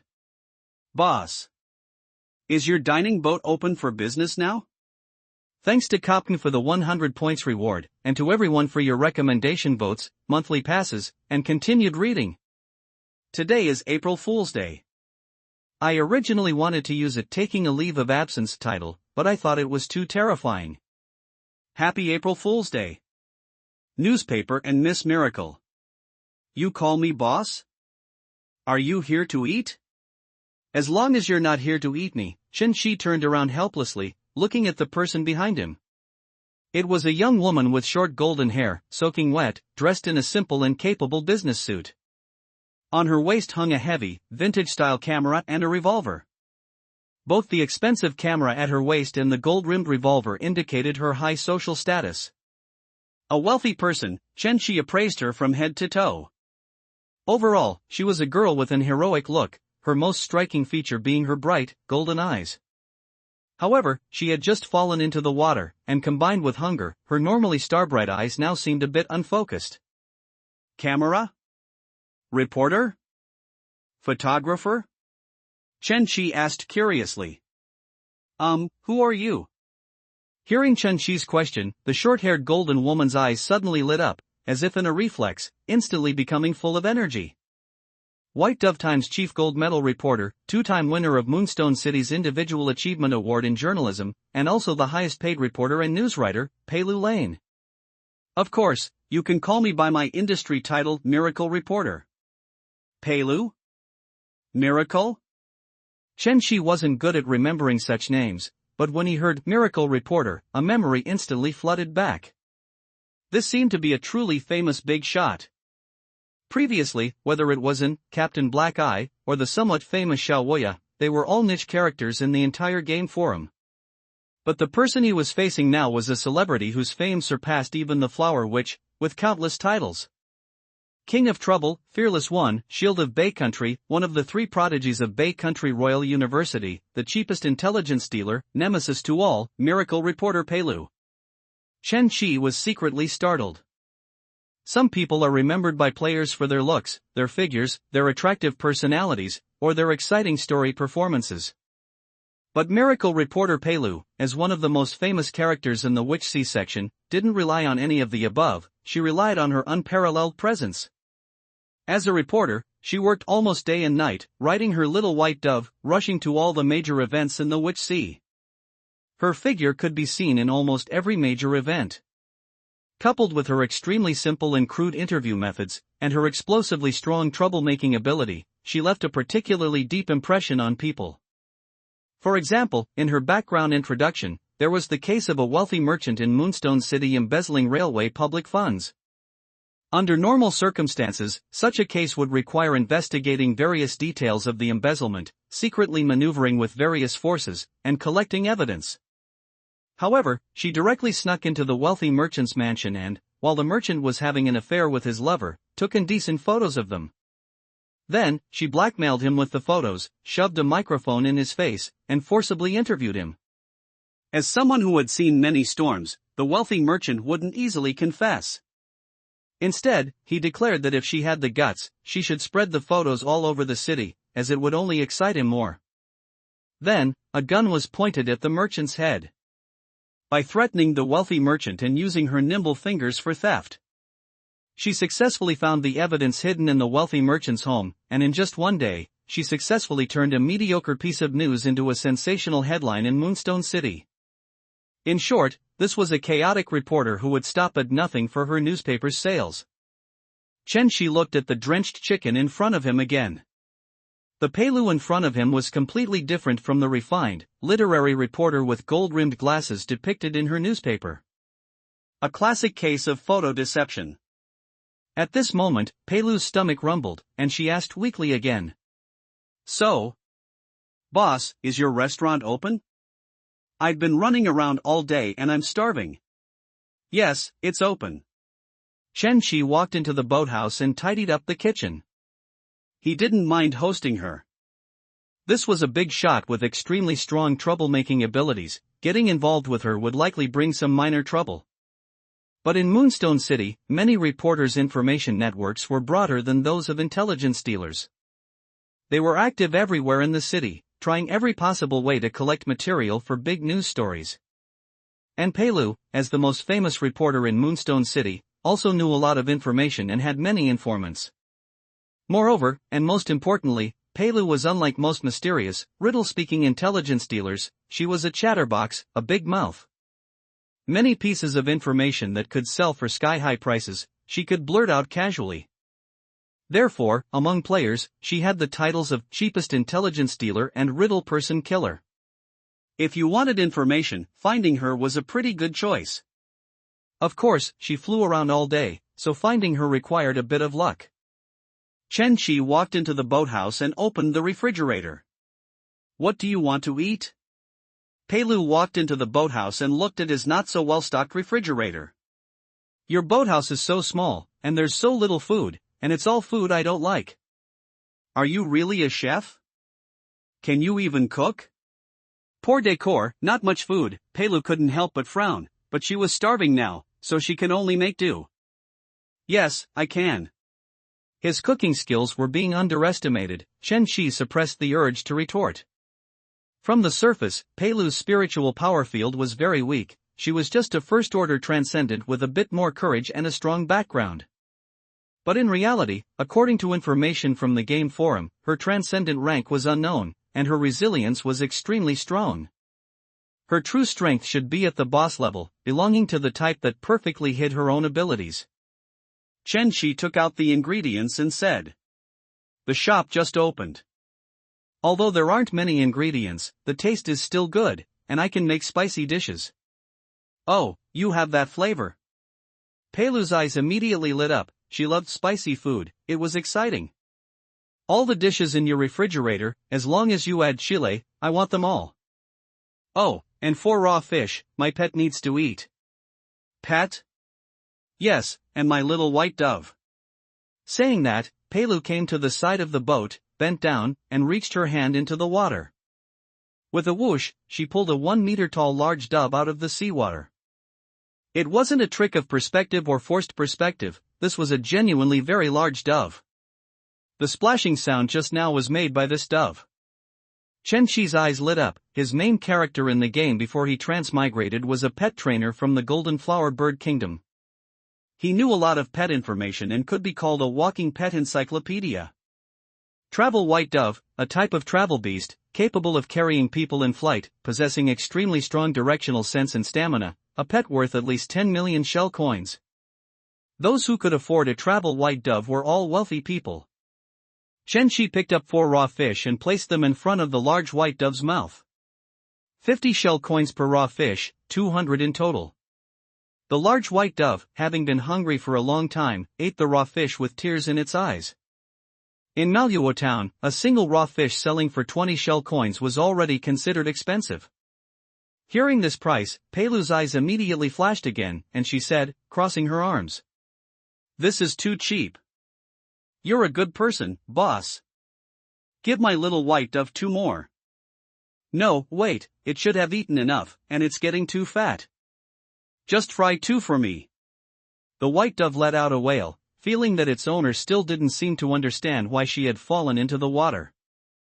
Good person? Chen Shi was a little surprised. His price was double the market price. Restaurants at sea, like those in tourist attractions, often had slightly higher prices. But from Peilu's tone, he had still priced it too low. Chen Shi decisively took out the ingredients from the refrigerator. He was a chef, and he used rare seasonings like devil's chili. Setting the price a little higher shouldn't be a problem, right? Then he would price all these dishes, which cost less than 20, at over 100. Peilu sat down in the dining chair, rubbed her nose, and waved her hand. All the dishes in your small refrigerator, use your best seasonings and your best cooking skills, I want them all. No problem. Soon, several fragrant dishes were placed on the table. Chen Shi cooked and chatted with Peilu at the same time. He wanted to learn about Moonstone City's intelligence through Peilu. However, Peilu, being a chatterbox, didn't give him a chance to interject. She quickly put on a mysterious expression. Boss, you're in luck today. ? Peilu was someone with a strong desire to share. To get information from Peilu, you didn't even need to ask intentionally.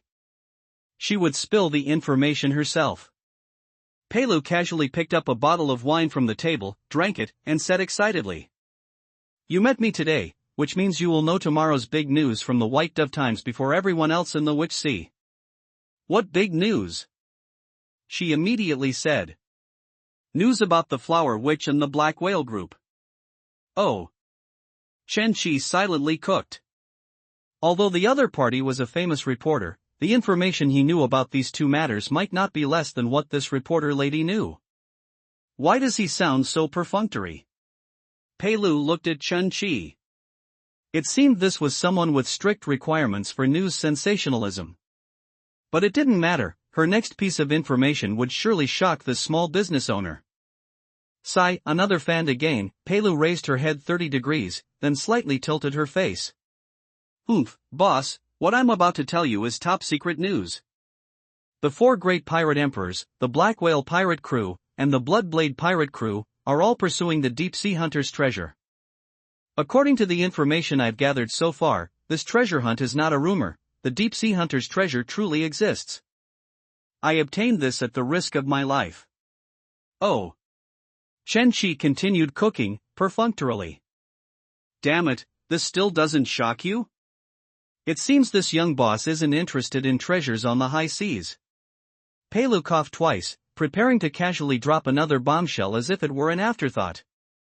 Did you know, just yesterday, the Flower Witch appeared on a passenger ship, and according to the intelligence I gathered, the Black Whale Group is not only tracking the deep sea hunter's treasure but also the Flower Witch.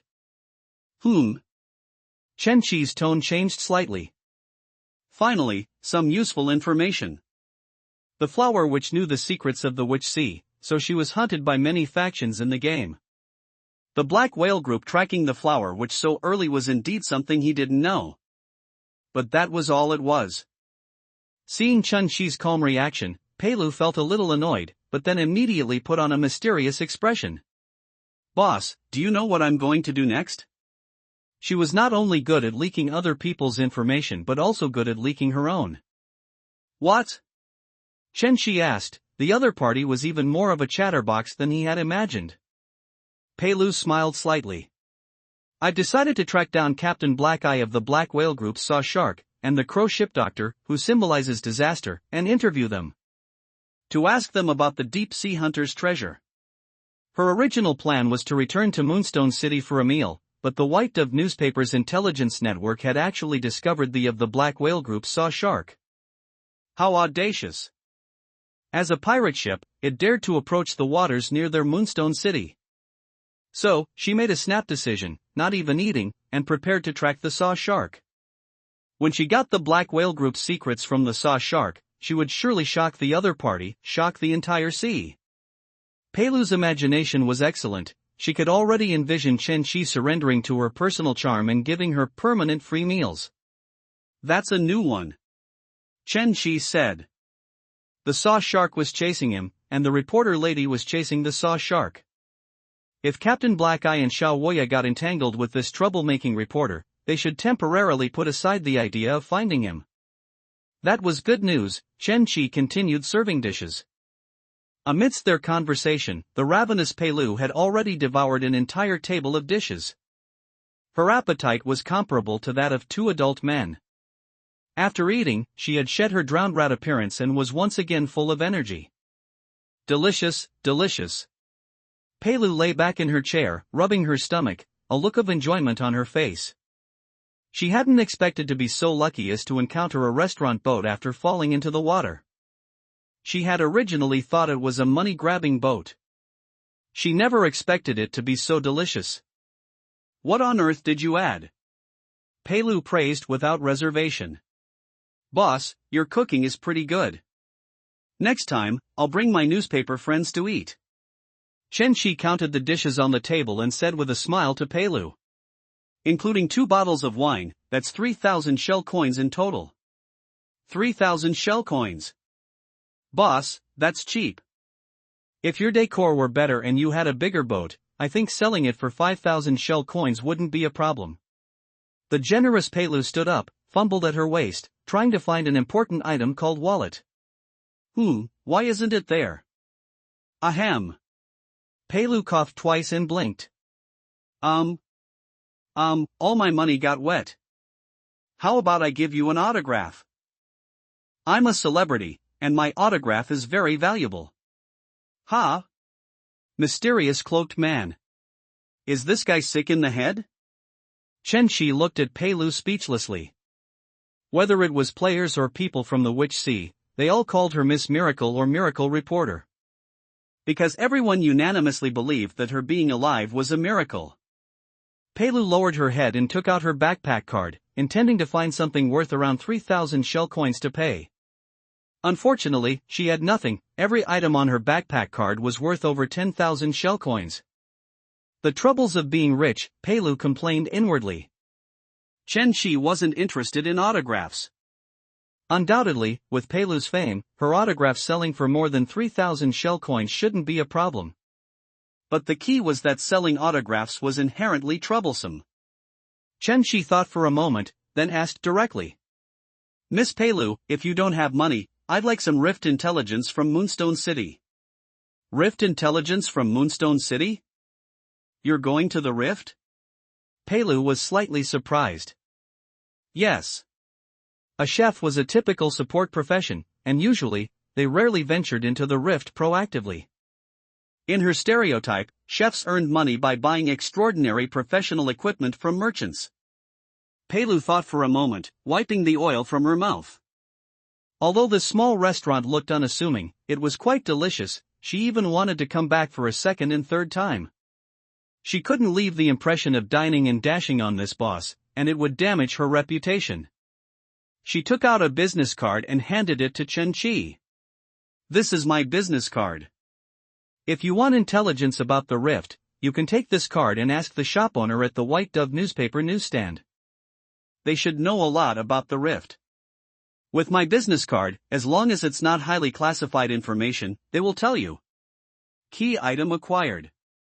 Chen Shi took the business card. This business card was truly a good thing. With it, the difficulty of obtaining information was at least halved. To acquire it so easily, Peilu truly lived up to her reputation as the best person to get free information from in the Witch Sea. Before leaving, Peilu said to Chen Shi, "Oh, and boss, though it's just my speculation, I think the missing flower which has very likely infiltrated our Moonstone City. But unfortunately, my energy is limited, and I must first go after the saw shark. If you have intelligence on the witch, the Black Whale Group, or other big news, you can go to the location on the business card. Based on the information you provide, our newspaper agency will reward you. If the news is big enough, our newspaper agency might even offer you a lifetime employment contract." All right. Chen Shi agreed. Normally, this business card was given by famous reporters to their informants. However, Pelu gave hers out rather casually. Currently, the newspaper agency hadn't stopped her from distributing business cards either. Pelu walked out of the boathouse, patted her large white pigeon, and happily left the small houseboat. Shortly after, Chen-shi also walked out of the boathouse. Rumble. Loud rumbling sounds continuously echoed in his ears. Around them, numerous steel behemoths and tourist ships could already be seen, countless vessels like scattered stars, steadily advancing towards the port. 1,000 sails passing. Chen-shi sighed with emotion. The scene before him was incomparable to Manhwa town. As the small houseboat moved forward, a massive city gradually revealed itself before his eyes. Chen-shi looked into the distance. He could see a huge city wall and many smoking black chimneys. Moonstone City. Its scale was far greater than he had imagined. In front of Moonstone City was a large port. Unlike the decaying dock in Manhwa town, with the arrival of the rift tide, Moonstone City's port became even more prosperous. Both the tourist ships arriving at Moonstone City and the exploration vessels heading out to sea were increasing. As the tide swept through, the entire Moonstone City presented an unprecedented scene of prosperity. Chen-shi docked the small houseboat at the crowded port, passed through the city gate, and walked into Moonstone City. For trade, Moonstone City had established many shops in the plaza not far from the city gate. Newsboys, bounty hunters, merchants, workers, and gang members continuously walked past him. It's easy to get things stolen. Chen-shi held his backpack card tightly inside his clothes and walked towards the center of the plaza. A massive clock tower stood in the center of the plaza, its top adorned with complex gears and clocks, emitting a melodious chime. Around the plaza, various shops and stalls were dazzling, from exquisite craft shops to various gun stores, potion shops, and adult novelty stores. There were also many recruitment advertisements and many seemingly wonderful opportunities. These opportunities were often traps for those unfamiliar with Moonstone City. A slight misstep, and your kidney would be gone. Chen-shi scanned the surrounding shops. Many good things, he couldn't afford them yet. Chen-shi went to a weapon shop and sold taisho, iron hand, mechanical arm and some useless controlled knives from his backpack card. If a mechanical arm was severed, the critical parts connecting the nerves would be severely damaged, thus greatly reducing its price. The rusty mechanical arm sold for 40,000, and the useless controlled tools sold for 20,000, totaling 60,000. As for devil peppers and other spices, selling these items required going to shops in the city center, which was quite a distance. Chen-shi immediately spent this money at the weapon shop again. He bought a bulletproof vest to increase defense against impacts, for incendiary grenades, and some bullets. At the same time, he had a vendetta with the Black Rabbit gang of Moonstone City, so to hide his face, he also bought a hunter's outfit that could cover his face. In the splendid Moonstone City, people who were completely wrapped up were quite common. Another 30,000 shell coins were spent in an instant. After a quick shopping trip, Chen-shi began heading towards his destination, the rift where the deep-sea hunter treasure was buried. According to the treasure information, the deep-sea hunter's treasure was located in the rift of Moonstone City's civilian district. Moonstone City was also a city where prosperity and decay coexisted. Away from the commercial and rich districts was the civilian district. Compared to the bustling commercial district, the civilian district was much quieter, and it also smelled of kerosene and garbage. Police resources in the civilian district were extremely poor, replaced by numerous gangs involved in criminal activities. On the ground, fresh bullet casings could still be seen. Apparently, a shootout had occurred here not long ago. Chen-shi planned to first ascertain the situation of the rift. After the arrival of the rift tide, the rift revived. As expected, the rift where the deep-sea hunter treasure was buried should have reopened. As long as the distortion level was not zero, once cleared, it would cool down for at least 3 days. And if someone entered the rift first, then he would have to wait until next time. I hope the rift saves a spot for me. Chen-shi thought to himself. Unknowingly, he had already reached the vicinity of the location indicated by the treasure map. Looking into the distance, on a dilapidated wall, a huge wormhole slowly writhed, as if it was about to open its massive mouth at any moment. This was his destination for this trip. This size. It's a large rift. The moment Chen Shi saw the size of the wormhole, he couldn't help but frown. A large rift would probably take about a month to reopen. If he missed this opportunity, he would have to wait a month. And next to the wormhole, at least 30 hunters armed with firearms were guarding the wormhole rift. Outside the wormhole, gang members held firearms, like bodyguards guarding a vault. Everyone, this is a protected area. No one is allowed to approach this place without our permission. Only after our people go in, and you pay the entrance fee, will you be qualified to enter the rift. Complete inspiration enlightenment information, acquired by professionals with over 25 inspiration, 50,000 shell coins per copy. Rift manufacturing, specialized flamethrower 100,000 each, free entrance ticket with purchase. Fully armed retired soldier bodyguards, 20,000 shell coins a day. It seemed that gang members had already claimed this public land as their own territory, preemptively occupying this rift. They were trying to make a fortune through forced buying and selling. The situation was more severe than imagined. Chen Shi scanned the surroundings. And besides the gang members guarding the wormhole entrance, there were also lone hunters like him, quietly waiting for their opportunity. A large rift would attract many people. Chen Shi looked back, and near a newsstand on the street, there was an information peddler holding a newspaper. That information peddler, near the newsstand, should be from the newsstand. White dove newspaper newsstands were very common in Moonstone City. Let's see how effective Peilu's business card is. Chen Shi walked along the street, preparing to gather some information. But before he even reached the newsstand, he suddenly heard chewing and squirming sounds in his ear. What a fragrant smell! Chen Shi turned his head. It seemed there was someone in the bushes next to him. He saw a person in a gray cloak lying in the bushes, squirming, seemingly eating something. This wriggling, graceful posture, this wiggling butt, this gray cloak covering the entire body. Could it be a ghoul?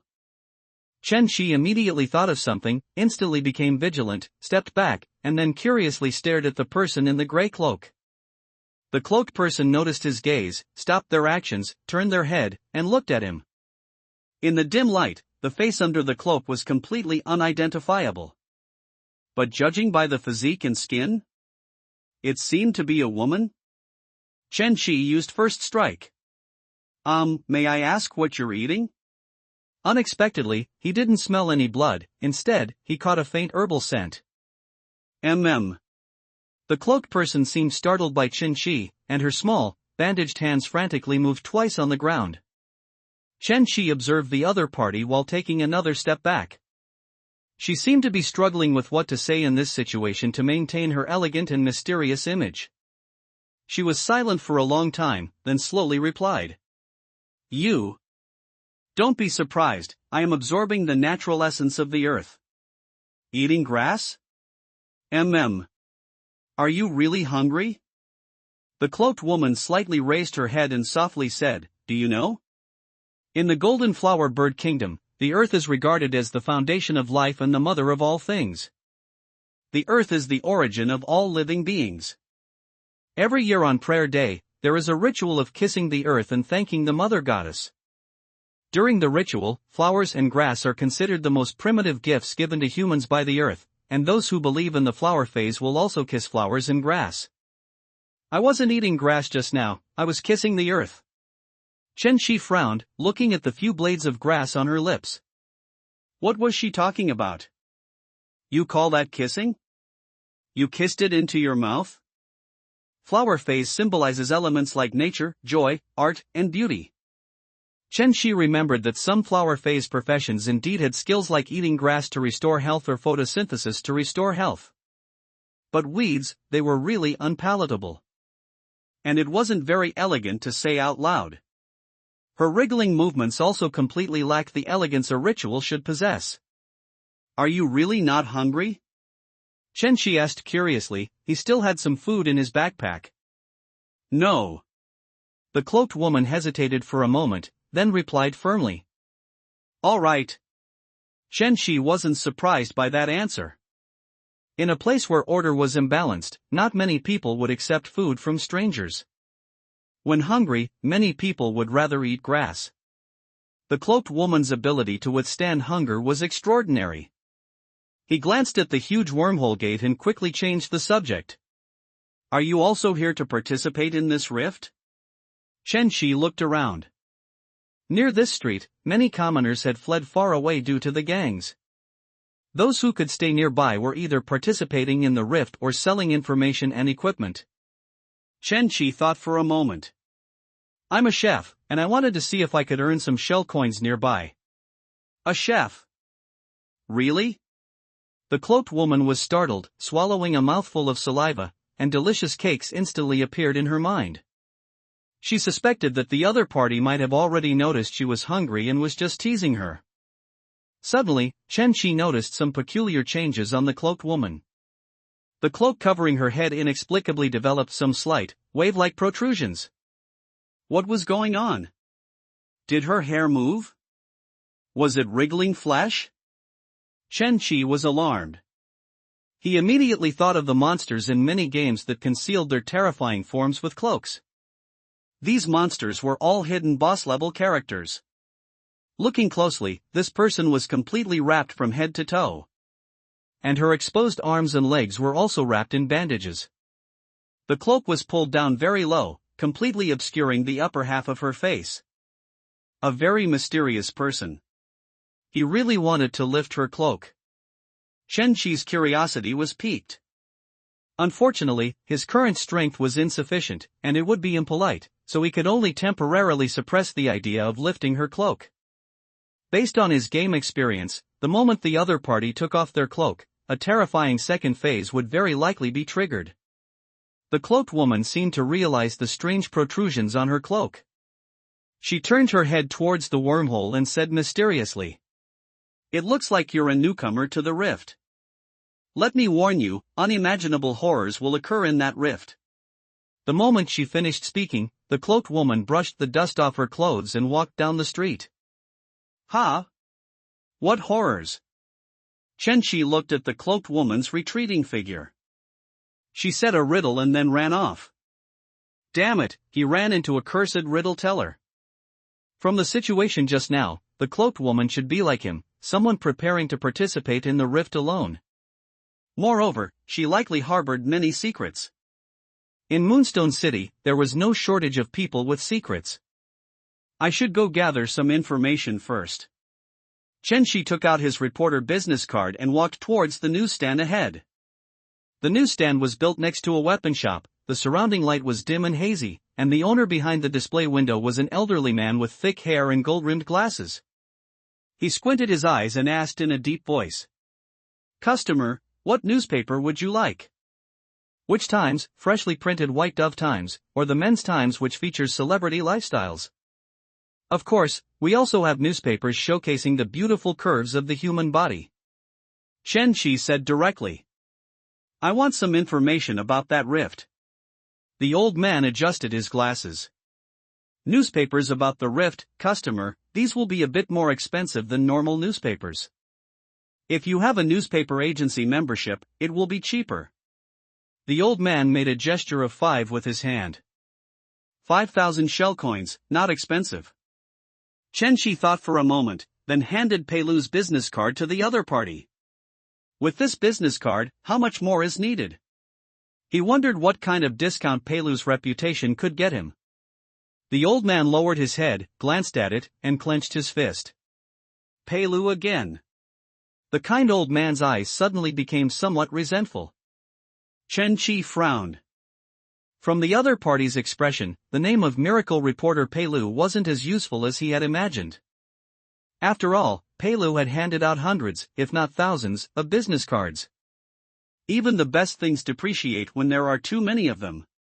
Chen Shi reached out, ready to pay some shell coins, as information bought with money felt more reliable.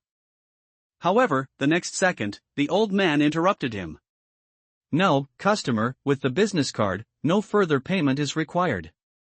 This is the rule of our profession, even if it's Pei Lu, that little, lovely one, but a rule is a rule." Not making money even when he could?